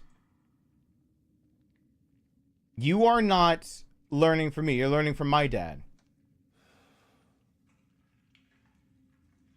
Because now the only way that I stay out of a legal system, prison, going back for something that I thought, you know, if I have value or if I just show them that, like, I'm trying, because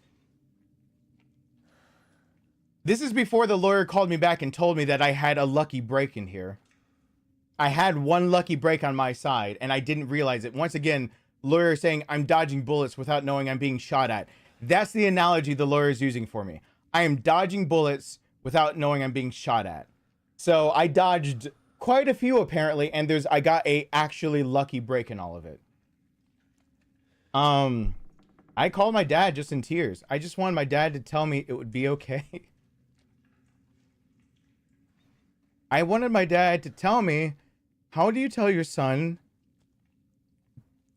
that you're gonna miss out on 10 years of his life, and that the next time you get to just be with him, he's 21?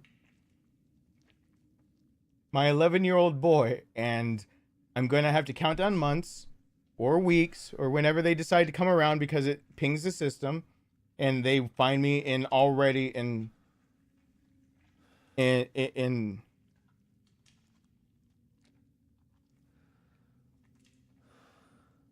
they'd already find that I've broken. How do I just cried to my dad. How do I tell my son? Like, I look to my dad for words of wisdom. Like, what am I supposed to do? I have no options. I can't pay it. I know, I don't know what it is. And he's asking, like, how much money are we talking about? I'm saying $40,000+ that the government wants for something I didn't take, so I can't just give it back.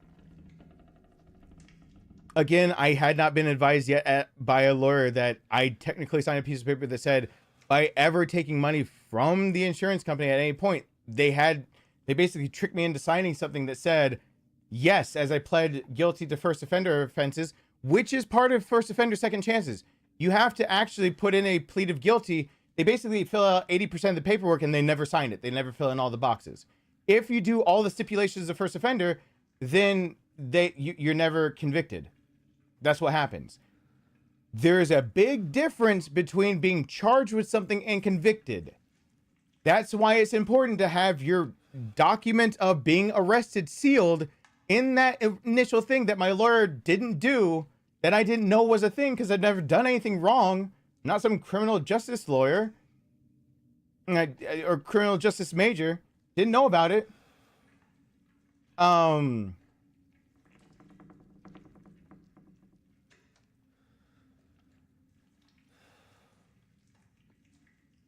So, like, 7 years of just knowing now, in retrospect, I've just gotten denied job after job because anyone could see that I was actually, whether they see conviction or not, they could see that I was charged because the charges show up on the arrest.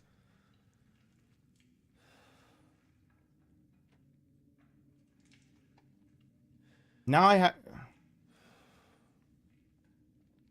the way the first offender works is that if you clear all statutes of first offender under the terms of whatever you're going through, whatever in terms of whatever your probation, all of it, then yeah, they never sign that. You can go and have your record sealed. Basically, government entities can still see it, but no one else can. No one can ever see it. You can have the arrest record at that point sealed. If it wasn't sealed originally, you can have the arrest record sealed. And then you move on with your life. You gain all of your freedom back, every single part. I'm once again a very rare case of I fought for my own freedoms, and I kept many of my amendments that people do not keep and are on the books as legal of you do not keep these things if you're under first offender. I'm not going through them point by point, but I fought hard to be able to say, okay, if they're going to treat me this way, at least let me have enough rights to be a proper dad.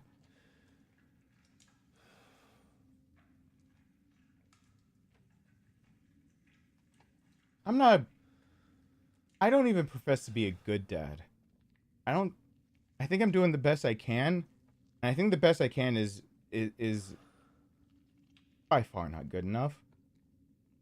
I think my son deserves better and more. I just think he deserves an actual family that didn't have a husband and wife that disagreed and got divorced.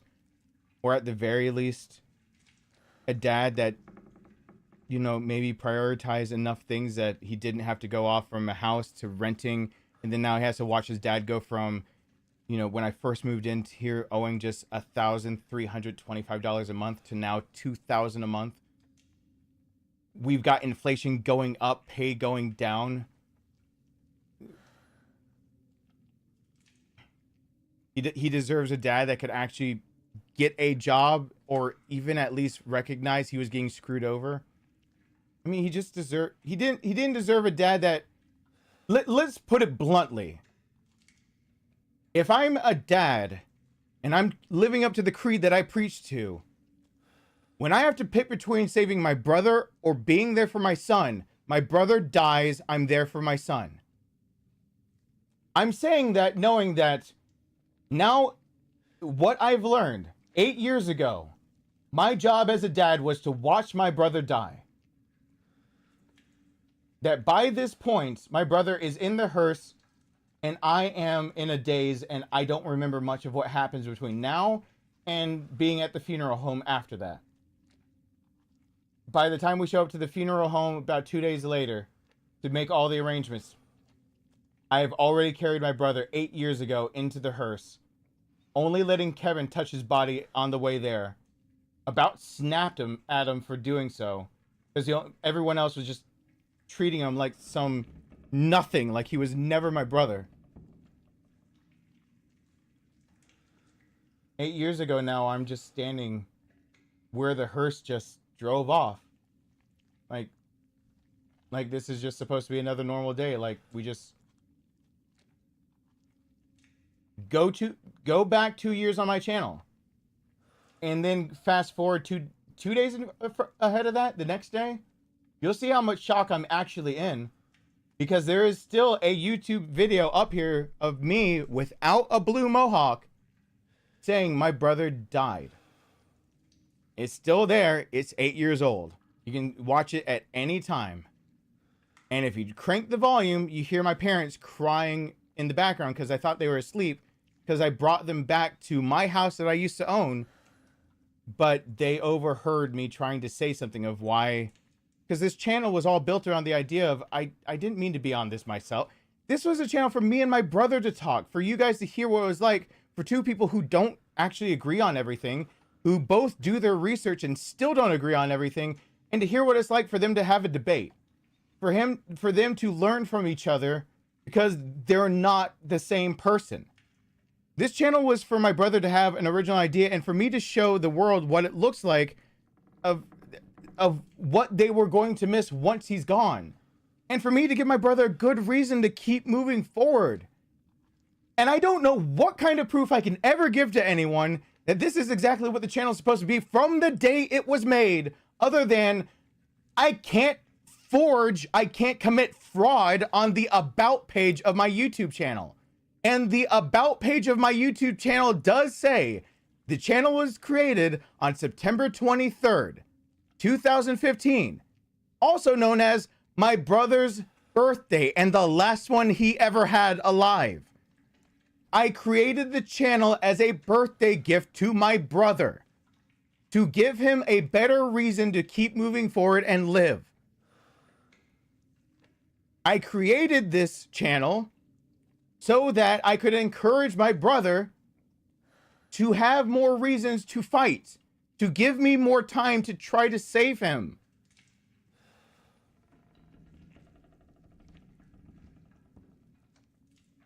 If they want to talk about moral turpitude and say that I'm just someone that will not, that's something I can't ever fake. Anyone ever can go check. I can never take that back. I made this damn channel for him. I made it to give him a reason to keep going because I knew he was dying fast. I gave it a reason so that you guys got better than me, not some piss poor ideal whatever from me, that you guys got the real deal, something that you guys don't realize. I don't put my brother on a pedestal. He did plenty of things wrong. You guys will never get to know how good it was because the bad was so outweighed by he was willing to be there in a way that I can't. I will never be able to. And it's not me downplaying myself. He just had those abilities and I don't. The person that belongs on a platform like this to help people is him, not me. The thing I finally figured out 10 years after I make a mistake, 8 years after he's dead, the thing I'm finally figuring out, I was never supposed to help people mentally on a consistent basis. I'm supposed to be helping their physical bodies because I can handle that part. My brother and I had it backwards from the beginning.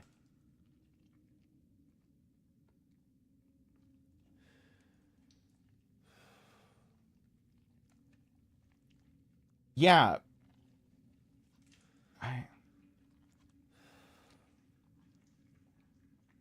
But my job back then as a parent,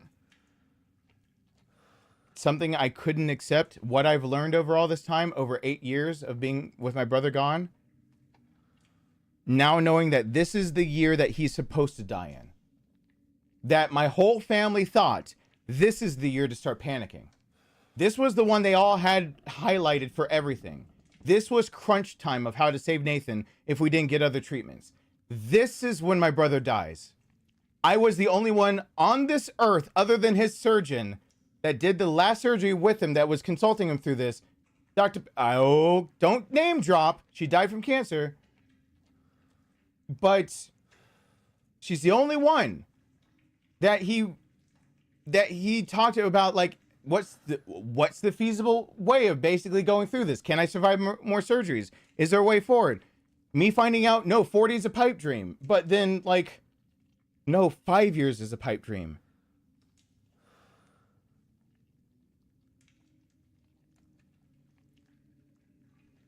I am now 38. My brother died when he was 31. My brother is 16 months, 19 days, 10 hours older than me.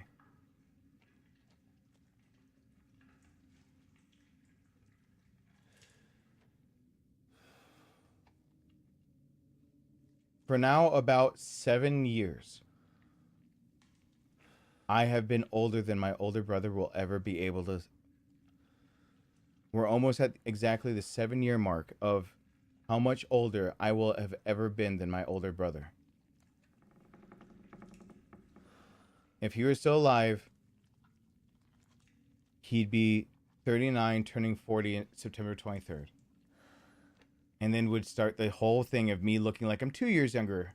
But then, you know, I turned 39 and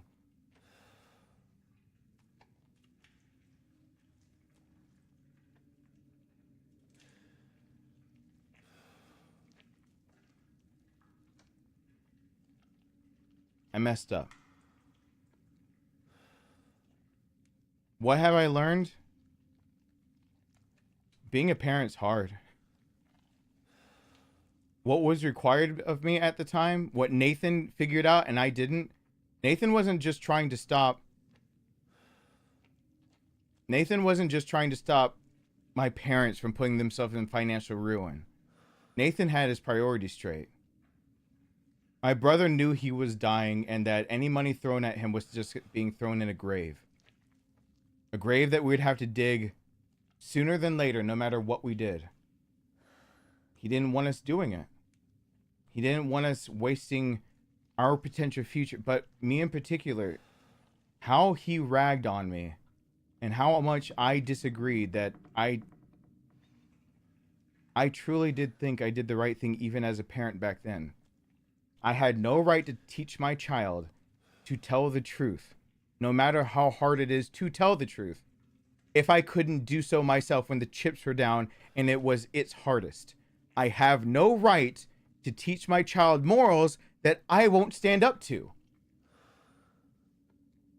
And so that I had an obligation and a duty to know that the claim that was put forward to the insurance company, I was being too nitpicky about, so I could immediately spend any money that came my way on my brother, and I was just going to pick up another side job and fix my equipment on my own. That I was just going to hustle even harder, and that my camera would get fixed by another job. I'd pick up a part-time job and just pay it myself. And that I thought the right thing to do was, instead of going to the insurance company and saying, you know, what, like, I knew this was technically possibly something that's not legal. So I thought the right thing to do was to go tell the people that deal with the legal things, hey, there's something that could be considered illegal and it's not done yet. So I want to not have it happen, and I'd like to do everything by the book. And instead they, by the time I left the police station, were laughing at me when I asked the question, am I going to get arrested for this? Having to sit down my now ex-wife and tell her I'm going to get arrested. Having to drive up one day, pistol still on my side because I had my carry permit and everything legal.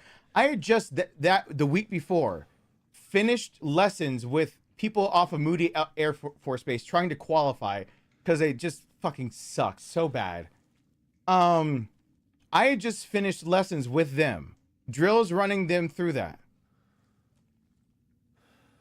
only to find out that they sent fucking SWAT after me because they knew that I could be a danger.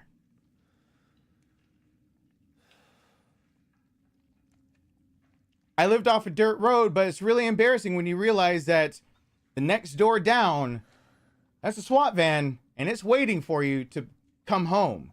And I'm having to tell my ex, who I have my 1-year-old in the car as well, take my pistol, put it in the glove box, secure it later in the home. They're here to arrest me. That's what they're here for. They come around and I asked them if they could kindly bring it inside. They can, you know, just, could we kindly move this on along inside? I was sitting there joking around with the police officers, trying to make a good rapport with them of just like, you're just doing your job. You know, I know that I expected just police. I did not expect this. I didn't expect to be treated like a high threat of anything. But you know what? You guys got it right. You know, I understand. I just, you know, you're having my wife and my child stand out and everything. Could you, and I know they have to take a risk for that, but I mean, if you're going to bring everyone strapped to the nines with rifles pointed at me that have the fun switch on them, you might as well let me step in a house when I've already disclosed where my weapon was, empty holster, willing to let them pat me down, everything. Just handcuff me and step inside as we talk about where I'm going to be going. I have to be locked up before I arraigned and everything. Have to spend a weekend in jail. Oh, okay.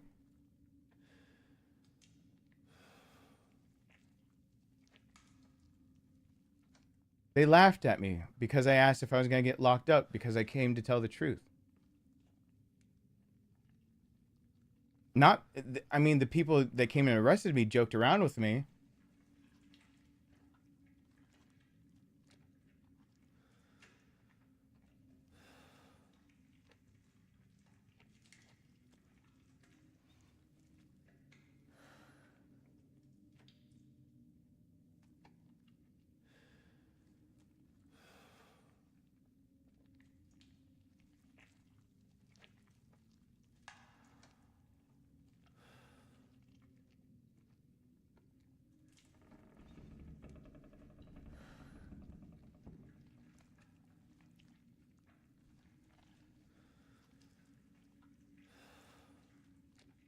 Luckily, it doesn't stop there. Very luckily. What have I learned? Being a parent is about the hardest thing I could have ever taken on in my life. Being a parent means that all of the things that I have to figure out how to be myself apart from my child, and I'm not to live vicariously through my child. My child's life is his own. I'm to guide him. I'm to raise him. I'm to protect, provide, raise him to be better than me, to be a better person, to be better at anything, whatever I can do, whatever that would be good for his life. Not only just teach him, but teach him how to advance it, teach him how to take it a step forward, how to advance it further than I could. That the day I realize I do my job is when my son becomes my idol of the person I wish I could have been. That's when I've actually become the dad he deserves. When I have nothing left, but the person he's got to be that for him, I already feel like the bar was set so low. That's part of the reason I was so desperate to save my brother's life. My brother did not tell me he was dying so fast until Mel was pregnant on purpose. As soon as he knew Mel was pregnant, he told me the truth, because he knew I didn't want to have a child without him alive and with me. So he waited until Mel was pregnant. He waited until I was willing to go on with my life. And then he told me he would not be there.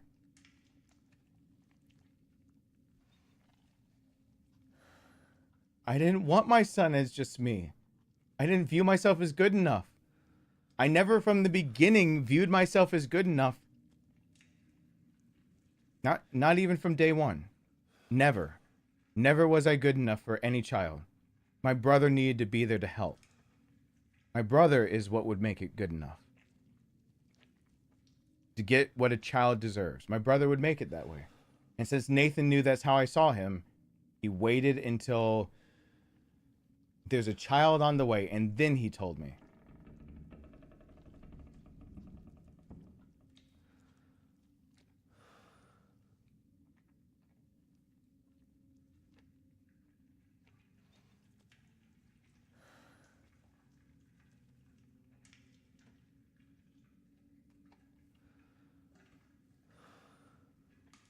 Yeah.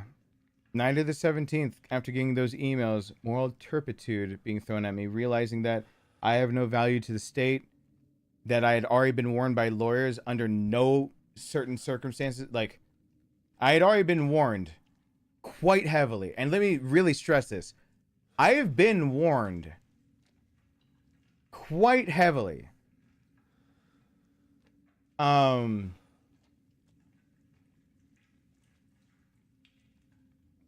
That either I have use to the state or they're just, I will go back for 10 years. However, I was also put under the false assumption for a while that they could actually take the 2 counts, 10 years apiece, and instead of concurrent, make them consecutive. And if they were going to harp on money that badly, that they could give me more time to just pay it. Because I'd given up so much during the divorce. So much money sitting there in my divorce that immediately pays this off.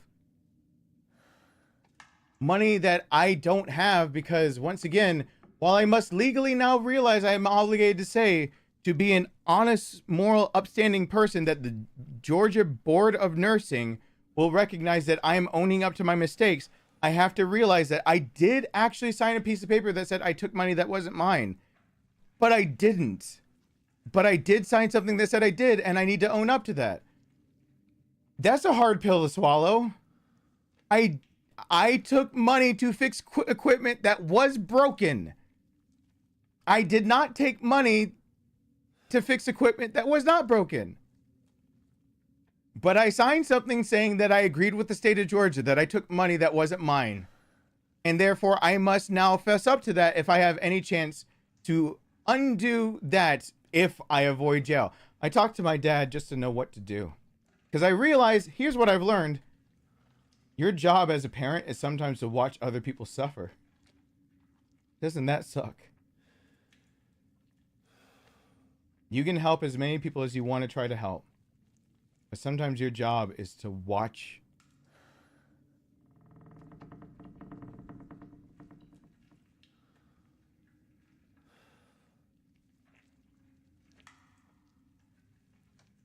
My job as a parent was to be Rowan's father first. My brother's best friend second. Which means my job was to never do anything that could take me away from my son. That was my job. Something that Nathan fully understood, and I refused. I just simply refused. I just refused. I refused to believe that my brother's life could just be boiled down to a dollar sign. I refused to believe that I was helpless to do anything about it. I refused all of it. Even though it was very good advice of my brother saying he doesn't want anyone helping him, I refused to believe that my brother's life is just worth a $20,000 down payment, $50,000 to $200,000 worth of specialized treatment to keep him around. But that's my brother. Why is there a dollar sign on his name? And why won't all these organizations that are so charitable that all these other people donate to every fucking year, why do they turn a blind eye to my brother when my brother's job was literally to work for a company to give their lives back to them because they're disabled? My brother becomes disabled, and so he can no longer work a job where his job is to give people their life back.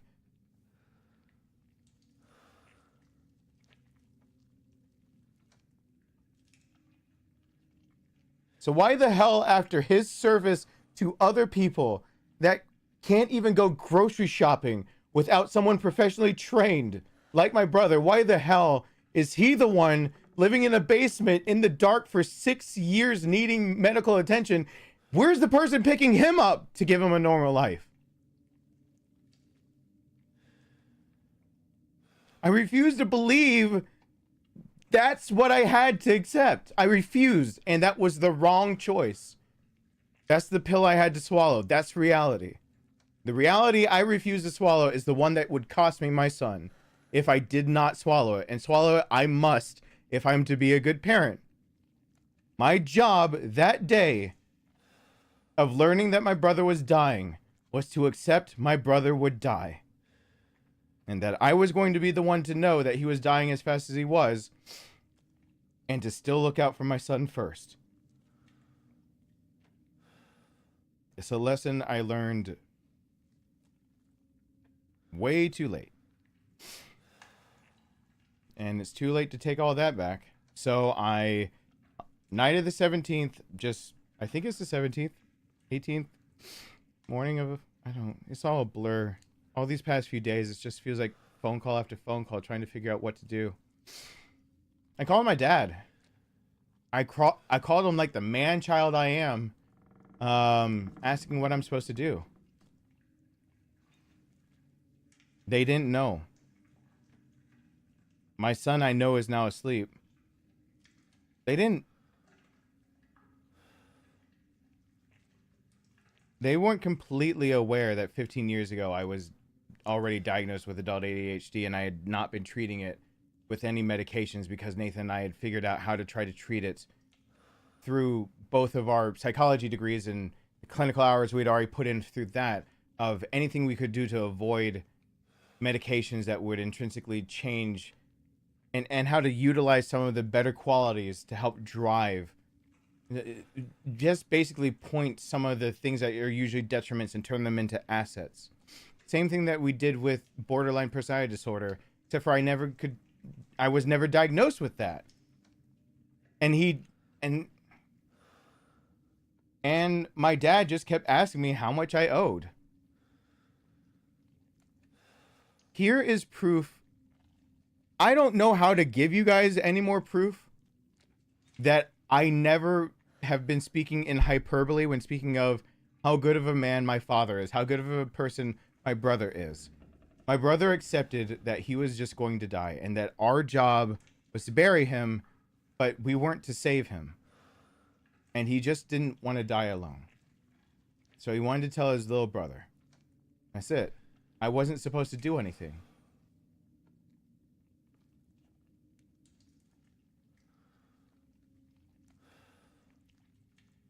My brother had to stop working a job where his job was to help other people on a daily basis, driving a van to people's houses to go pick them up, to do things that they thought was never possible for themselves again on their own.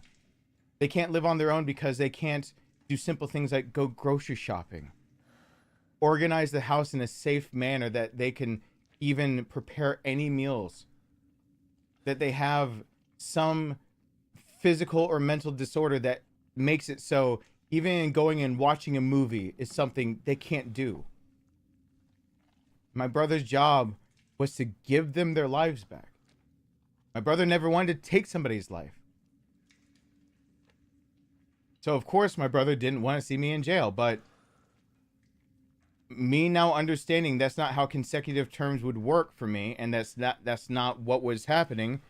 Under no uncertain circumstances was I told that either without having like a license to be a nurse or to, which is something I wanted to do anyway to help people.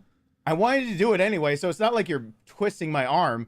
You're just basically telling me, hey, you know, the thing that you finally figured out after like living 38 years on this earth, you now finally figured out what you're really good at and what you can do to help and benefit other people. And you know how you actually want to help other people? Guess what? You finally figured it out. It's not like you have to twist my arm to tell me, oh, for Georgia to find value in my life, I need to go be a nurse. Cool. I wanted to do it anyway. I was already studying to do that. I've already been spending, like, what? While you guys were having premarital sex, I was studying the nurse. I was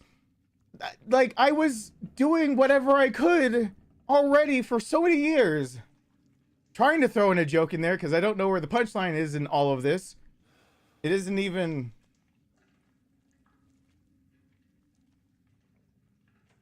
Under no uncertain terms was I told, either now without nursing being an accomplishable thing, pay the money or go to jail for 10 years. No chance of getting out early.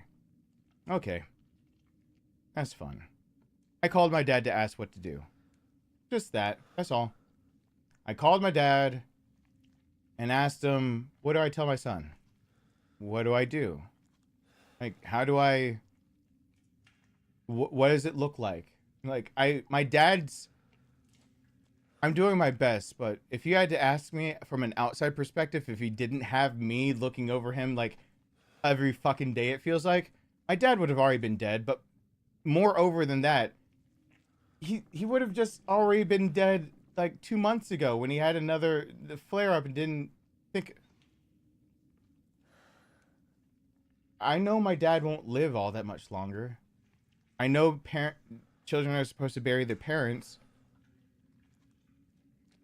When I was a little kid, my biggest fear was being the last person standing.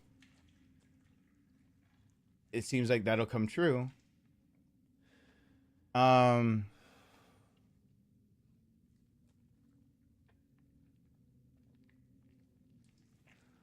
I'm barely being able to read text. Let me re-emphasize before people give words of thinking what can happen. Under no uncertain circumstances do I have any recourse under the laws of first offender and what the statutes were put under me, other than right now to have value, to pay, or go for 10 years. Period. End of discussion. After hundreds of hours of me already talking to lawyers.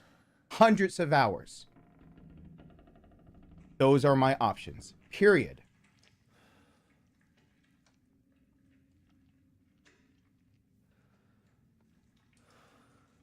Which is why I was so upset that the nursing part was ripped away. My dad revealed a little bit of a secret that he had been keeping.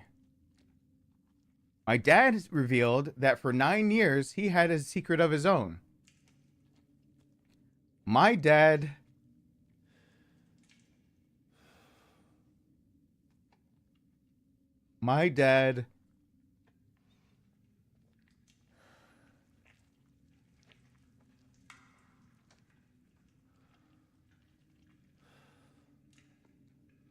my mom saw herself in my brother. My dad saw himself in me. My dad adopted me. He chose to be my dad. He sat my brother and I down one day and said, "I love you like my own. If you'll let me, your mom has MS. She gets hurt. You'll be sent up to Michigan to live with Nate. I want you as my own." Back then, Nathan had the wisdom to drop our old last name. Yet, I didn't. I didn't know how Nathan could just drop it so fast. It's because our actual dad had just revealed himself. Our real dad.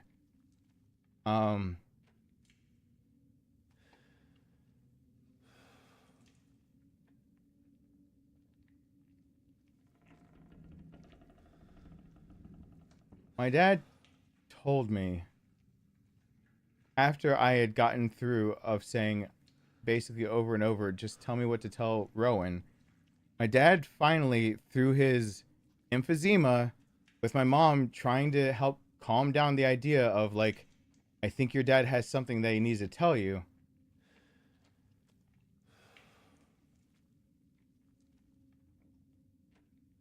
He let me know that we've basically lived identical lives. I was the first person he knew that also at one point in his life held down 6 jobs at the same time. That at that point in his life, when he was my age and I, with my brother dying, at that exact age is when his mother was spiraling and his ex-wife threatened to leave him if he went to go take care of him, but he didn't have the money. So he started actually writing a check between 3 different accounts that every time it got deposited, since this is not immediate electronic, he gave him enough funds to keep taking care of his mom until his mom died, because he didn't believe that there should be a dollar sign on the care for his mom as she dies.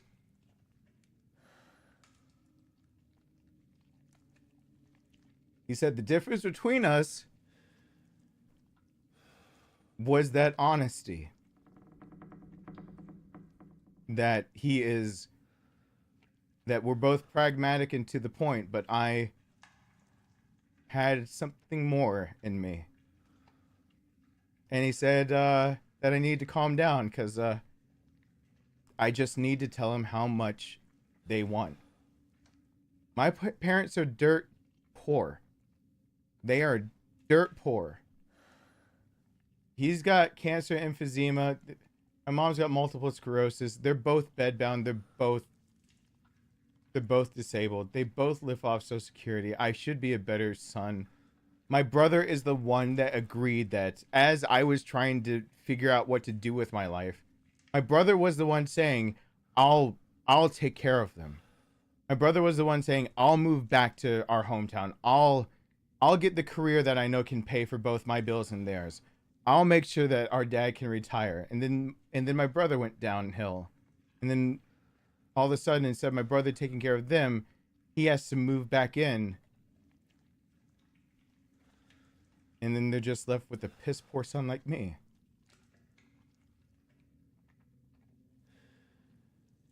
My dad told me 9 years ago when he realized this was the path I was going to choose. And apparently also realized that maybe something was up with my marriage, which made me immediately question whether Nathan actually revealed to my parents that my marriage was possibly rocky. Which they both said, no, Nathan never said a word. It was your dad's instinct. Yeah, they've been dirt poor, all right. Through his cancer treatments and radiation, through his nebulizer emphysema, his 18 ambulance rides to the hospital in a 14-month period. In the past 14 months, he's been he's had to go to the hospital via ambulance because there was no other option to keep him alive. 18 times. More than once a month, I've had to get the call that my dad's back in the hospital.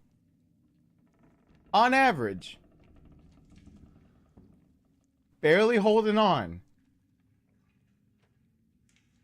Been waiting for the day that I have to make the announcement on this channel that I'm not really doing all okay because my dad's dead too. It's just me and my mom left. And my mom already said to me a long while ago, they might as well just make a double casket when my dad dies because she has no plan of living. And that made me feel horrible when she said that, because am I not a good enough son to stay alive for?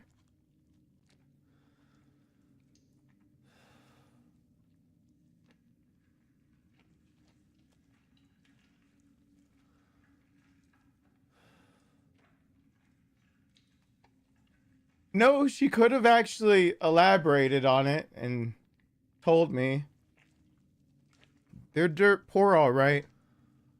Except, remember way back, for anyone who's been here a long time, that when I went to high school, or college rather, when I went off to do whatever they thought I was doing, that I gave them every penny that I had from my business that I had made while in high school, over $10,000 I saved up. Because they were going to declare bankruptcy when we left. They only had enough to make ends meet until both my brother and I could have a real house and a safe place. And then they just accepted that their medical bills and their everything were going to put them out of house and home. And they're going to declare a type of bankruptcy here in the United States that would allow the bank to immediately seize the house and take it all. And I instead said no, and I gave up every single penny I had. I had worked 3 years, landscape services of my own job, an after-school tutor, and third shift at Waffle House. By the time I'm 18, I'm an assistant manager. And by the way, one of only 2 ever allowed left in this entire country, because we actually know the people who founded Waffle House, used to go golfing with them. And they got rid of the assistant manager position because they wanted to be able to push people between stores and whatever. And they realized that they didn't want to get rid of my dad and I because my dad didn't want to get pushed around like that. And I was a 17-year-old trying to just learn from his dad what it's like to be a manager and boss around people 2, 3, 4 times his age.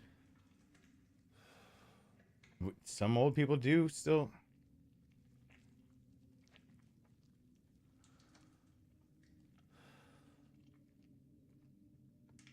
We got old pictures of us side by side where you can see the lump in our back pocket. Where we both had this like giant looking wallet, and it's even our fake wallet was giant. The fake wallet so that if we got robbed. My dad let me know. Little secret they've been keeping. Well, he's been keeping, my mom's been keeping it for only 4 or 5 years. She didn't know. My dad let me know that I am his son. And so he fully expected me to try on my own to do everything I could. He fully expected me to try to hold the weight of the world on my shoulders. He fully expected me to actually succeed, that he believed in me the entire time. But he didn't want to get in the way of my pride. My pride as an adult, as a parent. He wanted me to still be able to believe that I did the right thing. But ever since he learned the severity on his own of what happened, that those were 2 felony charges stacked against me,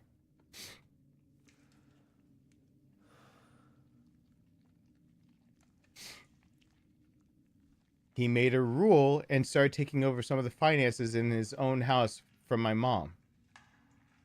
The rule basically was he was piling more money than she realized into equity in the house. When my mom figured out that some of them being able to pay down medical bills and credit cards was a bit slower, was because they were putting more money into equity in the house. My dad said that his retirement had been able to be stolen from him in essence before, but equity can't. Not that easy. So my dad revealed that this whole time, the reason that he didn't necessarily want me to save him back last November, the reason that my mom wanted to die when my dad dies, she was on board with his plan. My dad 9 years ago thought, if I'm his child, one day I will sacrifice everything for other people and not me. My dad predicted that one, that I'd end up giving up everything I'd earned. And he said, if I'm anything like the son he knows I am, that I'll carry it. But he wasn't going to make me carry it alone. And the first word that I had to say about needing help, that I thought, and he had tricked me into believing, that they actually had to already take out money in equity from their house to pay off some of these medical bills. Nope. $200,000 in equity that cannot be stripped off in assets or any other fines, any other bills, any other anything that he had stashed away in the house's worth.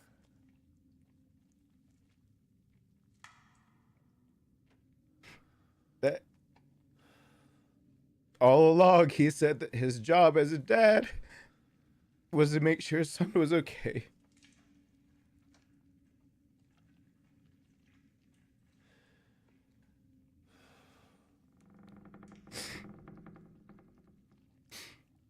And the reason that I had been confused on his will this whole time that he keeps sending me the updated copies is because it doesn't talk about my mom. The day my dad dies, my mom doesn't get any of his benefits. She doesn't get his life insurance. She doesn't get the house. My mom already accepted she gets nothing. She doesn't mind dying with it because they want to give me back my life that I hurt. My dad said if I'm anything like the son he knows I am, I would have given it up by now. By the time I'm in my 30s, I would have given it to somebody else, thinking they deserved it. And so that he had made a plan that either the day that I need him or the day he dies, I get back everything I had earned.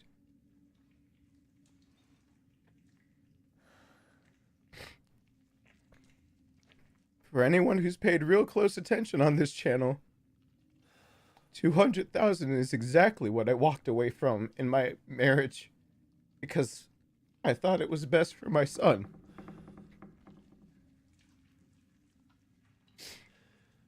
Me working since I was 15, what I had actually earned, what I believed that my ex couldn't bend to, what she couldn't adapt to, which what I was afraid would make her a bad mom.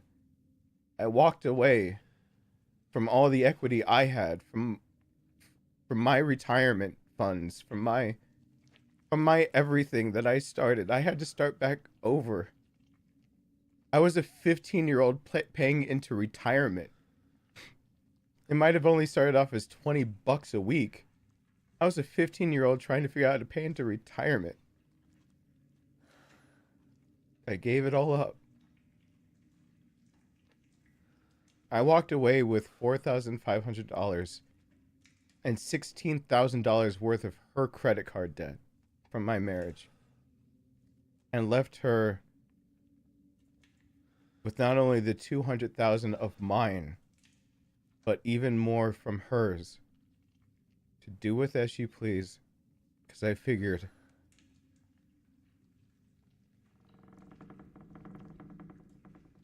it was the right thing to do, because she's stubborn and believes that she earns things sometimes, that it's just deserved. It's just, and I didn't want to fight. I didn't want Rowan to see any more fighting. I had already failed at keeping his family together. I walked away from that.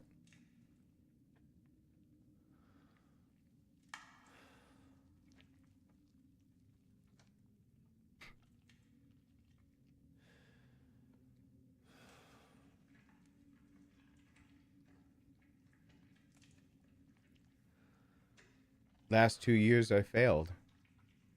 Last 2 years I spiraled out by trying to not get treated for anything that was going wrong. I lost my dog, and I lost a lot of my will to keep moving forward. And instead of making a business gross profit, not like what I bring home, but the business before taxes, and instead of 100,000 and then I gotta pay all my taxes and everything, and then I get to pay myself something after, all of a sudden hitting 32,000, not even enough. Last year, 47,000 before taxes, before business fees, before self-employment tax. 47,000 some change, whatever, $263 off of qualifying for this house to keep it. My dad told me all he had to do was trust him. He wasn't gonna let me go through this alone. He'd be on the phone the next day. Equity loan shouldn't be that big of a deal. He wasn't gonna let his son go to jail. He wasn't gonna let his grandson go without a dad for 10 years. He had no intention of it. All I had to do was ask.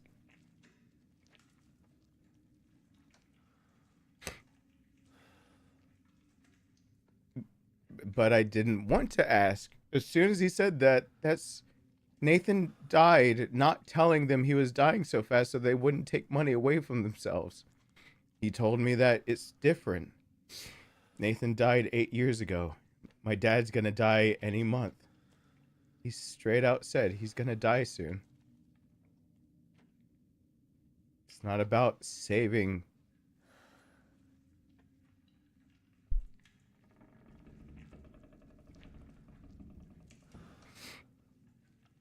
The stupid legal system wants money I never took.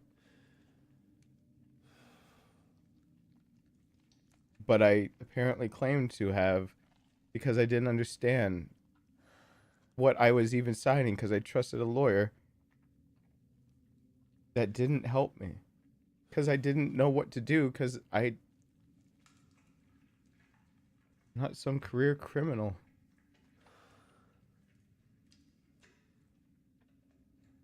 I just wanted to do the right thing. Good intentions have gotten me nowhere, it seems.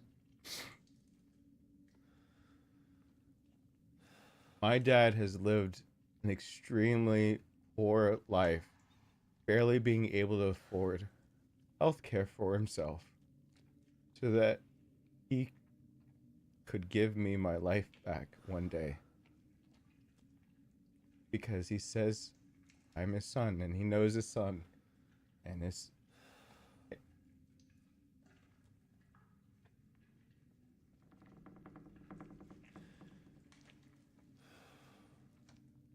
This is exactly what Nathan didn't want.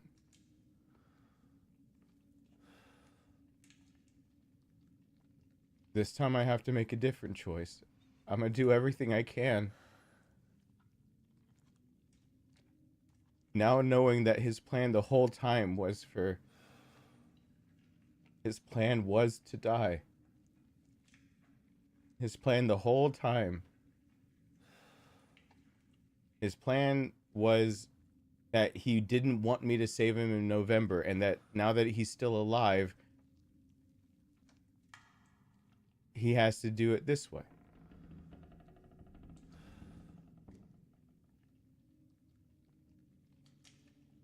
But that means as soon as I take out this loan to save my ass, to make me so I can be out from under this burden and to keep being a dad to my child.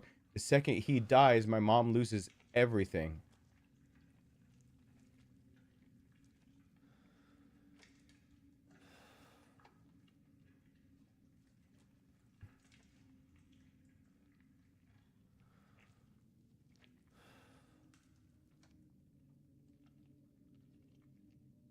He said it's really not my choice at this point. He'll pay it one way or the other, whether I like it or not, which is true. Anyone's allowed to pay it. State of Georgia does not care where the restitution really comes from. They just care that they get it.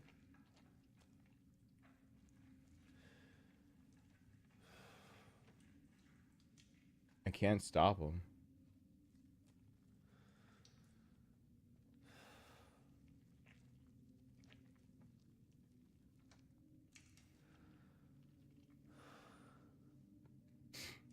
I had to sleep on it. Why have I been gone so much? Why has it been just... The days have just blurred together. I had to sleep on all of that, realizing that my dad, someone a long time ago, offered to take this burden off my shoulders. They lied. They didn't do shit. I know what it's like to feel hope.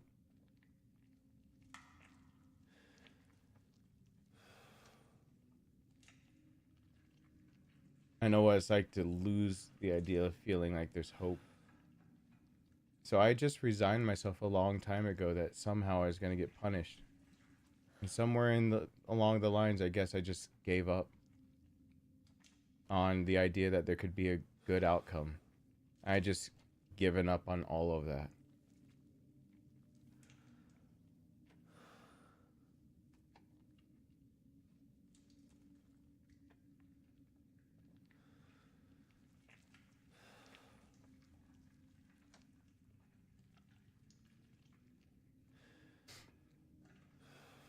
The best I thought I was going to be for my son was a bad example that he shouldn't follow.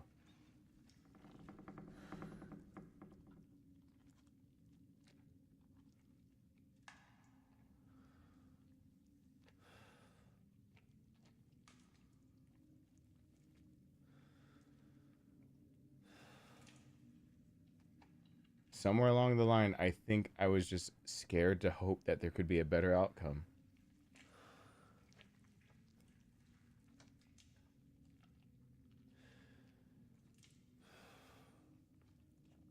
I've had, over the course of all of this, one person sincerely promise, swear up and down that they'd help.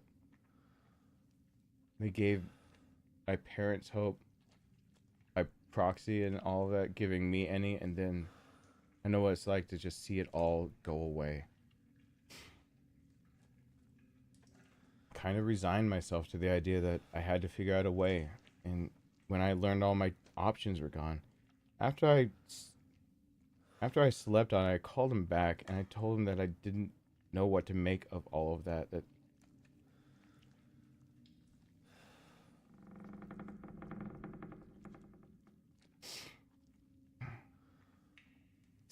taking his help is exactly what my dad didn't want, or Nathan didn't want. That's why Nathan didn't want to tell them, and I made the same mistake.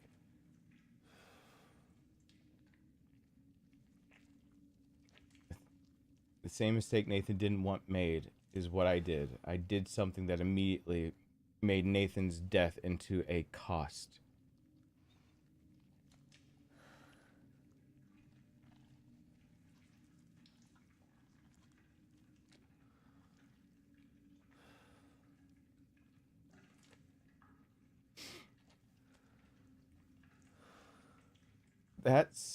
I've tried to tell people what a dad looks like.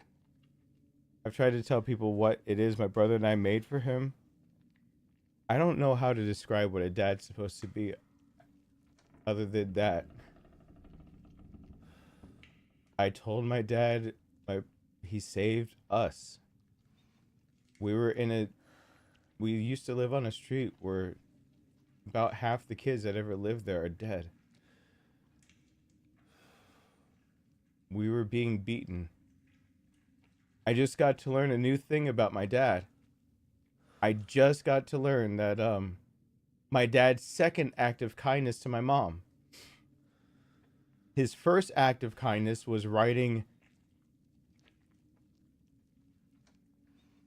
a child support check to the government to be paid to my mom from him instead of Nate, but government just pays out child support. So my mom finally gets a child support payment to help us, and my mom called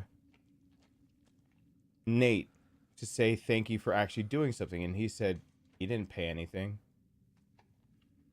That's when my mom had to go all sleuthing and find out that Rick, having heard of my mom's issue, just because he was a patron at the bar that he used to stop by on the way home from work, where he would sit there to have a rest because it was just long nights and long drives. He heard that she was in trouble, and so he asked her boss and everyone else who to write a check to and where for who, so that she would get a child support payment. That's the first kind thing my dad did. Not dating my mom, not even knowing who we were, hadn't even met us. He didn't want to be caught. He just wanted to help some woman who he thought deserved help. I just found out what the second act of kindness was he did. I never knew. I did not know Nate had begun stalking us. I did not know that the reason that my memories are so blurred of where we were before we found the apartment, even after we did, was that Nate was following. And that my mom's family had sided with Nate. My mom's family believed that my mom deserved to be beaten, to be kept in line. As awful as that sounds, it gets worse than that, and I'm not going into that one. They thought Nate actually was not the person that my mom... It took them a while to accept that Nate was horrible. And that it took us 4 different times, and the third time that I remember, my first memory of thinking that I needed to kill my dad to save my mom, and then thinking that I didn't know what it was like to die because I'm just a 4-year-old. These are just 4-year-old thoughts. These are concepts. My mom's bleeding from the ears. I told my mom that's I was trying to tell Rick that's what he saved us from. That was our second to last try. We were just back to try to close. We had nowhere to go and we had no clothes. We went back to the house and Nate was there. He was there drunk and boxed my mom's ears in. She protected us by trapping us in our bedroom with her, but she couldn't hear us because she lost her hearing. Boxing her ears in, there's blood coming down and Nathan wouldn't stop. When she lifted her back off of the door, I ran out the door and thought I had to... I remember thinking the word that something. I knew he had to stop living. And then I saw him sitting at the bottom of the split level staircase on a chair, and he was so much bigger. Nathan and I got our genetics from our muscle, definitely from that side, and I do distinctly remember wondering if it hurt to die because I didn't know what I was doing. I didn't know what dying really was. I just knew that dying meant to go away. And I needed him to go away because he hurt my mom.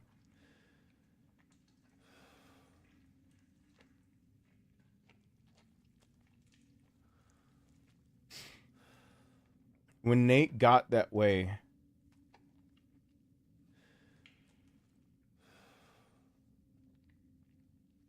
my dad's second act of kindness was that there was a key left behind when he wrote that check.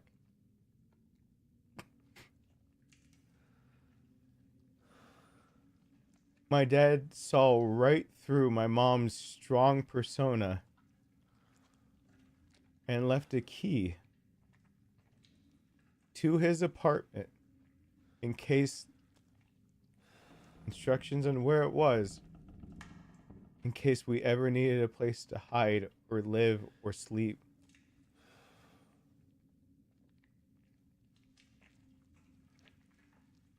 My mom came in. I have to ask my mom again because this is all new to me. I didn't know about this. The first time I met my dad, when I was introduced to him as Rick, we were actually running from Nate. My mom had the key. She had to actually take the key because she didn't know where else to go, and my grandma wouldn't let us in. When I got introduced to him was at the front door when she didn't know he was actually there. He offered his own place as a place of sanctuary for us to go so that Nate couldn't get to us. He didn't even know us.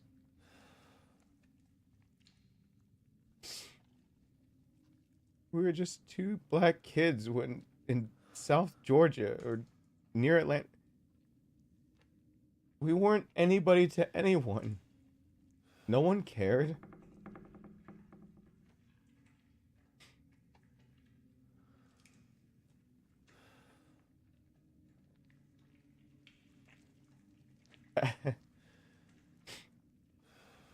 My dad's been being my dad way before he even knew he was my dad. My dad told me that ever since he got to know us, he knew he wished we were his kids.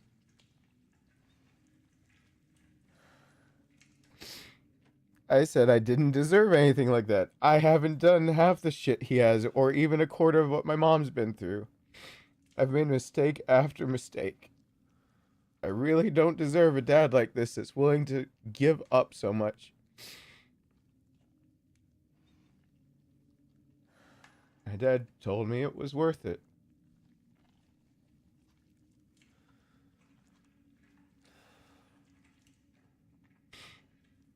If all of this, all he had went through was to find us, it was worth it because we were the sons he always wanted.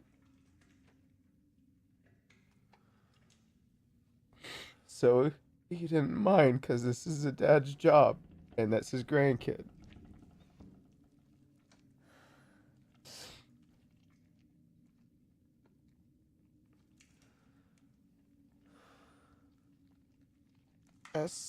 That's a hard compliment to accept from a guy who randomly pays child support, and the first time I meet him, I get to find out.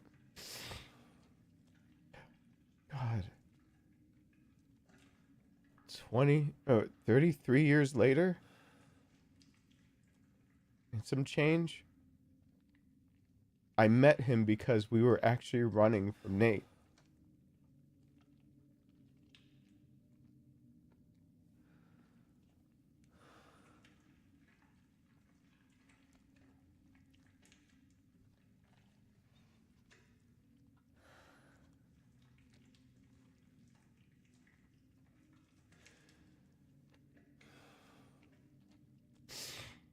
So, I guess the only silver lining that I've got so far, the lawyer that I contacted walked me through a lot of things.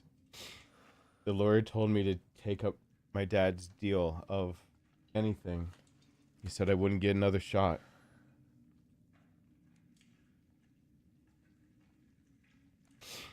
If family's willing to help, they're willing to help. Government will get what there's due, and I don't have many choices. I actually got legal advice to go beg. You know how humiliating that one is? Sound legal advice was that if I had an audience to go beg to, it's better to beg than to be subjected to Georgia's penal system as a black man. That I should start begging if that's what it takes.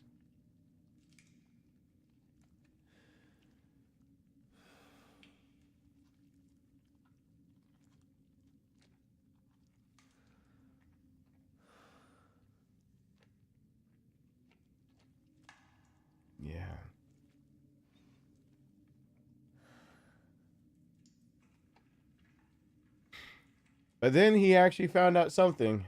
There's one thing finally in my corner for all this. One little something. Yes, the deck has been stacked against me. There are things that happened or might not have happened with the lawyer.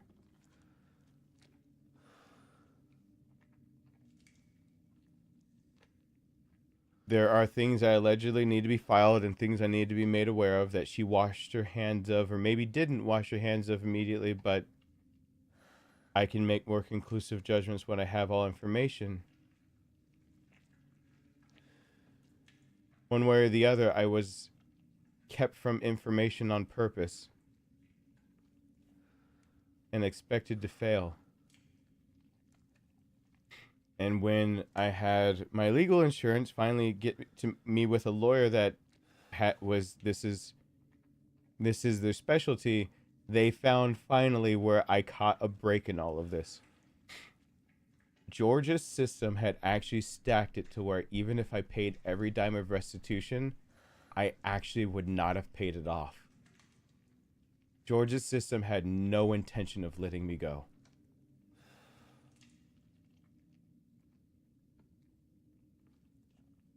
I got to learn from all my other documentation that Georgia's system has stacked no less than just shy of $15,000 more in charges I did not know about, nor would I ever know about until November, when it's too late. And on that day, they would have gotten every single penny of restitution, but charges that were hidden underneath it, like those checked boxes of it's not every time you have a urine sample. The box that was checked was $50 per month, assuming that if they get a warrant to have a urine sample from your tissue or anything sample, because I kept my Fourth Amendment rights, so they have to get a warrant to search me for any reason. They can't just have me show up and pee in a jar. $50 per month for 10 years.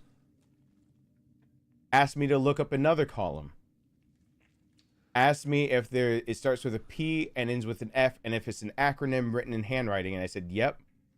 Yes, if there's a number next to it that says per MO, but no dollar sign, because it's common to just sit it there saying it's not knowledge. I said, yeah.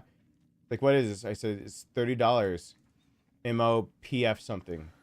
He said that's your monthly supervision probation fines that are due not to where you're reporting to. That money's supposed to be going back down to the jurisdiction that did it the first time, so they wouldn't have known about it. Those two alone are just over $10,000.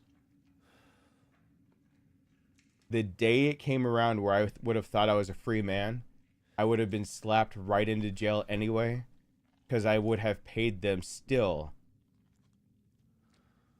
upwards of, it's just rounded at $60,000, and I still would have been $15,000 short. They had no intention of letting me be a free person.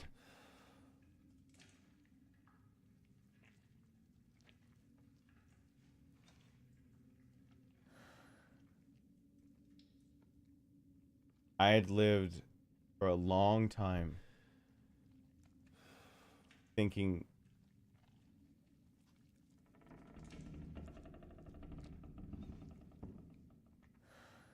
I don't know what being free is like. Actually being free?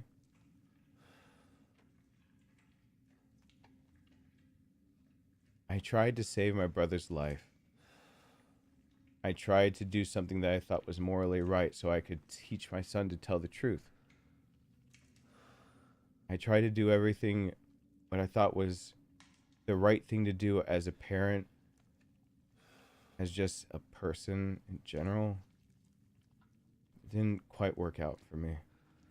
My dad luckily could see that I was so much like him that he could predict what I'd do. He just used his own life as a template and planned from there. If it shows you how much me and my dad seem to be alike now.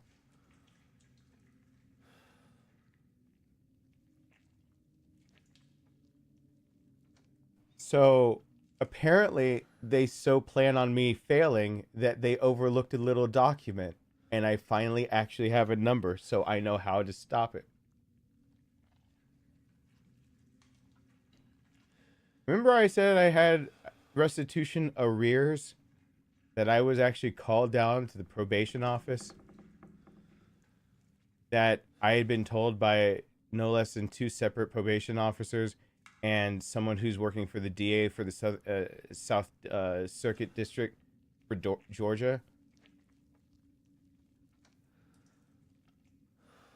Well, what I didn't know was that never ask for a restitution hearing as a black man in Georgia. Don't do that. I was already slapped with enough things by a judge who had no care for anyone of my ilk and my color. It's just a literal go fact check it and see his track record with anyone darker versus lighter.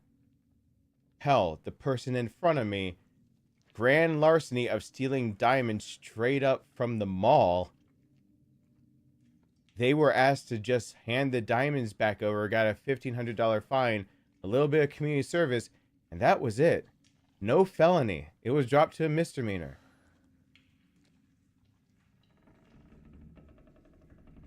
I didn't know that if I was white, I could just go into a mall and steal diamonds in South Georgia and just hand them back and say sorry. Another person on the docket before me stole from the same mall merchandise from Spencer's right across from the diamond store, a K Jewelers. He was sentenced to time as well. He got felony charges levied against him. Hate it when people tell me that I'm just bringing race into the conversation for no good reason, when in America right now the average, and let's just say the average white male with a high school education, after 10 years, if they stick with a career, usually tops out at about $101,000 at their peak. While the average at the same time black male in America with a college bachelor's degree peaks out after 10 years in a career just like that same white male with a high school degree at $51,000 a year. Go fact check it.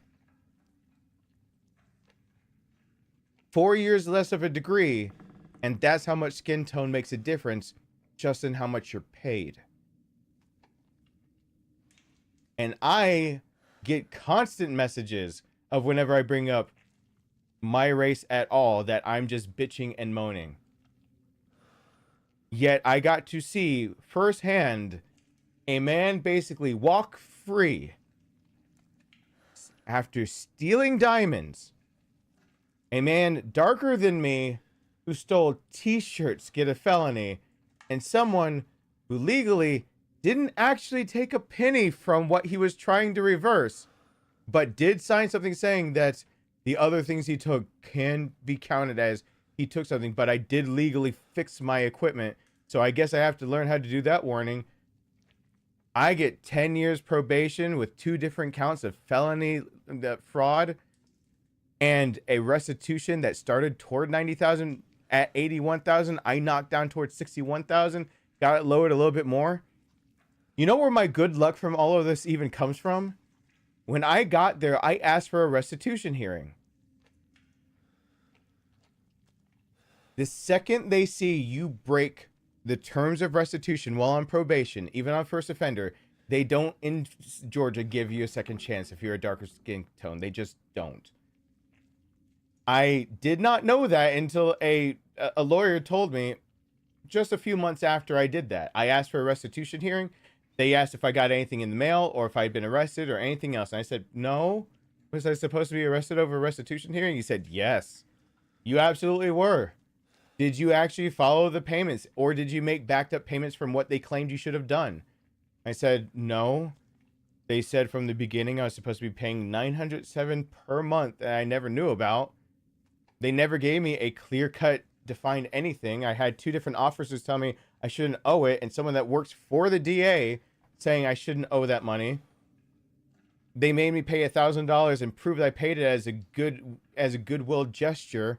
And then they gave me a sheet of paper and saying until my restitution hearing, I owed $350 a month. I've been paying that $350 a month since that happened.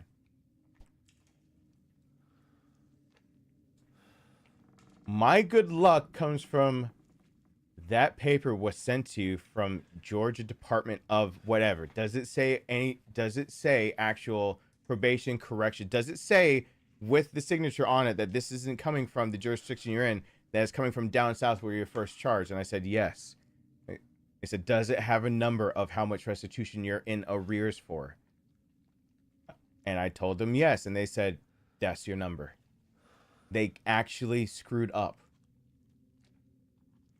They actually did screw up finally and caught me a break.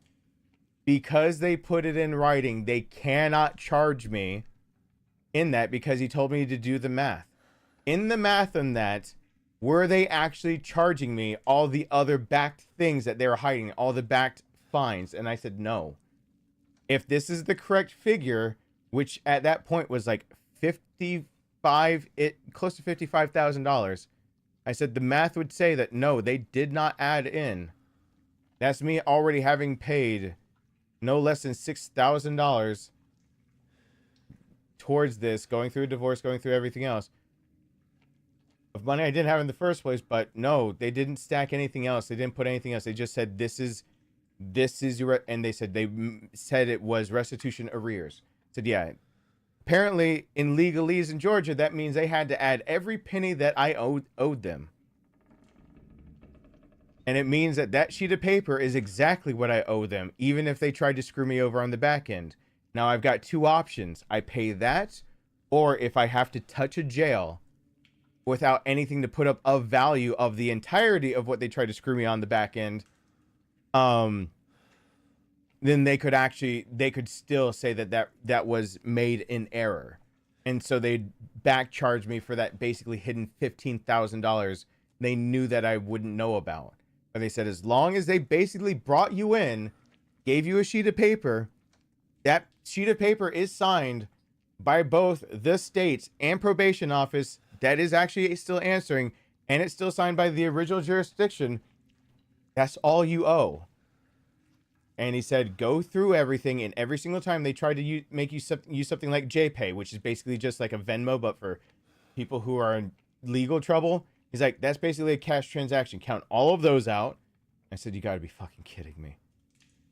He's like, no, go count all of those cash. This is what just happened last week. Go cash out anything that counts as a cash transaction, because the state of Georgia will just forget it existed, no matter what proof you give, until they can put you in jail long enough to say that you owe about $15,000 more.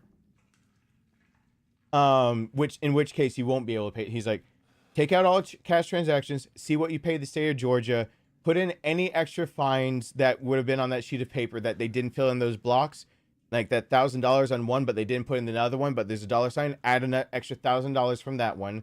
The other two are to be written off unless you failed, but they set you up to fail. Pay that. And if you somehow can pay that, you're a free person. And if they come to arrest you, which they will come to arrest me in, well, if I ping their system, 2 days, or next week on Wednesday, which is fun. As long as there's something of value that can cover all of it, I still only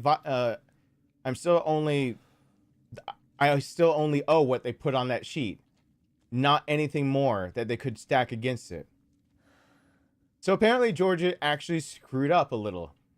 And they sent me a flat number that I can just pay and guarantee that I have legal protection. They said if I had not asked for the restitution hearing, I would not have gotten that, because they doubled down on it and gave me a second sheet of paper of restating that number, saying it is correct, and saying that you only owe $350 a month. He said, for anybody else that should have flagged the system, it should have come across the judge's desk, and you should have been transported already. 5 years ago, you should have been transported back down. Like about 5 years at this point. He said the only two reasons would be that he was busy and basically that paperwork got lost, or that they simply expected you still to fail and they wanted you out of jail so that you could pay as much as you could before they put you basically to work. Because when they get to use some of the laws that they can use in Georgia for people who are prisoners, you still get to keep it as a green state. Tax dollars don't actually go to feeding a mouth like mine as long as I shut my mouth and do work in a Georgia penal system. Thank you, the idea that I'm still black as long as I'm 1/16 black by Georgia law.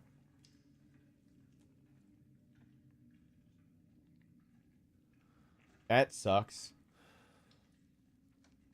My lucky break was that they so don't give a fuck about me that they gave me a flat number and still expect me to fail. And so they just wanted me to pay more into it before my inevitable incarceration.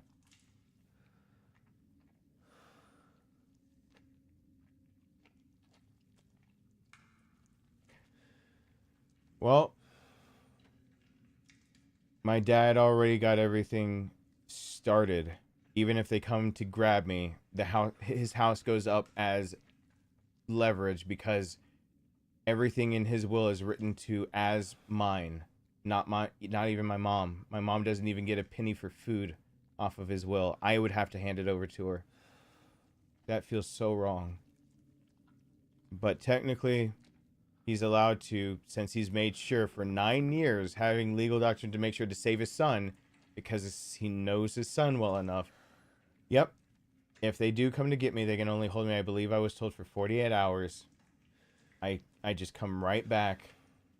And my dad just called today and found out that, oh, get this. Behind my back, he's been paying $500 a month for student loans because he figured out that my student loans were predatory from Navient. Thank you, Navient. Navient, the company that you should never borrow from, because they will put up your loan, your fixed loan, from being whatever they promise you. Let's say it's 6% to 8%. It's actually variable. Read further down. They will tell you it's fixed. It is fixed as long as you're a student, and it is fixed for enough of a time that they will promise you with payments it will be gone. The second you actually re-enter school or ask for one deferment of any payment because you're trying to find work, it's no longer fixed through them. My student loans alone are stupid high. From the $60,000 I borrowed from my education, I've paid back in student loans total, not including, we're still adding up exactly how much I've paid in student loans. It looks like minimum we've paid back $80,000 in student loans. I still owe $81,000 in student loans. That's how predatory Navient is. I didn't realize that for the past 9 years, part of my dad's plan was to ask Navient to split off part of the payment of anything that they could have been considered a cosigner or like retroactive anything cosigner. And he's been paying $500 a month to keep the interest down low. If he hadn't been doing that, they wouldn't have inflated to about $81,000. My loans that I took out at $60,000, that was promised that I shouldn't pay more than in interest $15,000 as long as I make their payment plans. The second I asked for one deferment because I was still looking for work after graduating, they were able to blimp up to, and this is them giving me a deal right now. My loans are right now fixed at between 11 to 15% for student loans. They will go back up to towards 30%, just short of it. To give you an example of how predatory that is, cash advance loans from credit cards are usually about 30% for getting a cash advance. And usually they limit you at like a few $100, or usually sometimes a fourth of your credit line. They can limit, but they usually have a limit knowing that you're asking for cash and they're going to charge the fuck out of you for that. That's where my student loans are sitting. And I've been trying to get those things paid down forever because I asked for a little time to find a job.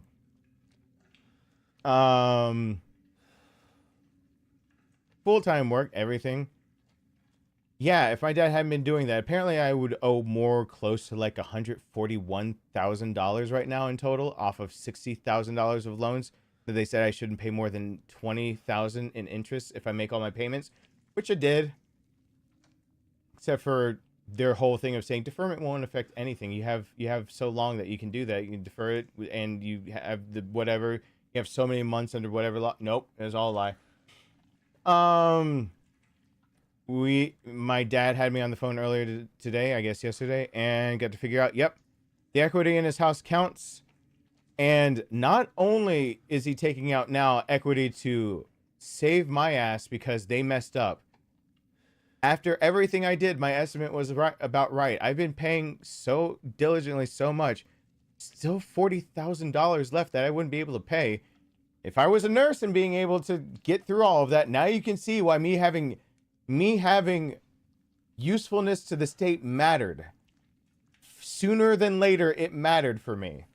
Because while I do want to be a nurse, for them to be able to just gank every single cent off of a paycheck like that means that they get what they want. And I get to stay free. They don't want to lock me up if I'm actually useful and paying. As long as, I'm paying, I was already told by the lawyer, there's nothing stopping them from still charging me that extra $15,000 plus probably $82 a month that you can't get it all paid off. And I said, they can just take every penny. That won't be happening. Yeah, they're actually, not only are they doing it, my dad has so much equity in the house. He's now consolidating my student loans so they have to stop coming after me. The ones that he was paying on. Get this on how predatory this is and how fucked up the legal system is. He knew one day I might need his help. He's the definition of a dad. I will never be as good as my dad.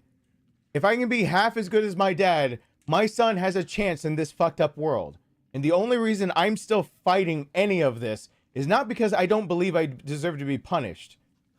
I went in there because I believed I deserved a punishment. I don't believe I deserve this at all. 10 years of not knowing what freedom feels like. You know what it's like to have your phone tracked anywhere you fucking go? To need to call ahead if you want to step more than like 2 steps out of where you're allowed? To have call-ins for where... To get all of your rights and be told that this doesn't have to happen to you, but then get chastised for using your own rights of you don't have to do that. But then again, there's the double standard. Then again, I have my 4th Amendment rights. Yet I got a letter in the mail 2 years ago-ish now, where they told me to go in for drug testing. I went and did it 100% illegal. No, they had no precedent to do it. She was just flying through her paperwork and didn't give a shit. I went and did it anyway as leverage later in case maybe I needed it. I found out now that leverage doesn't matter for shit. It doesn't pay off what the state wants, but no, they had no right to actually do that. There was no warrant to get a sample from me because I don't do drugs. I have never, oh my God, the most I've done of anything is actually on this YouTube channel. Other than drinking on this YouTube channel for drunk live streams, I've been drunk twice in my life. On my 21st birthday, and when a girl dosed me, which is also a felony, but yeah, that's my drinking record. Other than that, it's been on advice of it could help possibly with something medical that you should always get advice, or anniversaries of my brother dying, because yeah, I'll go pour one out like Nathan used to do for his friends. Buffalo Wild Wings, their punch drink, I'll be getting that. Nathan thought it was at least symbolic enough of saying that he remembered to go put money down on a table and get a drink that he wasn't going to drink, because if his friend doesn't get to drink it anymore, neither does he. And that was enough for him to remember that his friend still existed. Because my brother's saying was always, you don't die until the last person who knows you forgets you. And that's why he also said that people die by ideas don't, which is why he wanted the original one. Little does my brother know, he's in the footnotes for anyone who suffers from a cluster B personality disorder. Since 2018, he did have an original idea through his university. And now if you have cluster B personality disorders, you get extra specialized treatment thanks to my brother and the work he did while he was in college and right after. He died not knowing that he did have an original idea, and it changed the way we treat patients suffering from borderline, histrionic, narcissistic, antisocial personality disorders, cluster B, and any comorbidity with it. Marsha Linehan was willing to get back up out of basically her retirement and start vouching for some of these things because of the research my brother helped head up while he was just getting his degree and thought it was his due diligence. My name is a really small footnote in the footnotes, but my brother's actually there. My brother did have an original idea. And it helps on a yearly basis. I believe that would be 20 to 60,000 people. New patients, not including the hundreds of thousands already as a patient for a cluster B personality disorder. That's what my brother was able to accomplish, and he died 8 years ago at 31. Makes me feel pretty shitty about my life's accomplishments. No, I don't know what it's like to be free. I graduated from college to a wife that made me feel like I owed everything as being a husband, to feeling like my life is owed to my child, which it is, but feeling like I was always owed to something or something else. Just to go tell the truth and be told that for 10 years, you have all of your rights as if you're not, but just hold on. We don't like the way that you looked at that last thing that we sent you, and therefore we're just going to do something else, even though we have no legal right to tell you that you have to go to... I have no legal obligation to tell them that I'm traveling. I kept my rights to not have to check in for things like that. I have to call a phone number once a month, not visit anywhere, and just say I'm still working, I'm still alive, I'm still living at the same place, and I haven't harassed the people that were hurt in this case. The people, you know, also known as two fucking companies that never actually suffered a loss because of me, but whatever. I haven't been doing anything to like do anything to those people on an automated system, and then it hangs up and says call in the next month. That's the only obligation I've got. And if I leave the state, I have to give them a heads up just in case they come to find me. I have to at least give them the way to come find me type deal. But then they started doing things like, hey, but how about tracking you? Why? Don't know, but that's the thing. How about you have to call in if you actually have to? Why? I have to, for my job, leave as a photographer of the state all the damn time. Why do? Because reasons. Okay,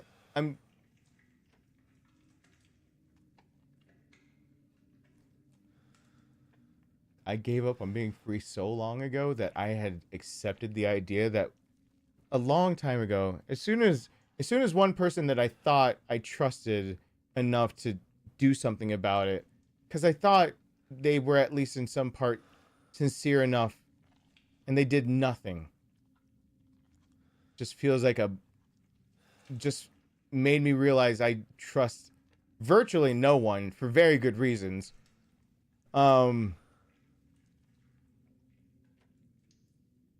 I just thought that this day would come eventually and I would just go to jail.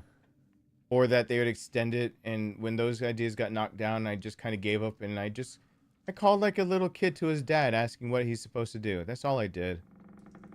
And now instead, my dad has let me know that his death marks the moment that I get everything I gave up in my divorce back. Because he predicted that his son, being like him, would do what he did. Little did I know that I got a whole history lesson from my dad. Yeah, he did the exact same thing. To give his ex a leg up. Because he also had children. Even though that they were grown. Did the same thing.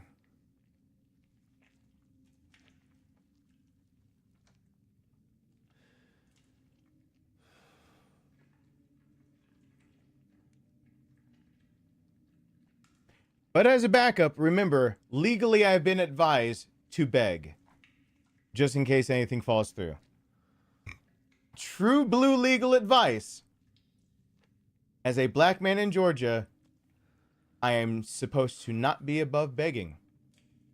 And also, apparently, I have been dodging bullets when I didn't even know I was being shot at. So those are, I don't know, any questions, takeaways, whatever, I'm done talking. This is the point of time where I can accept Nathan's dead. It's been 8 years. Nathan's official time of death was on the 23rd, but he died the night of the 22nd.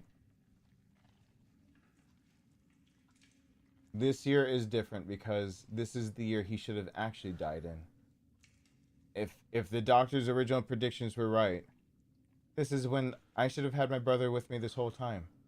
This is the year that my brother doesn't quite make it to 40. Or if he does, not very far after it.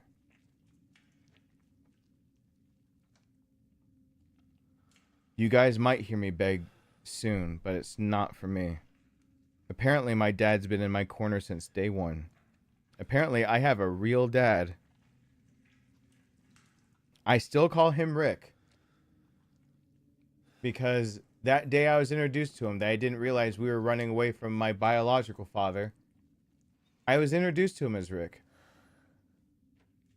But when I broke down a few days ago to tell him that I don't know what to tell my son, and I told him that I was a piss poor son for not being able to take care of him because my dad deserves better, I realized that while I might tell other people, well, while I might call him Rick to him, when I actually think about who he is, what he is, I always refer to him as my dad.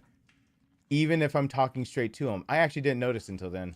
I actually didn't notice that I told him I still needed my dad. I still need his guidance. I'm a grown-ass man that needs his dad. I didn't realize I still said dad. I always thought I felt so bad that I always called him Rick because that's how his, but no, I call him dad. He is my dad. You might hear me beg, if my dad dies, which will be sooner than later, he set up everything so that my mom, I've had another read through of his will. My mom can't actually legally take money from me very easily.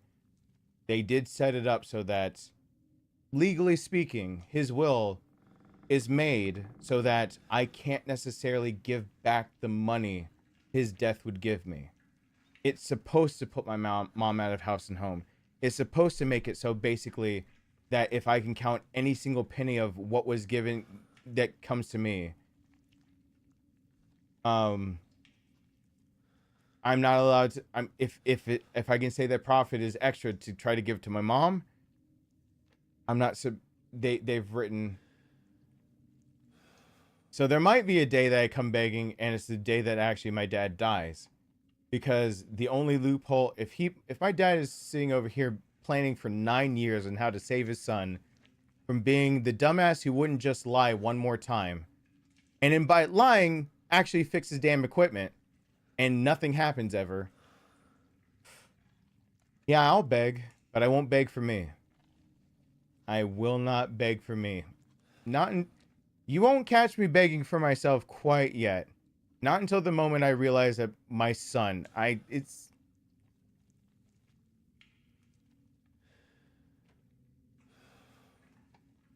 want to put me in a penal system that, statistically speaking, I'll die in, because the section where I'd be placed is the one that gives it the 18% death rate. Holy fuck. 18%. It's not the other sections. It's the section I'd be stuck in if I had to go back. Yeah, 18% death rate, but if you have to actually quarter it down into the different blocks that it's put into, the jail I go back to in that one specific is closer to, now I'm finding out, varying numbers, is somewhere between a 54 to a upper 70% death rate. Are you fucking kidding me? Okay. All right. You might not find me begging and pleading for myself until the moment I realize that my son doesn't even get a dad behind bars if they stick me somewhere where they'll kill me. But I ain't ever begged for my life to be spared. I ain't gonna start now. But if they really if my parents already wrote everything so that I can't even help my mom when my dad dies, because they'll keep counting it as things I can't help with, I'll beg, but it won't be for me. I'll beg everyone to help my mom, because I already figured out my workaround. If I have to be on phones with lawyers for what feels like 5 to 8 hours per fucking day the last week, you bet your fucking ass I'm going to be asking them the workaround to his will. And the workaround is, if it's not funded by me and it's not funneled through me, it can still go to my mom. I won't be begging for me.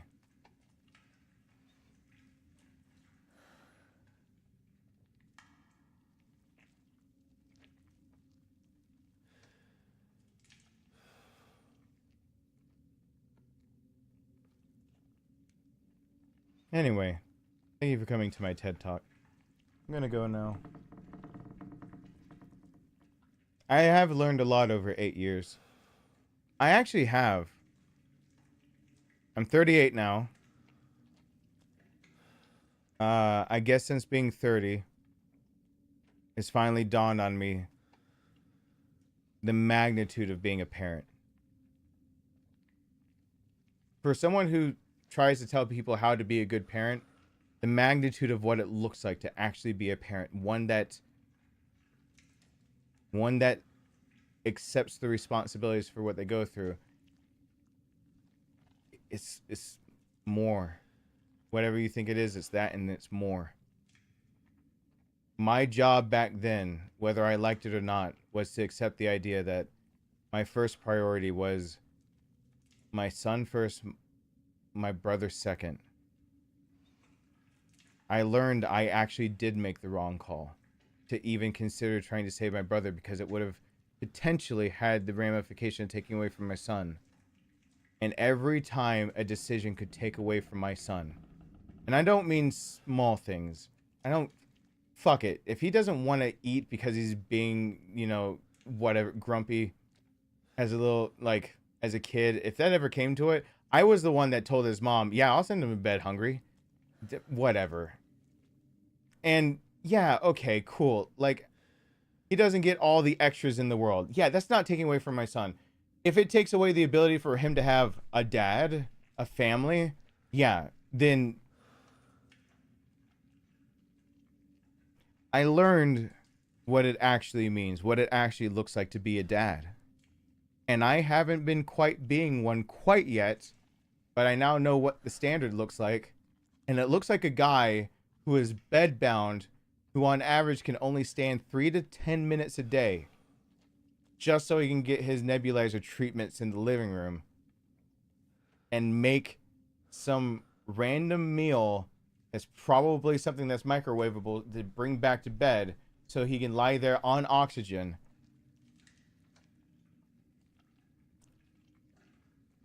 He looks like sick and frail. No, he actually looks like a dad. That's what a dad looks like. Because it's not the look that matters on all that.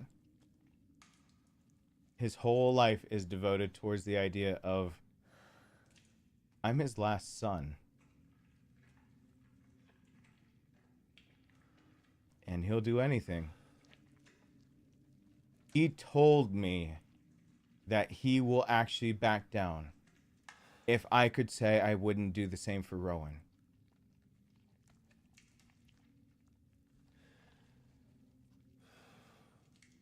He told me he would back down and not do it if I could also say I would not do so for my own son.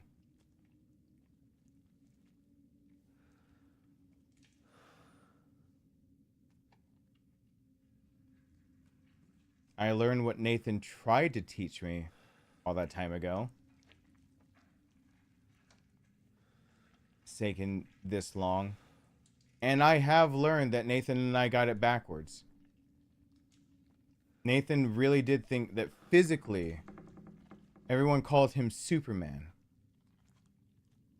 But the reason he put himself out there physically was because he couldn't handle the idea of what happened to people if they physically then got hurt because he didn't do something. He couldn't handle it, much less actually having to hurt people. Saving my life and him having to hurt someone to do something wrecked him for 3 years. He would rather, during the deadly trampling at the Hi-Fi By amphitheater, when he used all of his strength to save his best friend Jonathan and his girlfriend Amber from being trampled by letting them trample all over his back, he had to heal up from all of that. My brother earned the nickname Superman. I'm not Superman. I've let it known for a while, this was always me, not that. This symbol is Steel, not Superman. This is Steel's crest. Just a bit of irony or sardonicy, depending on your sixth sense of humor, that Steel is one of the people that tried to take over for Superman when he died. My nickname was not Superman, it was Steel.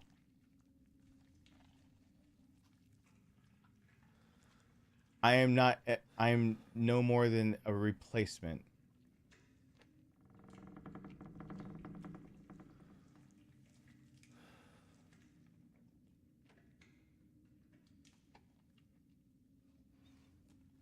But I did learn that Nathan put his body on the line so often because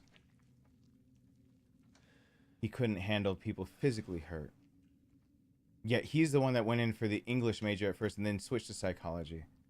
I'm the one that hurt people to try to keep Nathan safe when we were younger. Because I thought I was the weak one. And I thought I could help people mentally because everyone seemed to come to me for advice. And now I realize I was the one that was meant to help people physically. Because I can't get over when people... I don't get over when people decide my help isn't good enough and therefore life isn't worth living. I can't handle that. Not nearly like Nathan could. I was the one meant to help people with their physical body. Nathan was meant to help people mentally. That's what you guys have missed out on this whole time. That is what for 8 years on this channel you guys did not get. Someone who was actually good at helping masses. You got me. It's a cheap consolation price for losing my brother, but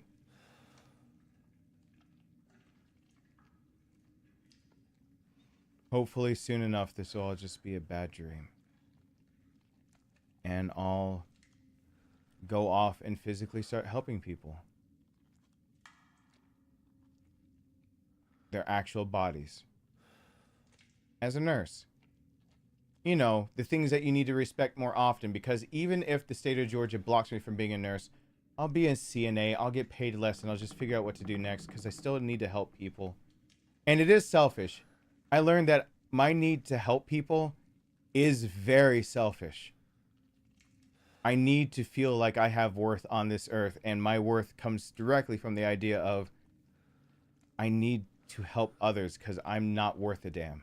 So as long as I can make other people's life worth something, or better, or fix it, physically, because mentally it breaks me, then my life is worth something. So it doesn't bother me at all of the days I've spent going over my dad's medical records and my mom's and helping. It gives me a reason of why I deserve to even keep going. That's the way I earn my keep.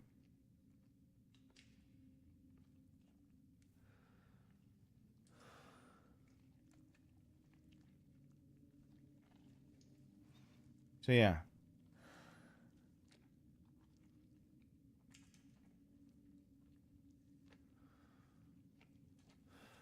May 31st. I hope that I can have everything settled because, oh, by the way, state of Georgia, did you know that all the fundraisers I've done on this channel, including, you know, when we got these mics, we raised $1,600 over the course of this channel's history. There's been about $20,000-ish. I didn't realize we'd actually donated that much. I did not realize taking portions of YouTube paychecks plus anything else we'd done on the side had actually equaled that much over time. Apparently it has. Did you know the state of Georgia actually wanted to hold that over my head? Because if I didn't make sure that money went straight to charities first, I'm allowed to cover that as overhead expenses And part of my overhead expenses would be the restitution. Screw you, Georgia.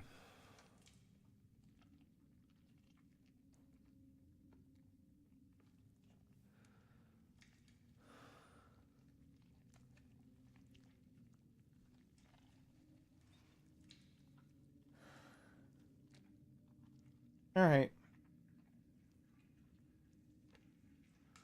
I should probably hit play to alerts.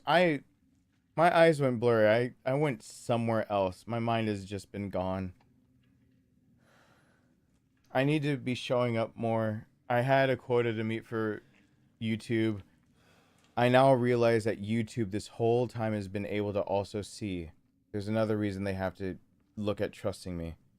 YouTube is very well enabled to do background checks on the people that work for them. We have to fill out forms. Little did I know that there is a second judgment that goes behind the algorithm when it comes to my channel. And I'm having to do research into that one. Who would have known that not filling out one form in a court case can actually almost wreck your entire life? Including the thing that you're using to try to pay off what the court wanted. Okay. Who would have known? I should play alerts. I'm so sorry. I never, at least this year, I didn't burst out crying because Nathan's gone. Can't guarantee that, though. Last time I cried really hard and I was on the ball on the floor for my brother being dead was when we were playing Nier Automata. That I remember that we were in a random time.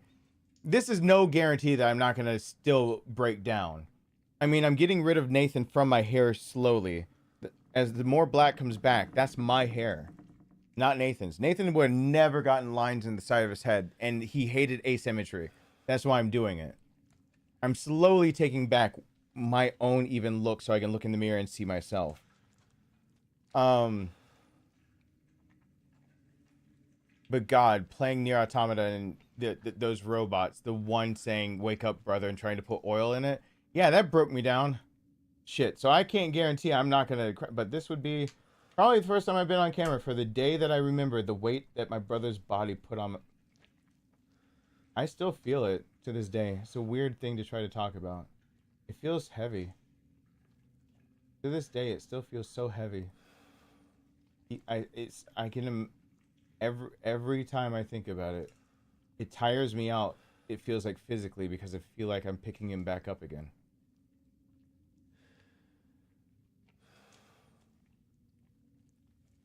I am not as strong as I was back then, though. I lifted a lot of weights just to make sure that he could never get so big at all from the acromegaly that I couldn't keep hold of him. Yeah. There's a lot like to buy one child, I stopped please? this because I was getting... Sarcasm said way earlier while I was playing, I put my study in 20 today that she wouldn't be able to start. She spent... What?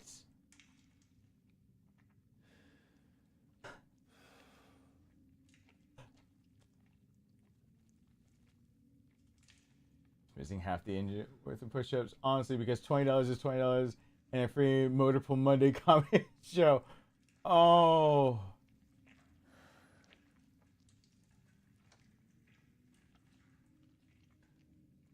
Sarcasm. Why? Don't piss off. No.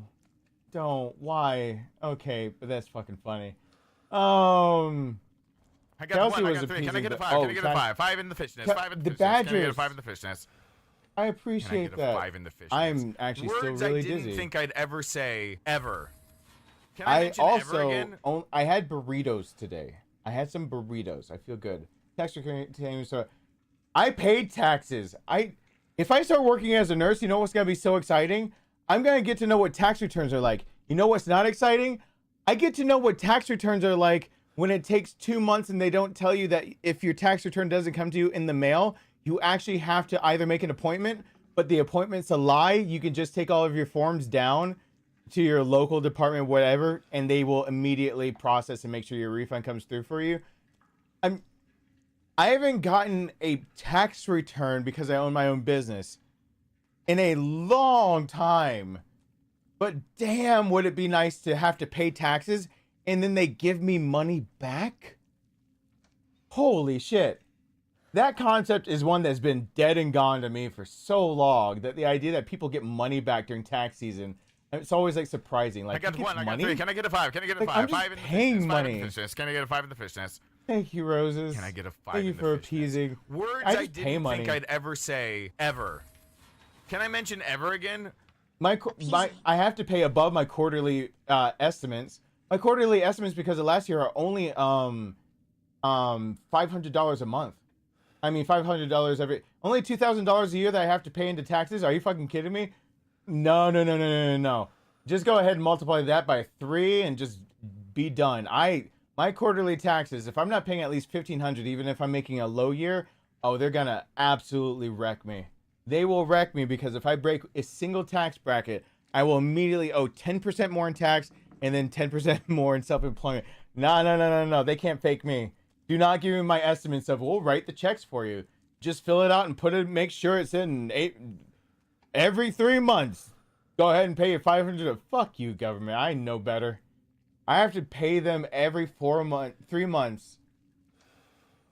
And they want me to underpay. I ain't doing that shit again. Underpayment fees for if you underpay at least 1,000. That shit gets stupid fast up.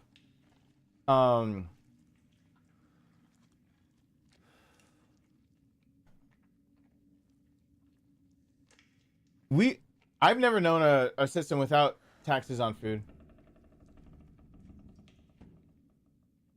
I've been doing RA3 and I've been following your videos how to do it. Oh, I should play RA3 again on Inferno. I can't play it on Nightmare anymore. Because the last Nemi fight I screw up. I got 1, I got 3. Can I get a 5? Can I get a 5? 5 in the fishnets, 5 in the fishnets. Can I get a 5 Thank in the you fishnets? once again for the appeasing. Can I get a 5 in the fishnets?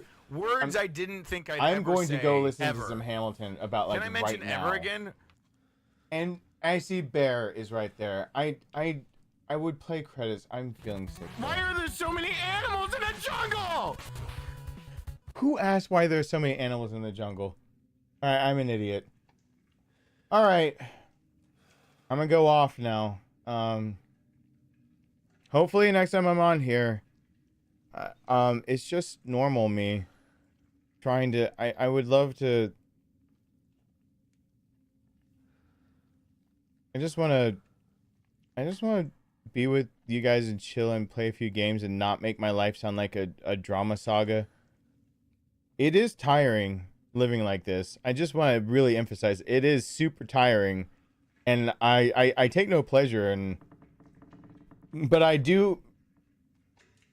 For anyone who's in the medical field, just know this: transparency is key. Doesn't matter. If you have a public platform and you done shit wrong, fucking fess up to it. And it's not just an idea of, oh, it's my morality and like I believe that you should because coming forward and the truth is best. No, little known fact to people outside of it. You know, my records will be sealed as soon as it's paid. They won't even wait for November. I'm just a free man. I don't know what it's like to be like that again, but like to be able to just go wherever I want, be wherever I want, do whatever I want, travel wherever I want, do anything I want without the government having any say in any of it. Really nice. It's a really nice thing to know that that can happen.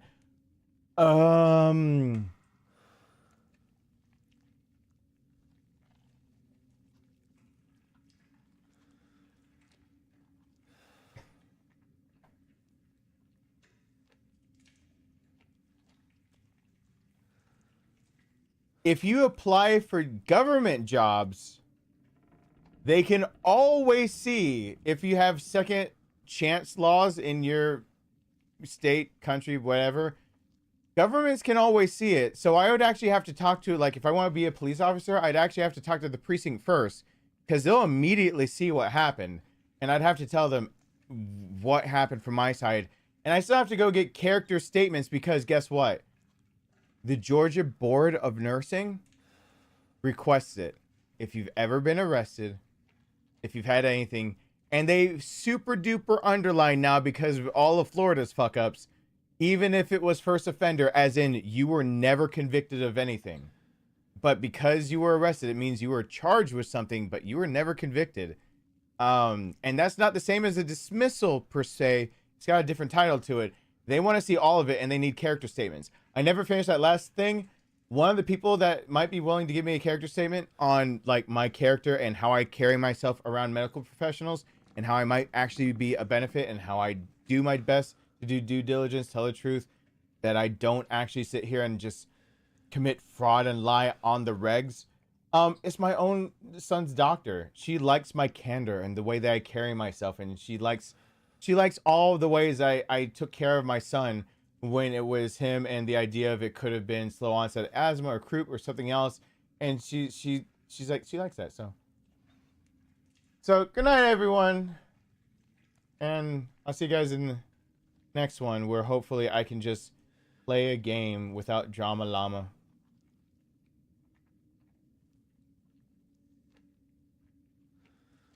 But board of nursing can ask for everything. I have to turn over all of the documents. If they find it on their own, I'm no longer a nurse if I make it that far. Ugh. I'm gonna make it, though. I'm gonna fight.